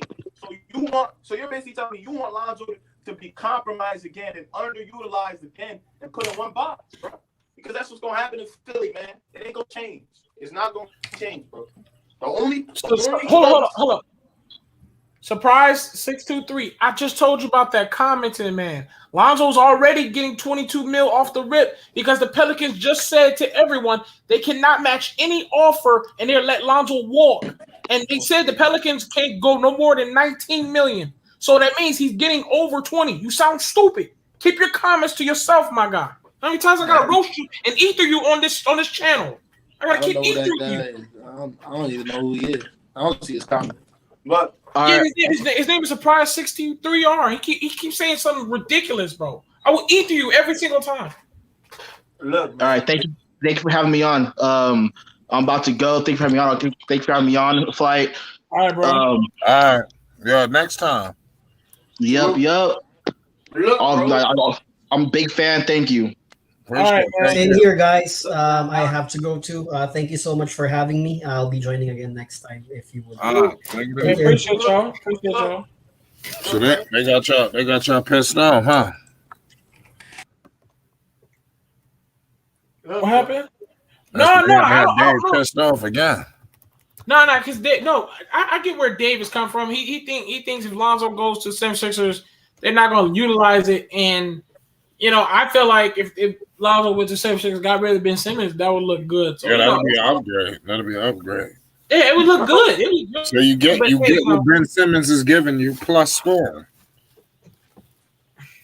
Because Lonzo, he could pass the ball. Play defense. And he can shoot too now. You get a shooter. I got to understand. That's not what I'm arguing, bro. I'm not arguing that. I'm not arguing if he was allowed to be himself that would happen. No, that's not what I'm arguing. I'm arguing what they already think is going, what they already have planned, bro. Which is bringing Maxey into that position and developing him, bro. That's what I'm saying, bro.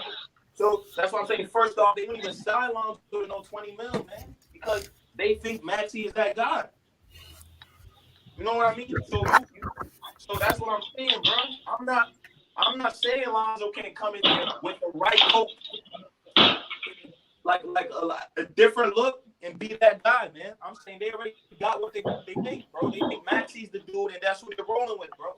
In the point guard position, especially when Ben Simmons is gone. I don't think that's what I'm saying. When everybody except they could get some superstar guard, if they don't get no superstar guard, they're keeping Maxi, and they gonna keep Ben and make Ben power forward, bro. They can't get no superstar guard. That's what they're gonna do. Hey Dave, I got a question because I even SMG, you're here. I'm so glad you're here. Y'all both can ask me this because I asked the Bulls guy. He's a Bulls fan, and the best thing he could tell me was Kobe White. I said let's go with the fact that Lonzo does go to the Bulls. Yeah. What do y'all have on that bench for depth other than Kobe White? First of all, we're trading Valentine and Satoransky to clear up some cap space and probably get some good role players like some great 3-and-D guys. And the Bulls, they got to pick in the second round, so they're obviously going to get a good floor spacer and a dude that can play defense in the draft. Kobe and White. I know, yeah. Oh, keep talking. I'm just giving them some names. No, I mean I'm with you on this because I'm saying let's say the Lonzo does go to Bulls. You know, I just want to know who's our depth if they do get him. You know, what I'm saying, bro. The whack niggas like Valentine, Satoransky. Yeah, all the niggas are getting out of there. And I'm not even mad at Satoransky. I think Satoransky is all right, man. Satoransky come off the bench, but he still could go. You know what I mean? Valentine and all those type of dudes, they're going to be gone, man. And they're going to be Thaddeus Young. All them out of there, bro. That's the Bulls. That's on the Bulls, man. That's on the Bulls. If they're smart enough to make the right moves, get the right wings, get the right shooters, they could be a very good team next year. If they fuck that up, man, Lonzo's going to have to go down the drain. The thing about the Bulls is they got to get it right this season because LaVine's a free agent next season. Yeah, they have. So we could kind of hope that they do it right, you know? You got to get that shit at least close to perfect because if you don't, Lonzo's career is going to be wasted there because you ain't going to win without LaVine. It's just not going to happen, bro. Nobody want to see Lonzo and Vucevic for the next 4 years. So nobody just wants to see the Bulls with Lonzo and Vucevic for the next 4 years. I'm a Lonzo fan, but nah. Oh, we got a new guy. We got a new guy in the chat. Yo, CP, what's good? What's good, y'all? What's good? Where you calling from? I'm from Atlanta, Georgia, but originally from Brooklyn, New York. A word, BK. There you go. What's good? We from everywhere. There you go. What's up, bro? What's your thoughts on this topic, man? We need to fill you in, pause, or you already know what's going on? I'm caught up. My thoughts on this. I've been hearing a lot of news, but like I said in the comment chat, you know, it all depends. Lonzo can fit on any team. It all depends on the coach that he has. Like, is he going to get a coach that's going to sit him for like most of the game? Is he going to get a coach that's going to put him at the 3 every single time? Or is he going to get a coach that's going to facilitate him like how Alvin Gentry did? You know, when Zion got there. Yeah. No, I feel you. That's facts because we all want him to have a coach, man, because I'm tired of Lonzo having that coach that sits him out the whole fourth quarter. Yo, CP, where you got Lonzo going, CP? Honestly, I would love to see him with the Clippers or the Lakers, one of them. If not, New York can be a great thing to bring him back with Juju. So you're not feeling the Chicago thing? You're not feeling? Nah, definitely not. Because with Zach LaVine being a free agent next season, talk to him. You know, we like Rico said, we not trying to see Lonzo and Vucevic for the next 4 years. We not trying to see that. So yeah, that's a bad movie, right? Mm-hmm. Yeah, unless Personally, I feel like if Lonzo goes to the Clippers, bro, I mean, he ain't unless gonna we be hear utilized the news. I mean, unless we hear the news that Zach LaVine got extension signed before we hear the sign of Lonzo Ball getting signed to the Bulls. You know what I'm saying? He's never going to turn down that money. The difference in money between his extension and just signing in the all season, that's just like $40 million. He's never. That's why NBA players don't do it. Yeah. They were like, yeah, I'm gonna sign here, but I'll just make $40 million more. Like, yeah. Honestly, can I say something? Y'all can hear me? Yeah, go ahead, bro. Yeah. Okay. Honestly, I feel like I know I'm a Pelicans fan, but honestly, I feel like the best match is the Pelicans. Even though we got Willie Green as the coach, they just announced. I got something to add on. I got something to add. Wait, hold on. Nah, don't laugh at that Willie Green. I like that. That's what I'm saying. Willie Green is basically Tiny Williams. You know what I'm saying, for the most part. Yeah. And I got like something to add on to that. After you done. I don't feel like, huh? Nah, keep going. Keep going. I know I'm a Pelicans fan, but honestly, being a Lonzo Ball fan, I'm not saying it because I am a Pelicans fan, because I like other teams. What I'm saying is, me personally, the only team that's gonna run that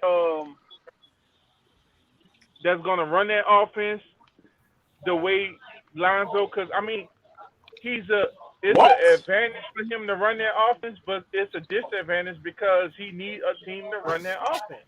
And now I know listen, if I they agree. got 8 veterans on the team, they're not going to play that speed. Hold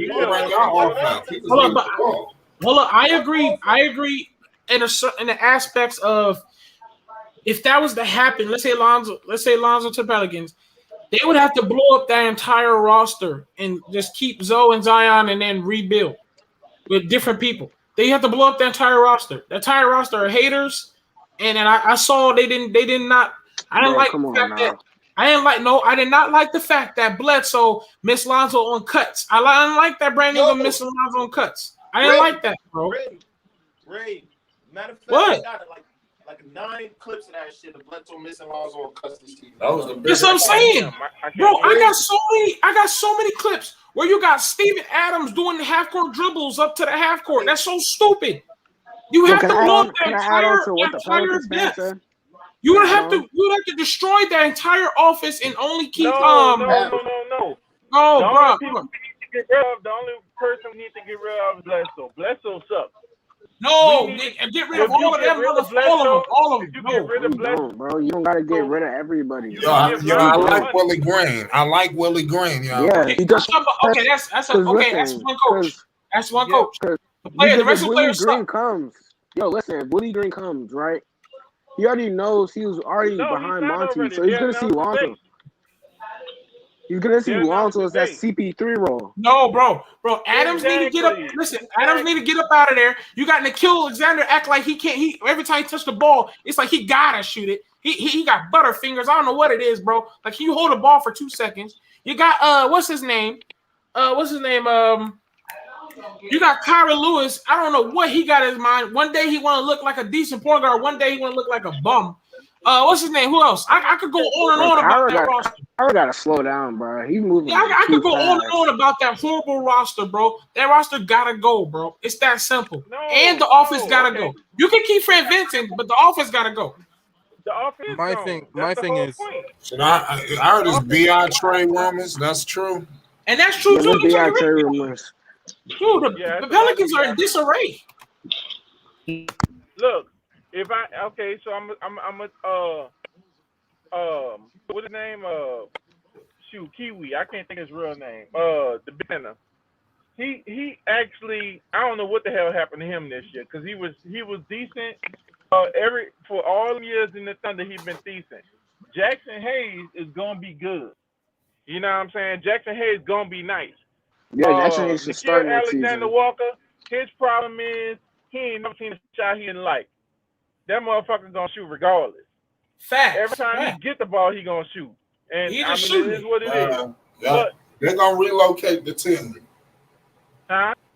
I said the team is gonna get relocated. Once Lonzo like Seattle. Yeah. Oh, yeah. If They won't Lonzo, be there long. if Lonzo leave and they trade Bi, bro, they're gonna have to relocate or something. Zion gonna want to get up out of there.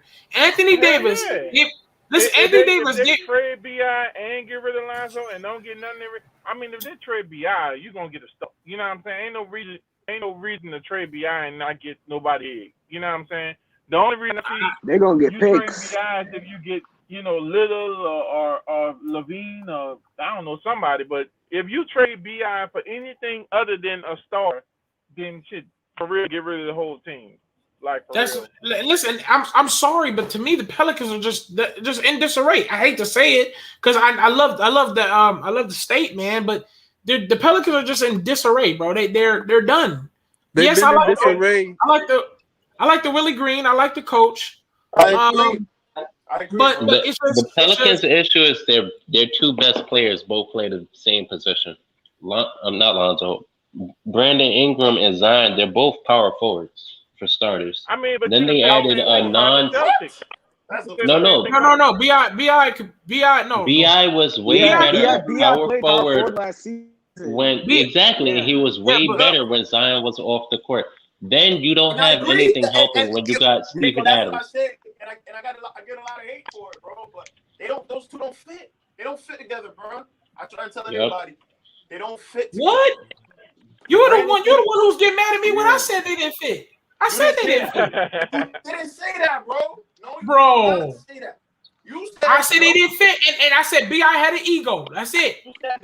I said they did fit, and Bi had an ego. Bi don't got an ego, bro. Bi does not have an ego, bro. Fuck no. All right, bro. The reason why Lonzo is not being his best because Bi had an ego. Bi was basically like making Lonzo worse or something, which is what I got. No. I said no.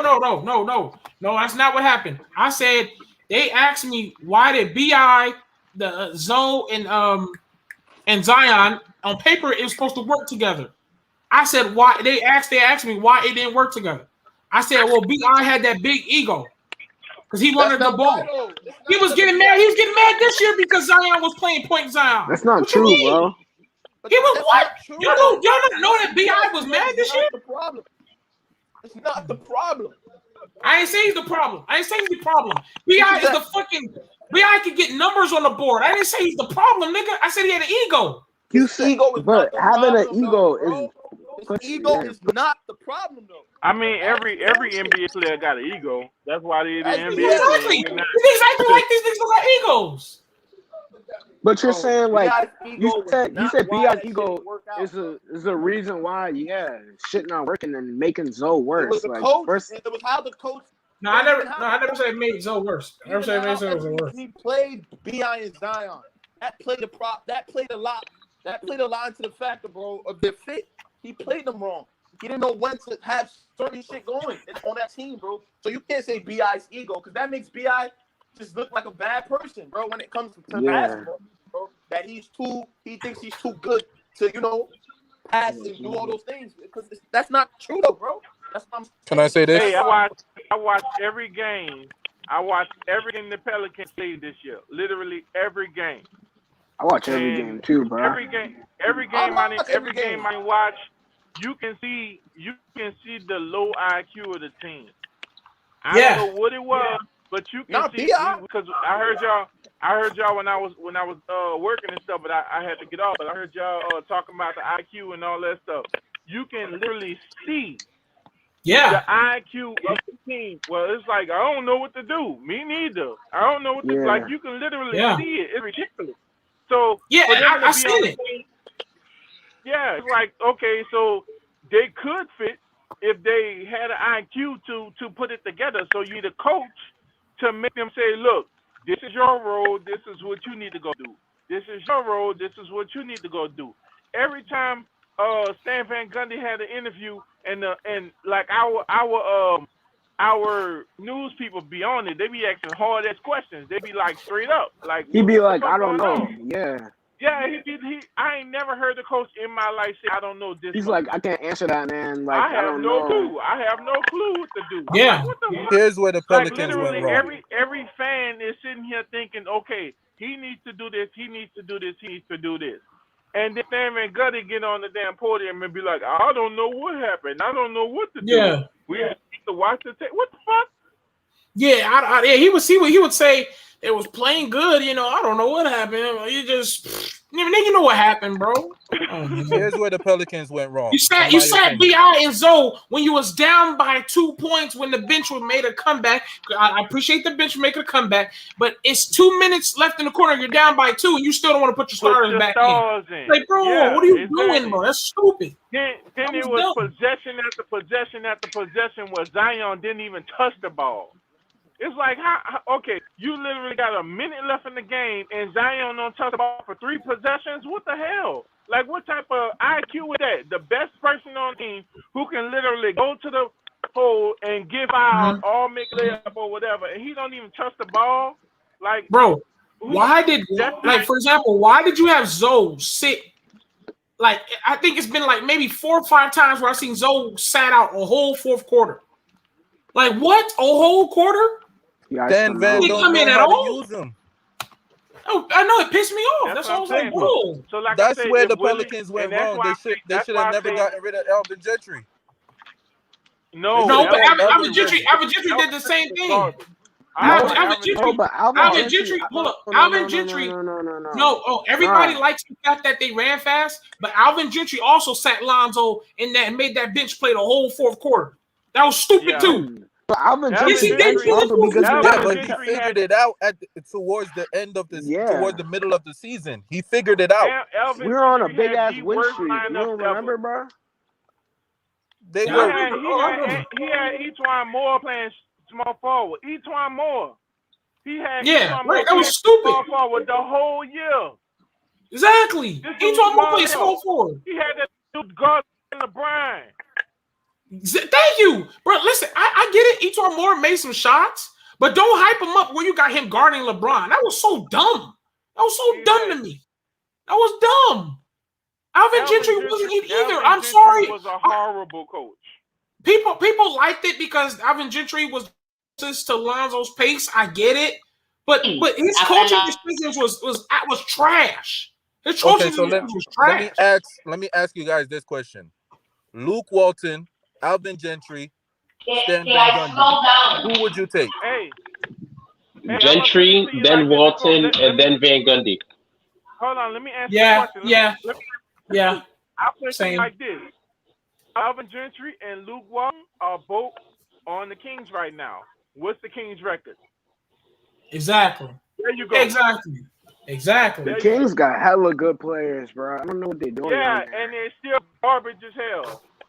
Exactly. That proves my point. And people want to disrespect Lonzo's career, and Lonzo Ball has been dealt with the worst coaches, bro. It's bro. Because the NBA is a there's a certain era in the NBA where all they care about is scoring. But I was thinking this morning, if you take, like, they were saying, oh, Magic Johnson should have took De'Aaron Fox over Lonzo Ball. But I'm like, if you take the scoring away from De'Aaron Fox, what else can he do?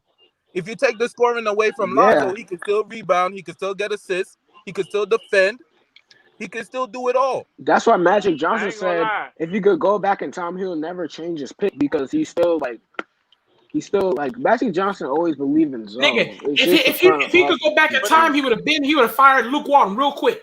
If he knew that Luke Walton tried to. Did you not remember? I forgot about that. He tried to fire him. He tried to fire him. Yeah. No, I think it was Jeannie Buss wanted him to fire him, and Magic just wasn't. He's not that. No, it was the other way around. Magic, it was the other way around. Yeah, Magic wanted to fire him, and Jeannie Buss told him no. That pissed me off. Oh yeah, my bad. And then Magic started arguing with Jeannie about it, so Magic stepped away. And Magic was like, he didn't have no power. And he didn't have no say in anything. So Magic was like, yo, what's going on? Like, I thought I had to say stuff. Bro, Luke Walton, and the thing is, I'm surprised that Jeannie Buss didn't hear the bullshit that came out of Luke Walton's mouth. Luke Walton said, he didn't care. Cold-heartedly. He didn't care. He said cold-heartedly after the game, I pulled Lonzo out because LeVar is talking shit. That's not what you're doing to a player, bro. He said that That's for the real. truth. Yes, that's for real. Yeah. That's what people keep forgetting. Lonzo literally was getting fucking his was knees blackballed chopped while off. playing. These niggas was Yep. getting Lonzo was really getting handicapped. Lonzo couldn't even get a rhythm for nothing. He couldn't. When Lonzo started He would hit two shooting of like the 2 shots 3, straight, and they'll take him out. yes, he hit 2 threes in the beginning of the game. He started trying to give a rhythm. Luke Walton's like, nah, you're out of here. Come on, bro. Like he was getting handicapped. That's why I feel like people really disrespect Lonzo. If you really let Lonzo do what he do, I bet you none of that bullshit that happened his rookie year would even matter if you just let him show what he can really do out there. If you just allow him to do his thing. Just allow him to do his thing, baby. Swear to God. I honestly don't even know how Luke Walton still got a job. Swear to God. And when he got fired, he got hired the very next day. It was the same day. It was the same day. It was the same day. It was the same day. I don't even understand that. And someone like Mark Jackson is still out of a job. Yeah. And then we got haters out here. Then we got haters out here. Lonzo didn't have the confidence. Lonzo wasn't enough. Motherfucker, Lonzo was handicapped since game 1, bro. When Lonzo came in that summer league, did he look like he was unconfident? No. He went in that summer league throwing full court passes with energy, scoring 30 points. Oh, y'all forgot I scored 30. I think he scored 30, right? Or was it 26? He scored 29 the second game. He scored 29. Booker's head. He was ready. He was for the NBA. What? Luke Walton was handicapping that man's on. And now all they look at Lonzo's like, oh, Lonzo needs to work on his jump shot. He ain't that guy. He don't have what LeVar has. He don't got the mentality. Bro, if you watch what Lonzo came in that offseason, he had that energy. He had that full confidence, bro. Luke Walton handicapped him, bro. That's why I can never forgive Luke Walton, bro. Shit's rude, bro. Like, how the fuck do you literally tell everybody publicly I sat Lonzo out because LeVar was talking shit? You got Patrick Beverly putting his hot breath on him on his rookie day in game 1 because LeVar was talking shit. Come on, bro. Like, y'all lame, man. Y'all lame. Yeah, LeVar did set him up failure though. With his mouth. I think it was a failure. He just put a huge target on him. You can't say he set him up for failure. You can't ever say LeVar set him up for success. Like what? Oh no, yeah, he set him up for success. No. He set him up for success, but he put a huge target on him though. That's true. Just a target. Yeah, he put a target on him. He put him up for failure. He got 2 sons in the league. You can't say put him up. Yeah, failure sounds a little bad. Failure sounds a little bad, but it was like a target. It was like a target. When it comes to LeVar, I say this: tell me one black father that would do the same thing. Fact. Exactly. True. Hyping up his kid. Like, what's the problem? Like, tell me one father that doesn't leave. Yeah.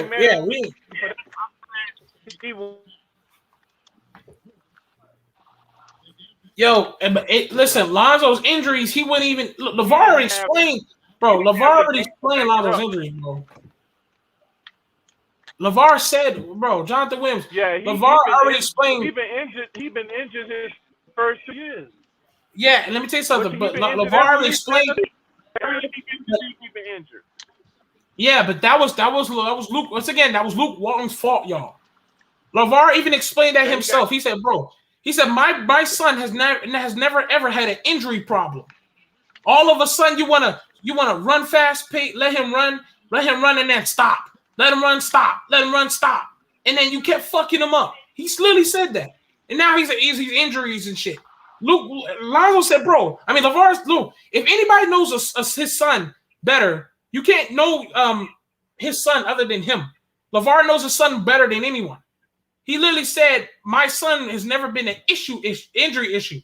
Jello had an injury, but Lonzo ain't never had no injury. He had him running the hills every day to the very day he got drafted, bro. Like, bro, that injury bullshit is because of Luke Walton, bro. And let's be real, Lonzo has great work ethic because even in the offseason between his rookie season and his sophomore season, they was expecting him after his surgery to miss even more time, but he was back before preseason. Yeah, He he is was a gym rat. back, and he added like at least 10, 15 more pounds. So tell me of another point guard that's coming into the league right now that has that kind of work ethic that Lonzo got. And changing his entire jump shot from one form to another form, from one side to a whole nother side, with only one off season that was limited by COVID. Like, come on, y'all. Like, bro, let's put some real facts, bro. Come on, bro. All I'm saying is if he works on, because he knows how to finish, because he was finishing during that sophomore year in LA. He knows how to finish. But if he puts it all together, he's gonna be a problem to the whole league. I mean, Lonzo actually was the same. He had the same problem that Ben Simmons had his second year. He couldn't make free throws. He was having a real bad time making free throws. So basically, he would go to the lane because he couldn't make the free throws. So he would be scared to go to the lane. I don't know. I guess not going to the lane all that time equal him not being able to make layups no more. I don't know exactly what happened, but it was tons of times he went to the lane and literally missed the layup. Now my thing is, if you 6'6", you might as well be dunking it. You know what I'm saying? What you laying it up for? Just dunk the ball. But even I in think that one of situation, y'all told me. when I it think comes one of to, y'all told me something about he got small hands or something. but even in that situation, you look at what Ben Simmons did in these playoffs. He got scared. He has shown that he has not done the work.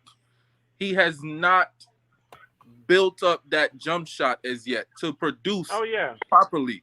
But Lonzo has done that. The reports came out with Ben Simmons that he got buku people around him that baby him, that don't let him yes men who basically tell him you good, you don't need to do it or whatever, and all that stuff. Honestly, Ben Simmons don't need to. I feel like Ben Simmons don't even need to be playing point guard. I feel like he needs to be playing power forward. He needs to. But I got this one question. Let's say the chips fall how they fall. Lonzo has the perfect coach, the great system, the best team, right? That's for him. What do y'all think his averages are this season, this upcoming season? 17, 15 and 10. 17,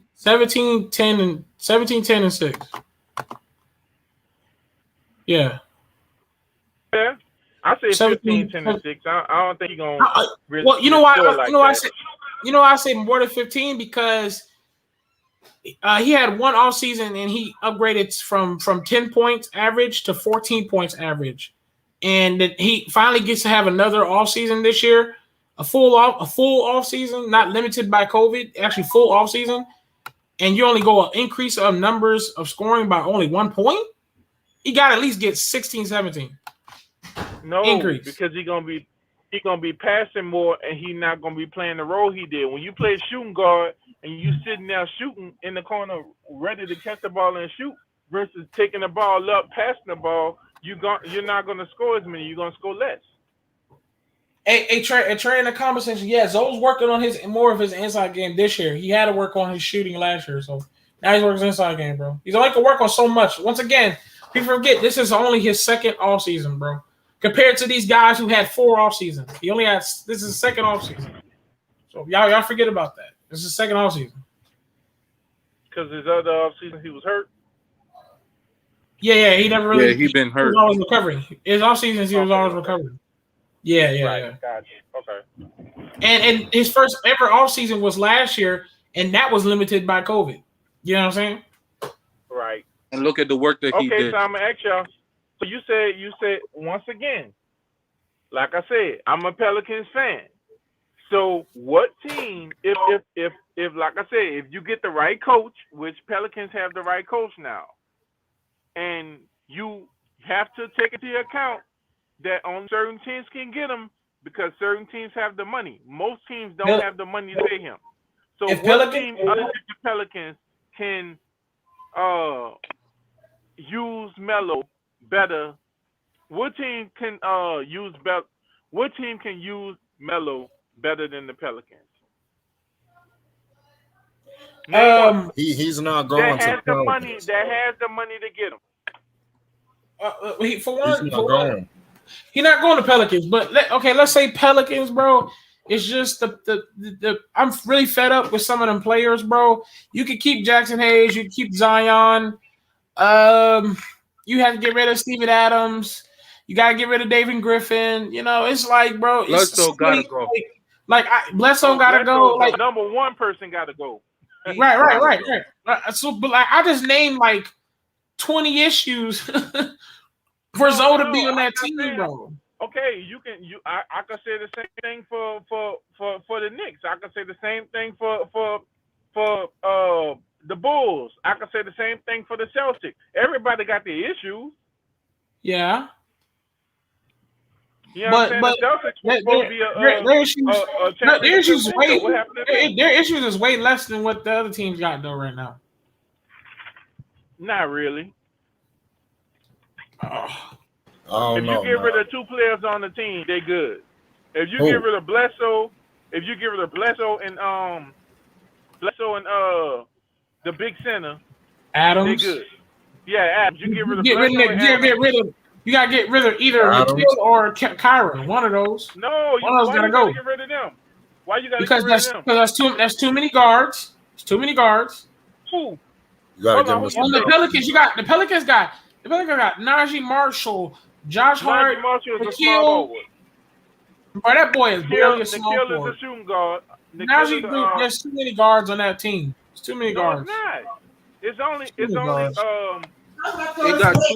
got too many ball dominant players. Huh?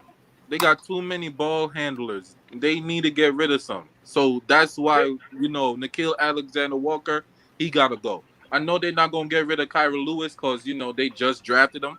Right. So he a point guard. So they not gonna get rid of him. That's why that'd be okay. Listen, I'm gonna name all the point guards. Okay, Lonzo and Kira Lewis. That's the only 2 point guards they have on the team. Yeah, but there's other people playing. I'm gonna name the small forward. I'm naming the small forward. Okay, Nikhil Alexander-Walker. Nikhil and Bledsoe's a point guard. Shooting guard. The shooting guard. Nikhil Alexander-Walker. And Bledsoe really, but he really a point. Right. But Bledsoe, like I said, we get rid of Bledsoe. That's only 3-4 people in them guard spots. You do need a wait. SMG. No, is a shooting guard, and Najee is a small forward. And Lonzo is a point guard, but did he play point guard? And then what about the point Zion? That's what I'm saying. And then what about Brandon Ingram? Brandon Ingram got to bring the ball up the floor about 5 or 6 times. Maybe more. Zion done brought the ball up the floor about 5 or 6 times. But if they pay him that money, that's not going to happen. Okay. Really now? I doubt it. Man, he ain't come back to Pelicans. Huh? He's not coming back to New Orleans. No, this the thing though. I honestly don't feel like he's coming back either. I wish he would, but I honestly don't feel like he's coming back. But my question, just asking, just whatever, is what team is better than the Pelicans? Especially since we got Willie Green, who's going to play him the right way. Everybody's better than the Pelicans. Name one.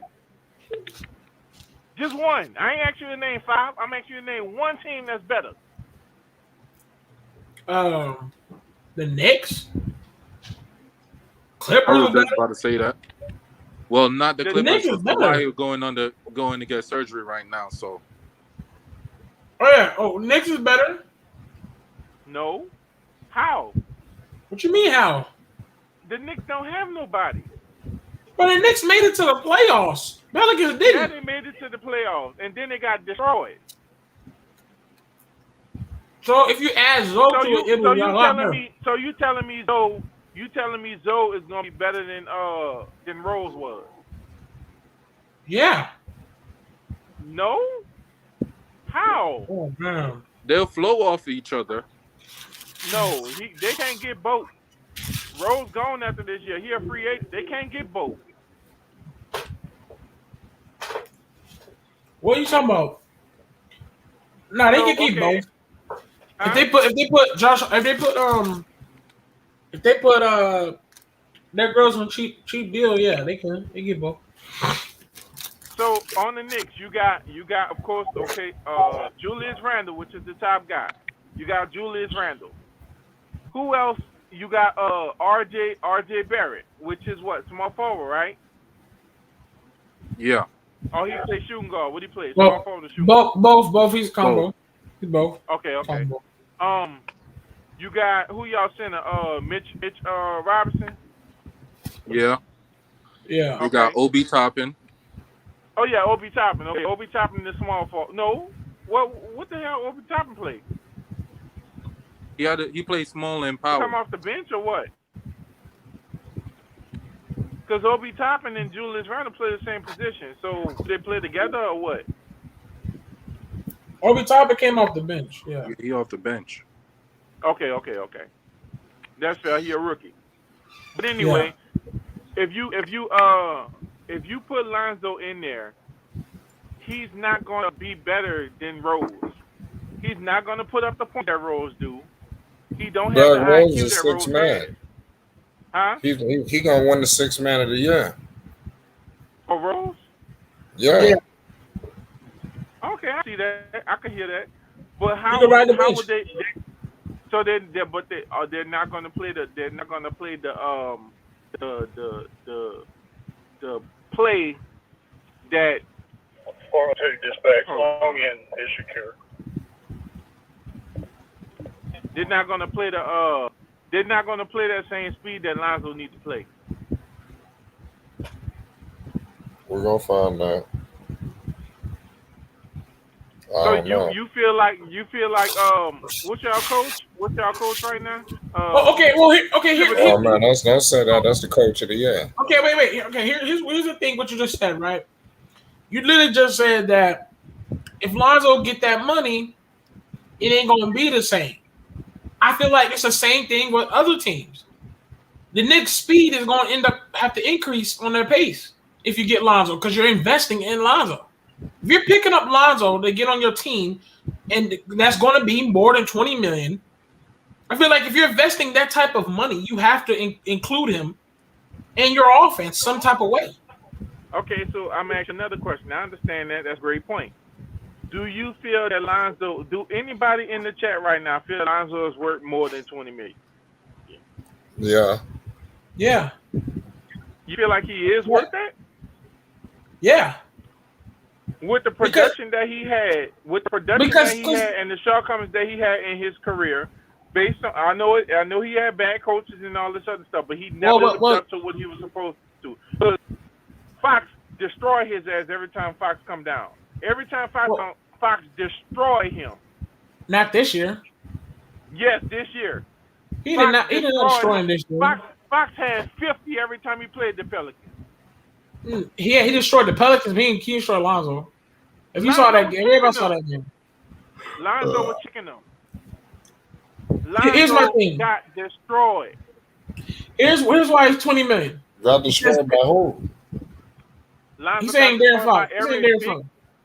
Lonzo. Yeah, but okay, we'll talk about Darren Fox here. We'll talk about Darren Fox in a minute. Fox, huh? Okay, well, hold on.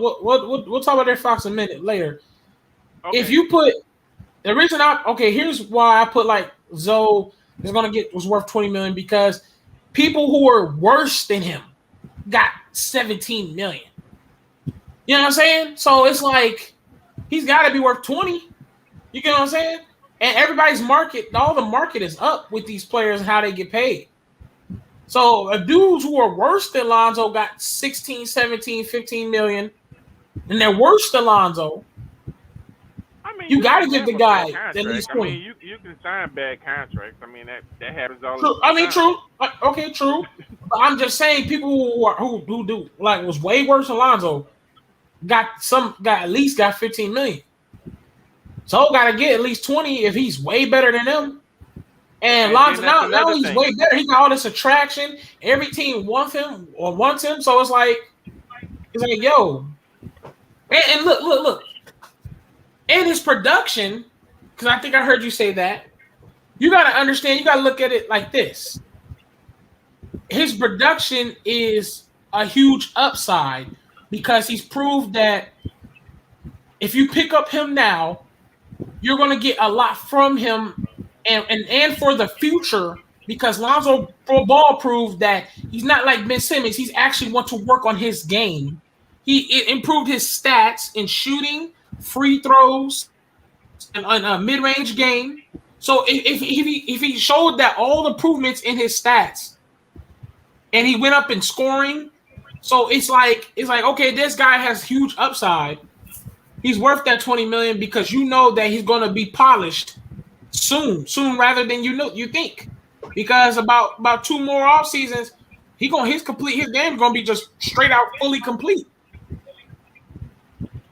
Because Lonzo Ball is already a good, decent defender. I think he's a great defender.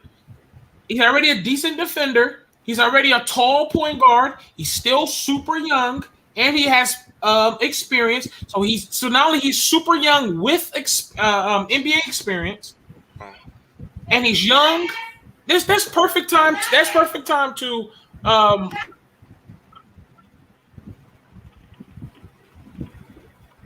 Yeah, I don't know where he was going with it. It says, "Yo, Flight, you trying to lose in 2K real quick?" Yeah, we could do that. You online? Get online right now. But yeah, nonetheless, man, we'll be back on in a second. But I appreciate you, Jonathan. Your passion is crazy. Everybody hit that like button, and most definitely hit that subscribe button. It's Flight Sports TV. We'll be back on later on. It's Flight Sports.